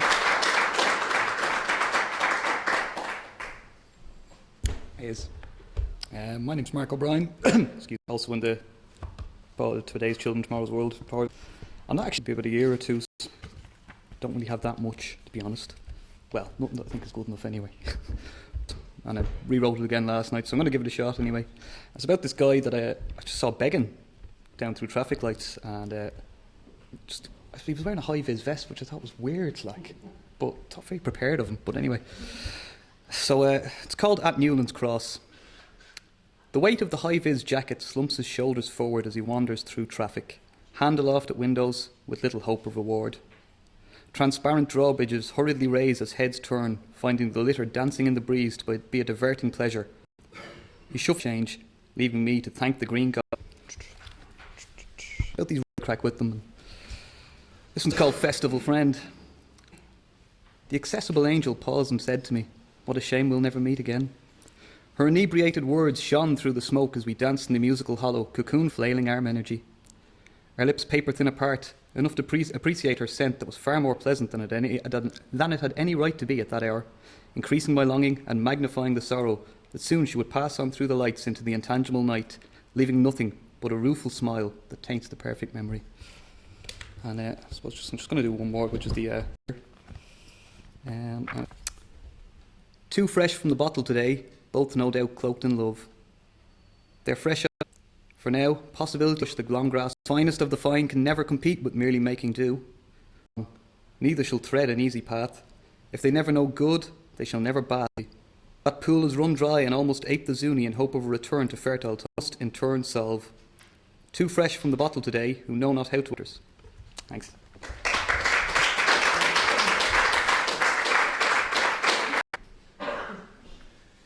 Thank you, Mark. I think you underestimate your abilities where John F. Dean and your work certainly stood out. And my name is Trish Groves, and I'm here from Troca's campaigns team, 50th anniversary as well. Now, a lot has changed in the last 4 in Ireland to alleviate poverty in the developing world. And this is what inspired the theme for this year's competition, which is called Today's Children, Tomorrow's World, and it explores children's rights since 1973. Now, Trócaire means compassion, and our mission is very simple: working for a just world. Stand up for what we believe is right.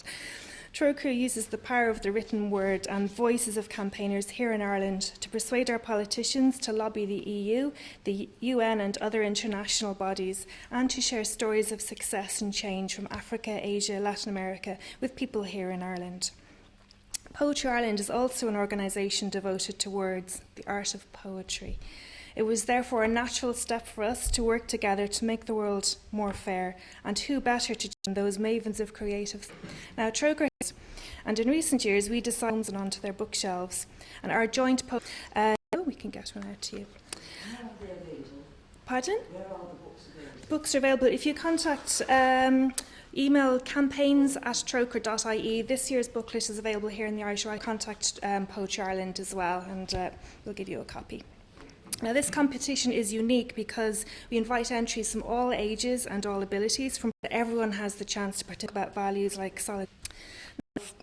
Poems was on the theme of imagining a just and free world, and new and experienced poets alike brought this issue into the spotlight in magazines and in newspapers, and it opened doors to arts festivals like it did this year, up to and including the Mountains to Sea Festival in Dunleary, Culture Night, Kilkenny Fringe, the Barbaro International Children's Arts Festival in Galway last year, among others.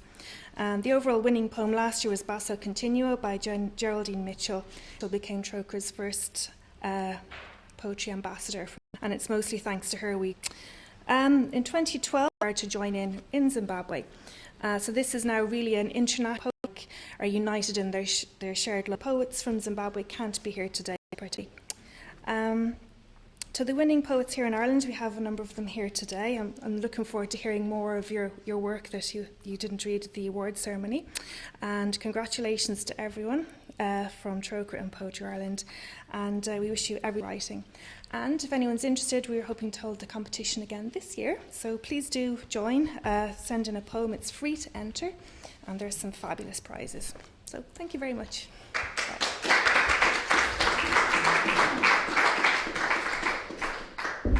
My name's Jane Clark, and I'm prize winners in this competition. So I'm going to read my poem from that. Cut. Oh yes, and the poem is in the voice of a teenage girl from a nomadic tribe in Somalia living in Ireland looking for asylum. Cut. I have grown accustomed to questions. Where do you come from? How long are you here? Why? My answers say little, but seem to satisfy. How to describe sunrise across the savannah? My father and brothers, following a herd of camels and goats, are seated at noon beneath thorn trees for shade. Who would believe why my mother took me away? That some morning after prayers, the women would come for me, hold me firm for Marianne, who wields the stone-sharpened blade. How to imagine the darkness of days in the hut, the mat of long grasses, the ointment of myrrh, offered with love to stem the blood. Thank you. Thank you. And now I'd like to read a number of poems based around the farm where I grew up in County Roscommon. And some are from very early on in my life there, and some are from more recent times. And I guess the common theme I relate. So the first one is called "This Out the Ambivalence of Living on a Farm," which anybody who has the side of the love. All last rock stream, she says, shed, and the bills from the vet. You can have himself with his humours and stories and fear of anything new. You can have the saplings planted last spring, the kestrels nesting in the mill. She swears she wouldn't miss a thing. Not one swallow swooping through the yard. One blade of cat's tail or Timothy heavy with dew. The poem is also from that yard. Rhode Island Reds. Haughty employed, they scratch for grubs and worms among dock and silverweed. Back and forth chromes, pressing one wrinkled yellow foot in front of the other. With flamenco flounces they settle in dried up puddles, flick dust through their wings. I remember the first time I saw my mother choose one, wrist wring its neck. That night she plumped my pillows, smoothed my sheets, stroked the hair from my brow.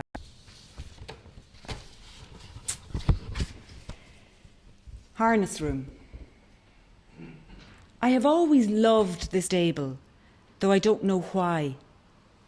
Is it the swallow's nest high in the rafters among cod, the wire-meshed washed walls, slash-hook and sides, the rusted biscuit tin of clout and stud nails on a sagging shelf, with a currycomb and a broken bicycle chain, the smells of grease and oil, petrol and paint, the slabstone floor softened by layers of dirt and dust, or that here's where they'd hitch 2 cart horses to a binder, a pony to the trap.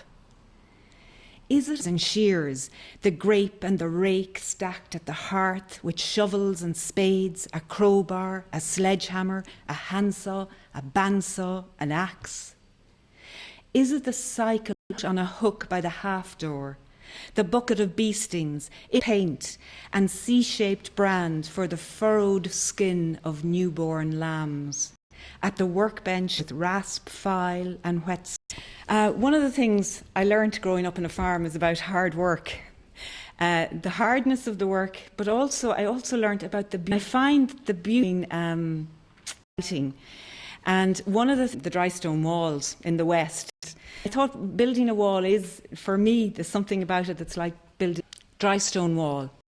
I'll skim the scraw, dig a trench wide and green, rocks with square planes to build off, level in between, where they'll nestle into what's a spall from falling in. Stones, dappled with lichen and moss, leave gaps to let the wind blow through, nooks for pennyworth and heart's tongue to grow. I'll cover the joins, mind the batter, stack each. New Irish writing, actually. So, if anybody's in later stage in my parents, and this one is a very short one, but it's inspired by a conversation with my mother recently, where my mother has begun to number, as if all I will need lies polished beneath a linen cloth in the sideboard drawer, and. Both my parents, well, in the last number of years, both my parents were in hospital, and a very worrying time. So 2 poems from that time.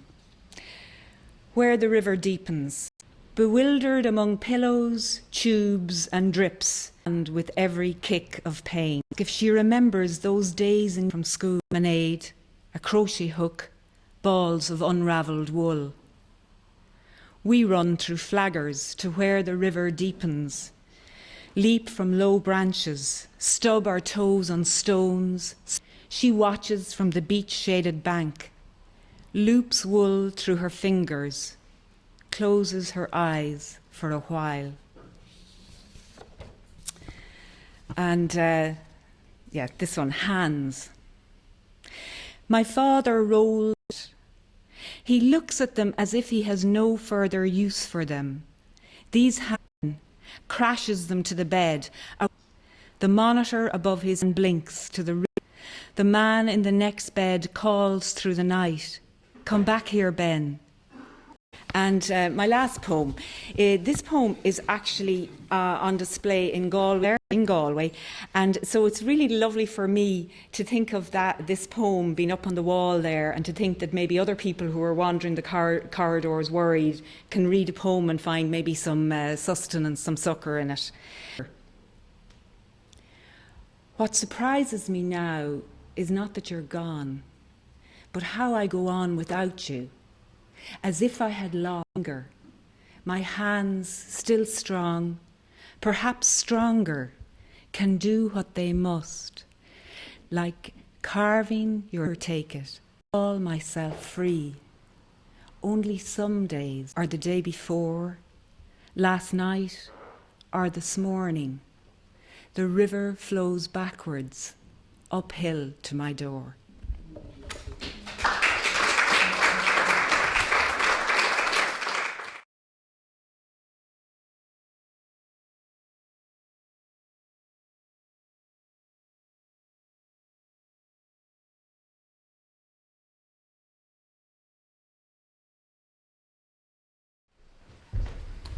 Hi, I'm Anthony Healy.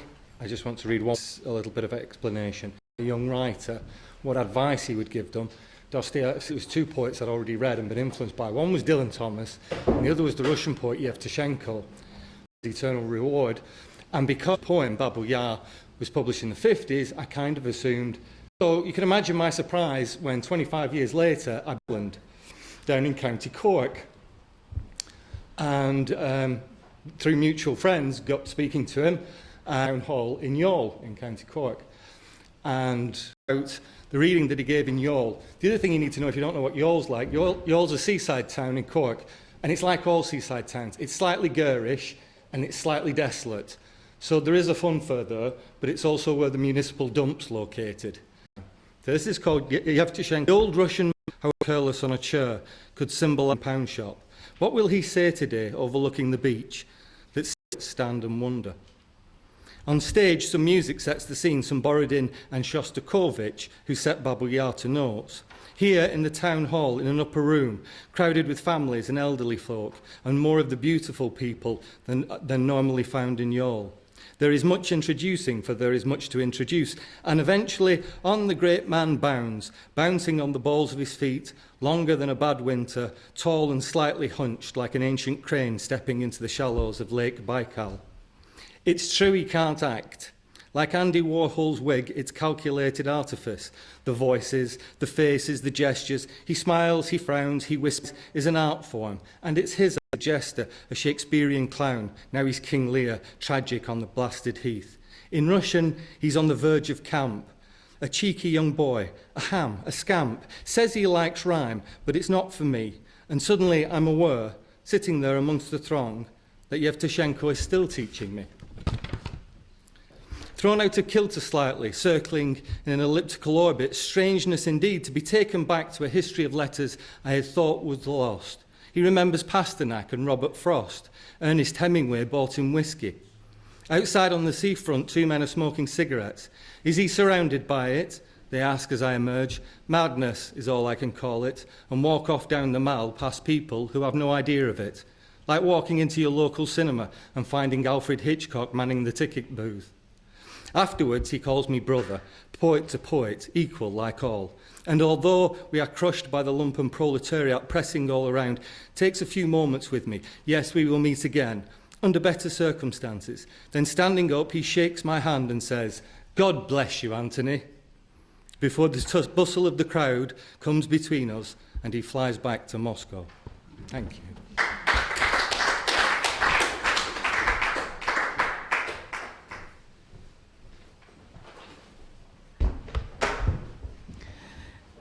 Hello everyone, my name is Rosemary Rowley. I've been writing poetry for a long time, but it's mostly very long poems. The poem I'm reading from at the moment is 80 stanzas long. It won a first prize in Scotland in 1996. So I hope you'll bear with me. My poems are available now on CD and on DVD, and you can contact me through my website. So this is a look back at the 60s. We met some young men where woman goes out dancing and meets one of these builders. So this is the story of the poem. So I'll try and give you a flavour of it. She mourned for him in months of crazy dancing. That was the first love. The Beatles songs were climbing up the charts. Her pride got a right sore gut lancing, and now she was immune from Cupid's darts. One night, a zombie, she was prancing, when a rich young man succumbed to her arts. He was chancing his neck, his wallet, and his fragile parts. She said yes, and he was Captain Ireland. She was yes. For a hod whose bricks will build an easier tomorrow, if the dancing girl forget herself. He was kind, he was nice, a little that rice would be thrown at her in a shower of peak by wedding guests who entered, a god, not Greek, but rich as Croesus, and to boot, she wouldn't have to worry about loot. But things she did, and then she grew quite worried. The world is badly divided, said her mother.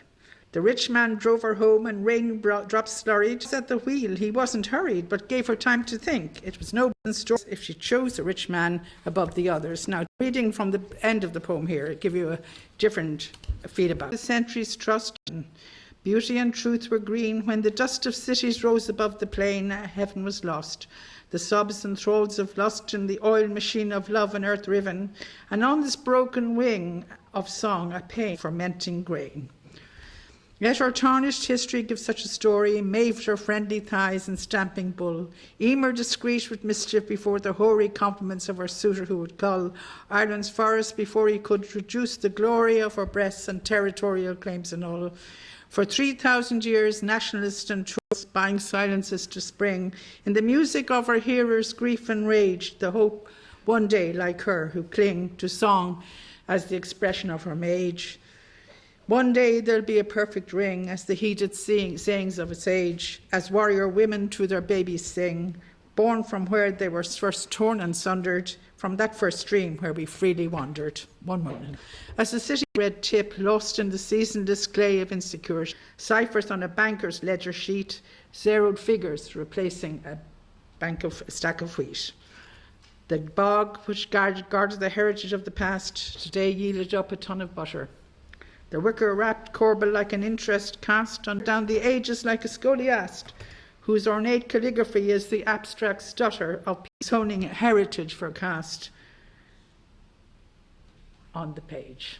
To come, so thank you for including me at the last. Hi, my name is Susan Bata, and I have not been writing poetry very long, so here's my poem. It's called House Guests. Late one night, at my father's request, a man with Duke diction stepped.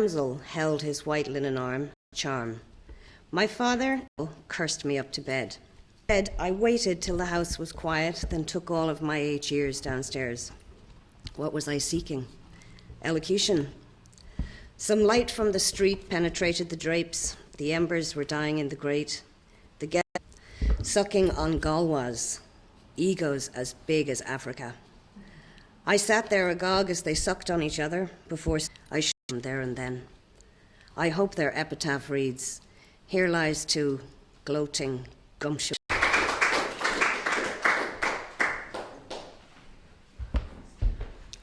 Hello, my name's Rosie Reed, a poem from my recent lap. And because we're also honouring the memory of Seamus Heaney today, I'm reading a Seamus Heaney poem. This poem originally was called Snowed in Alone in the Wicklow Hills, reading Seamus Heaney's Human Chain. But that was a bit of a long one, but it was 3 years ago when we had that very heavy snow. It's now called Pen Portraits.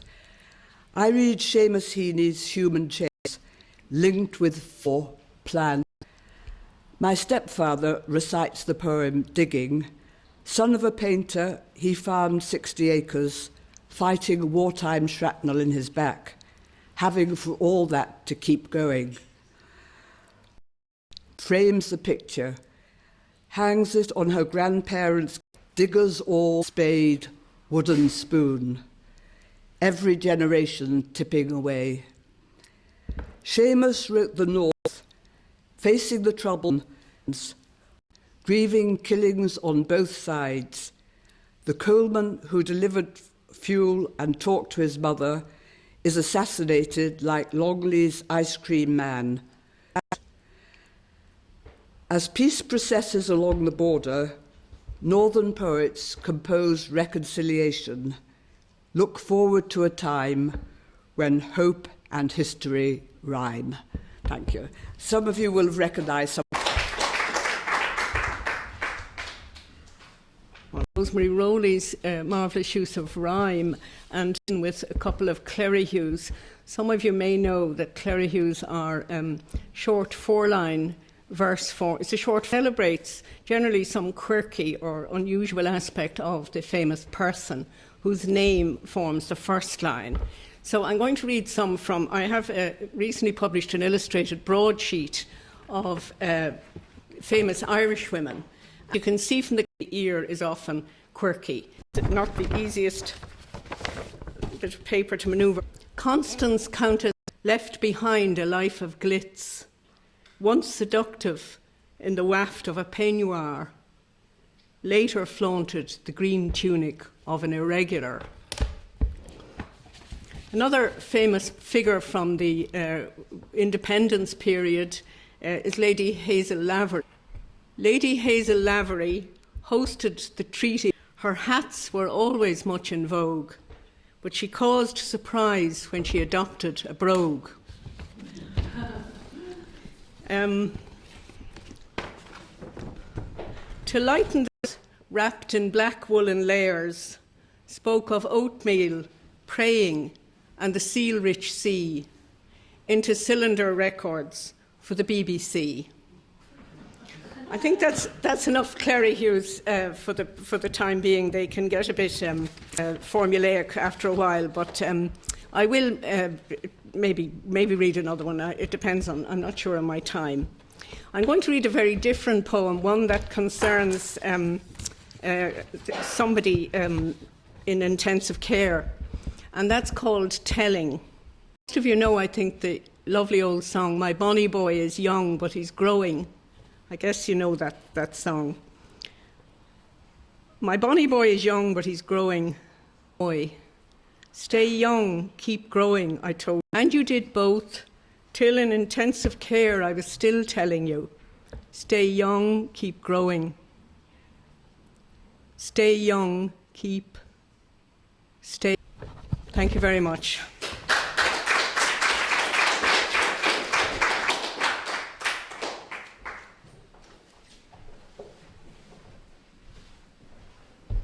Kieran Fury again. I'm going to read two poems again from this. First one is you might call it a Celtic tiger era poem.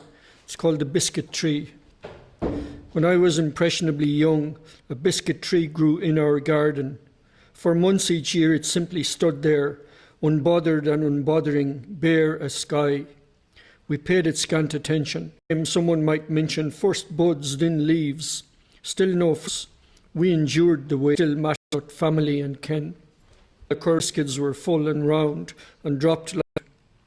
Those rich harvests were a joy to us. Father's favourite was biscuit, while biscuit toast appealed to me, and mash for Kimberly and Jacob.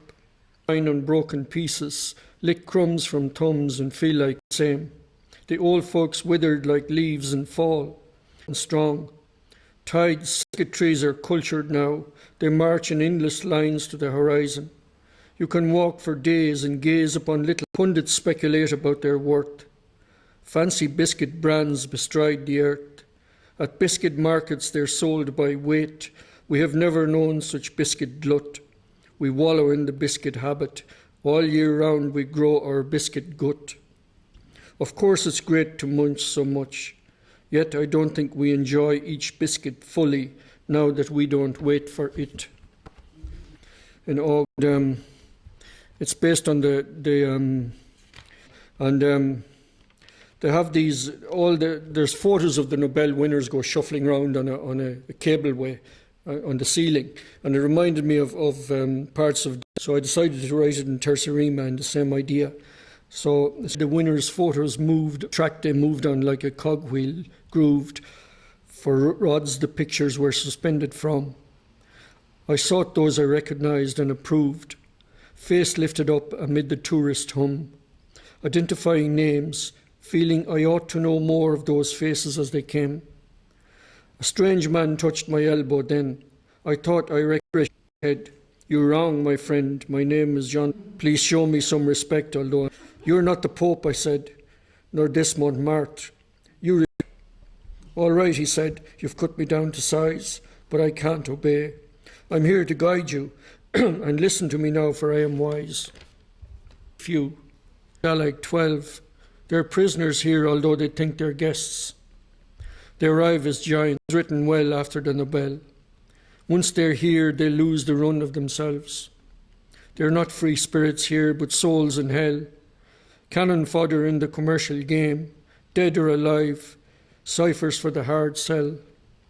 Look, see that crack-faced one. His name is Sam. He's the son, his wedge of nose. Replied, Sartre's right. Once here, there's no more afflatus. Don't waste your time with Schweitzer or Einstein. Such men did many useful things before they died. Aim high, choose sides.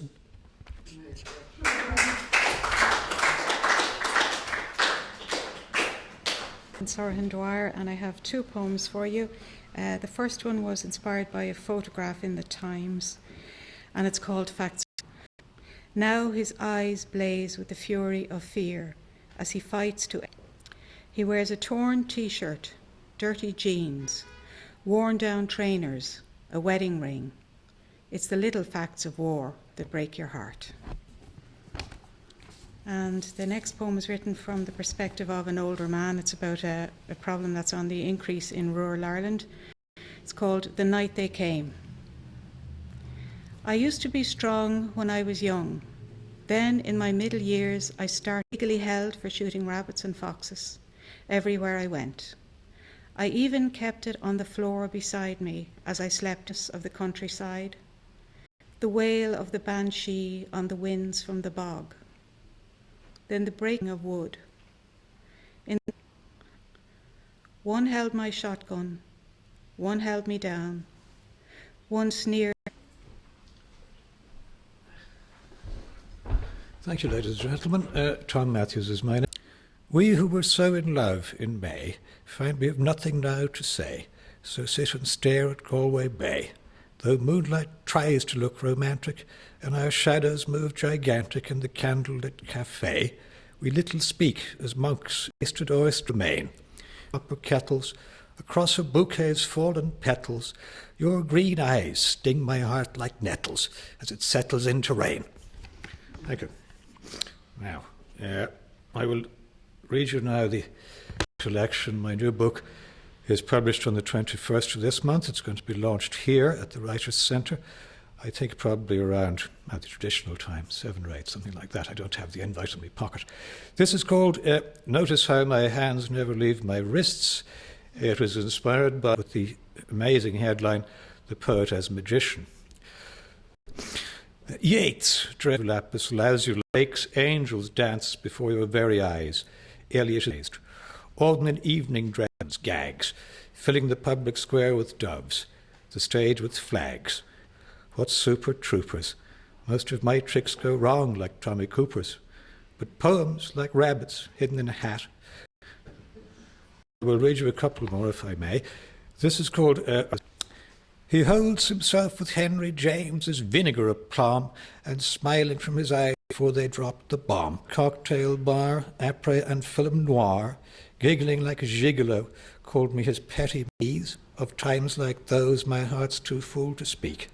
When Gertrude read me out her rose, when Eliot admired my prose, and Ezra praised my Greek. Thank you. That's very kind of you. Completely honest. Theodorgan said he didn't want any applause between poems, and Hartnett said, I can use all the applause I can get between poems. It seemed like the correct rejoinder. Now, I've Lou Auden dealt with seriously, and I thought perhaps Auden's manner was the best. King's men and his horses in their box, print the announcement in the Times with blackened edges, bid the herd cease down each blossom from the apple bough, cause the wall to be dismantled. He will not want it now. He was my prose, my verse, my lines, my words. He was my rose tree full of singing birds. He was my tortoise in his jewelled shell. I thought he'd sit on, burn every copy of The Egg and I, uncover your head and cower in the freezing rain. And one more that's any good. Take me a second. Oh, dear me. Oh, if you aspire to joining Mensa, the Society of the Superintelligent, as most of you probably do, since you're intelligent, involved in is word association. You know, cat is to sea is to sky or something. So this is a very simple little love poem based on that word game. Flame, star is to sea, love is to tunnel, as you are to me. Joy is to time is tomorrow, as love is to us. Hello all. 6 poems from, or maybe 7 from selected poems which came out last year. I'm going to start with a poem called, appropriately enough, A Shower of Rain. Couldn't resist it. It's a shower of rain. The good ideas that didn't work, the spinster who taught maths and Greek, the boarded up what was once a corner shop, those who make do, the well-established, the little completely refurbished, the new build, the closed national entries, the endless traffic, the shadowy street of solitary trees, the monkey puzzle, the bulging hedge, the cemented over the minimums, the dicky didos, the rickety bed, the flaking paint, the box room, the rustle of a newspaper, a noise next door, the snaps of mother and father, the young one's car, ferns in the backyard, the rapid skies. There was a dart that used to say from the Express, and it wasn't an Express. Quite a Dolly Parton song, My Baby Takes the Morning Train, was quite in the vogue, in the air. Although I don't think she was known for anyway. So every time I think of this poem, I think of the song My Baby Takes the Morning Train. It was from anyway. This is the way. Why is it, as we sit there talking, I see a young woman's face in the underground hurtling to work, so that by the time we've reached Black Rock, it's as if we were starting all over again. A sea calm. I wrote this poem. It's a longish poem for me. It's called Human Wishes. And at the cusp of that cultural change that became known as the Celtic Tiger, an abominable phrase, but there you go. It was just at that moment being turned into, or were being converted into apartments, into offices.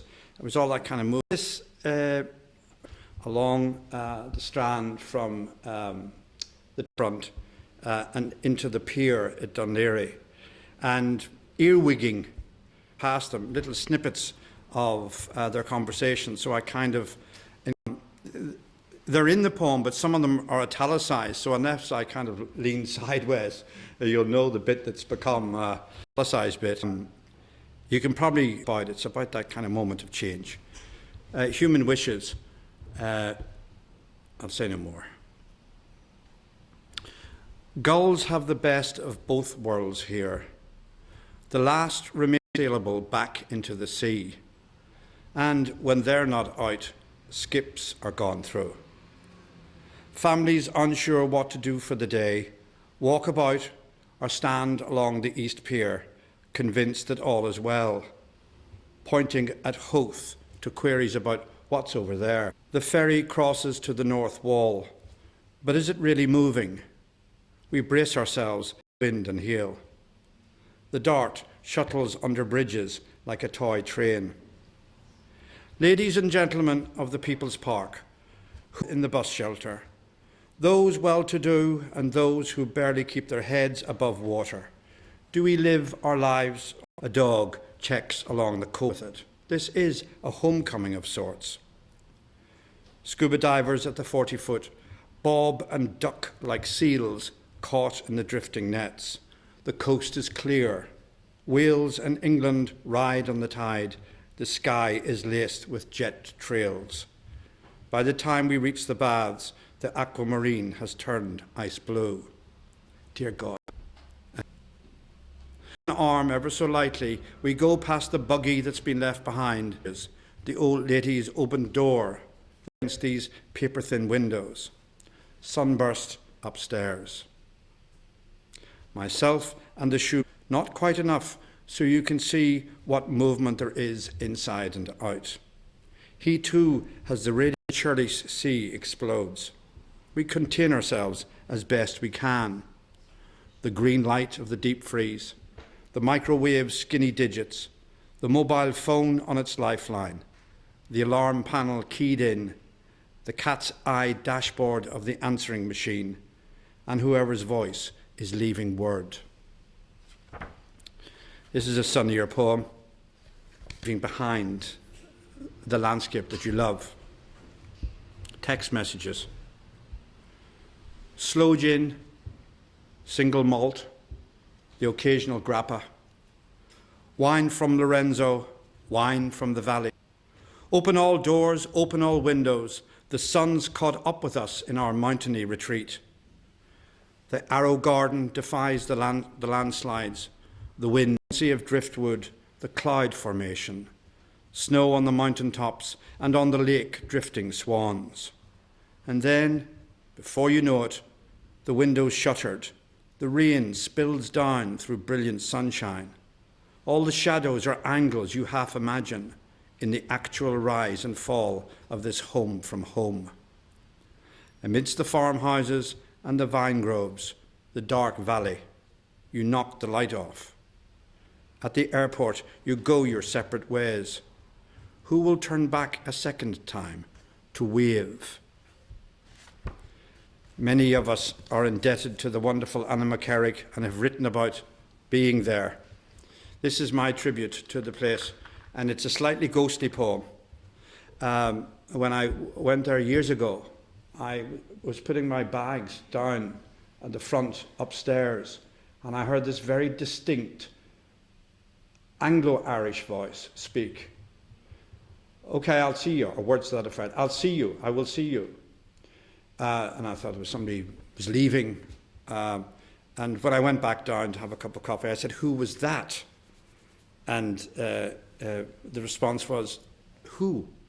And I said, the person that was leaving. I said, there was no one there. So I suppose I was just imagining all this taking place. But anyway, I had a very strong sense of there being a person there, and this is the poem. It's called The Lady of the House. The birds are singing high in the trees. Summer is over, autumn has come. But the leaves haven't fallen yet, and the trees are all still green. Summer is over, autumn has come. The birds were singing high in the trees. I couldn't tell where, no, I couldn't tell where. The lake was so still that day, the birds stopped. The shadow of the forest lay across the lake all day. Summer is over, autumn has come. And two short little pieces, one called Antebellum, and it's about, funny enough, about leaving in the States, and I'd been trying to see this creature that had been walking around Prince, but leaving. And I was waiting for the taxi to come, and I was looking out the kitchen at me. It's like bad rubbish, but he was there, this little possum. Antebellum. Finally, in the patch of sunlight, an old possum, Confederate grey, turns up and suns itself. Its world-weary eyes stare right through me.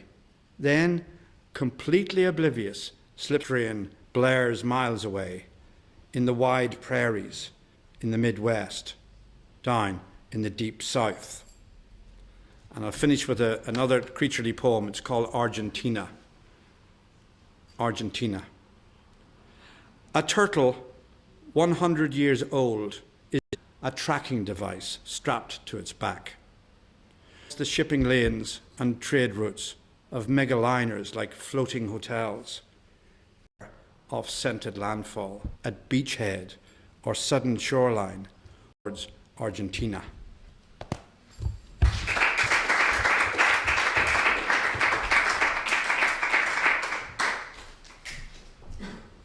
Hello everybody, happy National Poetry Day. My name's Enda Wiley and I'm delighted to be here. I'm going to begin with a poem called Poems for Breakfast, given the day that's in it. And it's just literally about waking up one morning and going downstairs and find poems on the breakfast. It's purring roots. Under our chipped window, the frail orange flowers grow. Foot supports Our dog barks, his collar clinks, he stumble over Catullus, Mac user, ancient Greek for beginners, cold, half-finished mugs of tea, last week's clothes at the bed's edge. Then the old stairs begin to creak. And there are the poems for breakfast, favourites left out on the long glass table. We take turns to place them there, bent open with the pepper kitchen with, rhythms to laugh on, surprises that net the cat, the dog, these door forever opening. Called Letter in Winter. Letter in Winter. Let the letter say this: how snow fell when you walked away, how my hands ached for the warmth that left with you, how no coat could replace your arms that had flapped around me in a shy goodbye, how no scarf could heat my skin like your lips did, thick fruit flaring for a moment against my open mouth, now chipped by the hostile wind. And let the letter say more, how, even in sleep, I stand on that street again, staring until you've gone, then I roll over, turn uphill into the relentless crowd, and never once look back. A few years ago, Poetry Ireland asked writers, poets, to respond to art. So I really like writing about art, and it's great to be here in this beautiful space with paintings all around us. So a friend of mine had been studying in the Crawford Gallery in Cork, into an old building late at night and finding wonderful gold wallpaper up against the wall, so as wallpaper should be. So I stole that idea and I made it into a poem called Gold Wallpaper. Students clambering up cathedral hills, not afraid inwards, brush cobweb cold air from our cheeks. We were finding old houses to make paintings in, you a corner of shadows to place your easel near, while I spent evenings sketching the way starlight fell through cracked glass and how the bone moon creaked.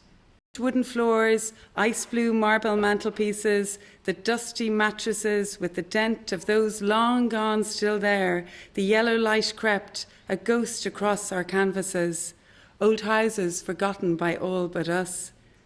On and on we'd wander, up avenues swirling their yews and notebooks on the forbidden chipped sills, our pencils and brushes scraping for life while the city below slept. Until in one crumbling mansion, your fingers touched mine, and from the thick walls fat with damp, we stripped back 70s swirls, 60s floral patterns, the formal 50s lines, and found gold. Gold wallpaper lanterns and flowers, trailing delicate up to the shattered cherubs, the intricate cornices, the tinkling blackened chandeliers, but held hands and stared and stared. Even now, in the hush of our home, in the dark of our middle years, when you turn from me in sleep, your mouth much in, gold from you.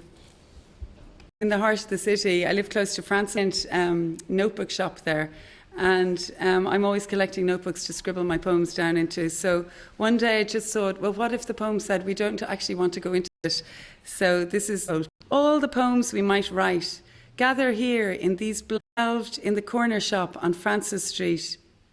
But then are open, the bell rings, past the antique shops, the Tivoli Theatre pounding its heart of rehearsals, Oxfam's sofa graveyard, clattering by with his horse and cart, our unmade poems coming alive, flapping on the seagull's wings, peeping into the cages of Marsh's library, singing with St. Patrick's choir, lying down in St. Werburgh's with Edward Fitzgerald and Major Sir. There's no end to where our poems could go, anywhere to be free, not to be trapped, that are hungry for a scribble, a dream, the rush of a word.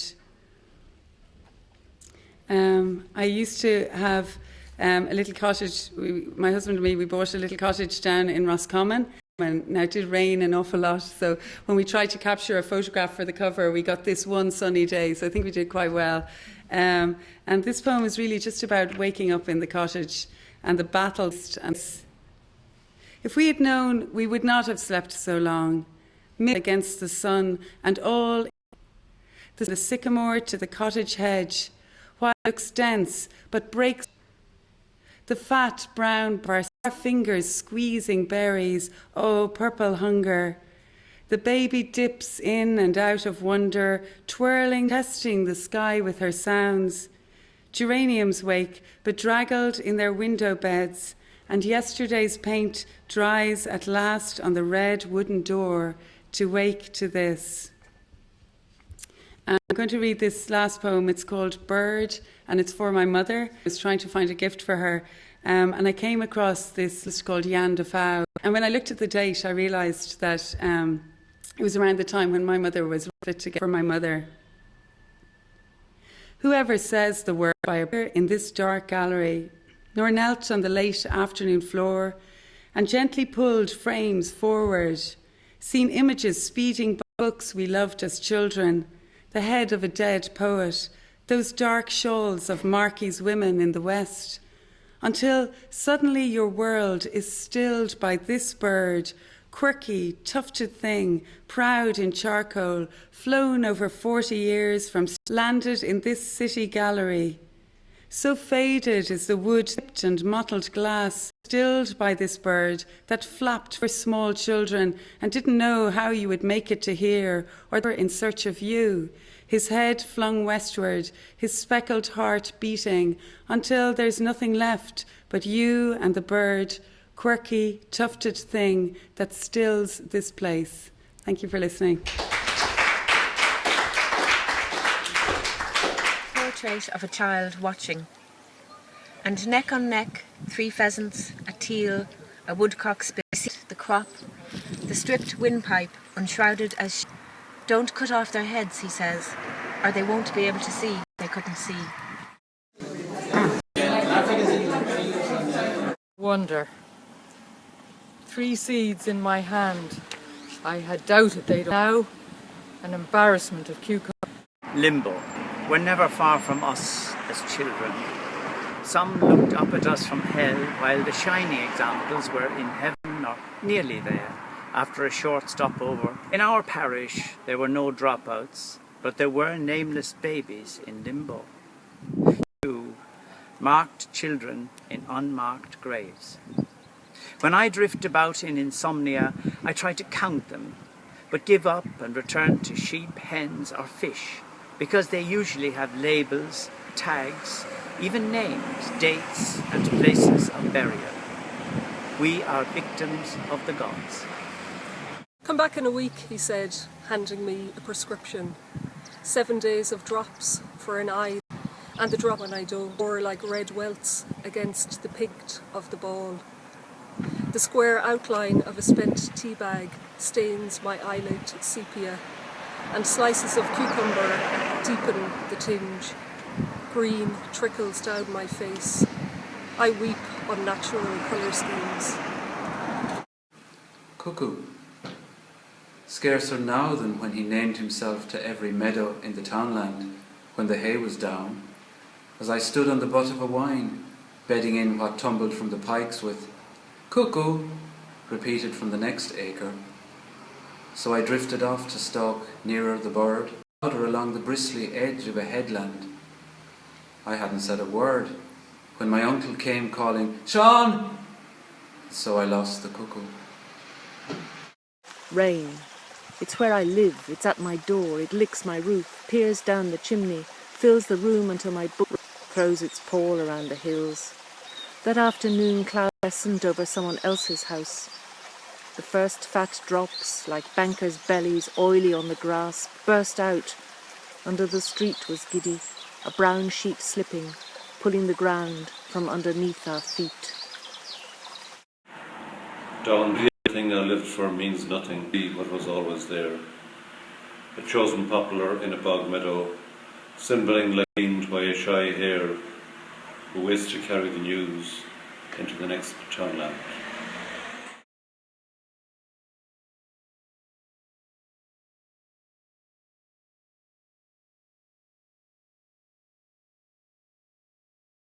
And then there was Saint. Saint is kneeling, arms stretched out, inside his cell.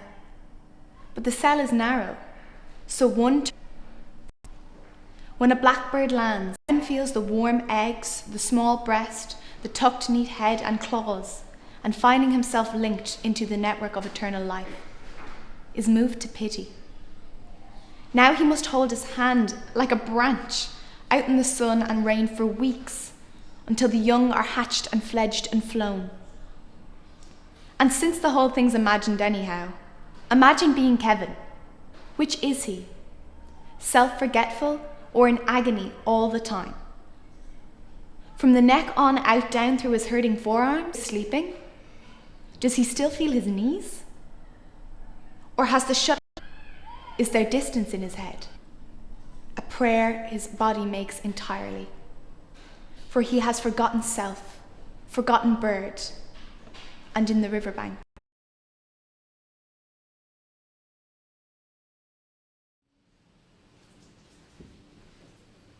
Hello, I have the lovely task of bringing events to a close. Thank you so much for your company, everybody out there in the cyber world and here in this gorgeous room. To the writers, the poets who have been with us today. I mean, for those of us involved in this huge excitement about the possibility, a wealth of talent out there. It's just your time, Ireland Poetry Day.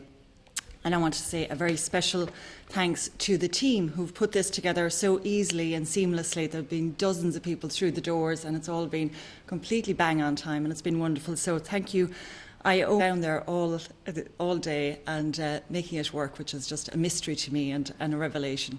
There are wonderful events. So there's so much going on in the live literature world. We'd encourage you to keep an eye on our website, poetryireland.ie. And finally, thank you very much to the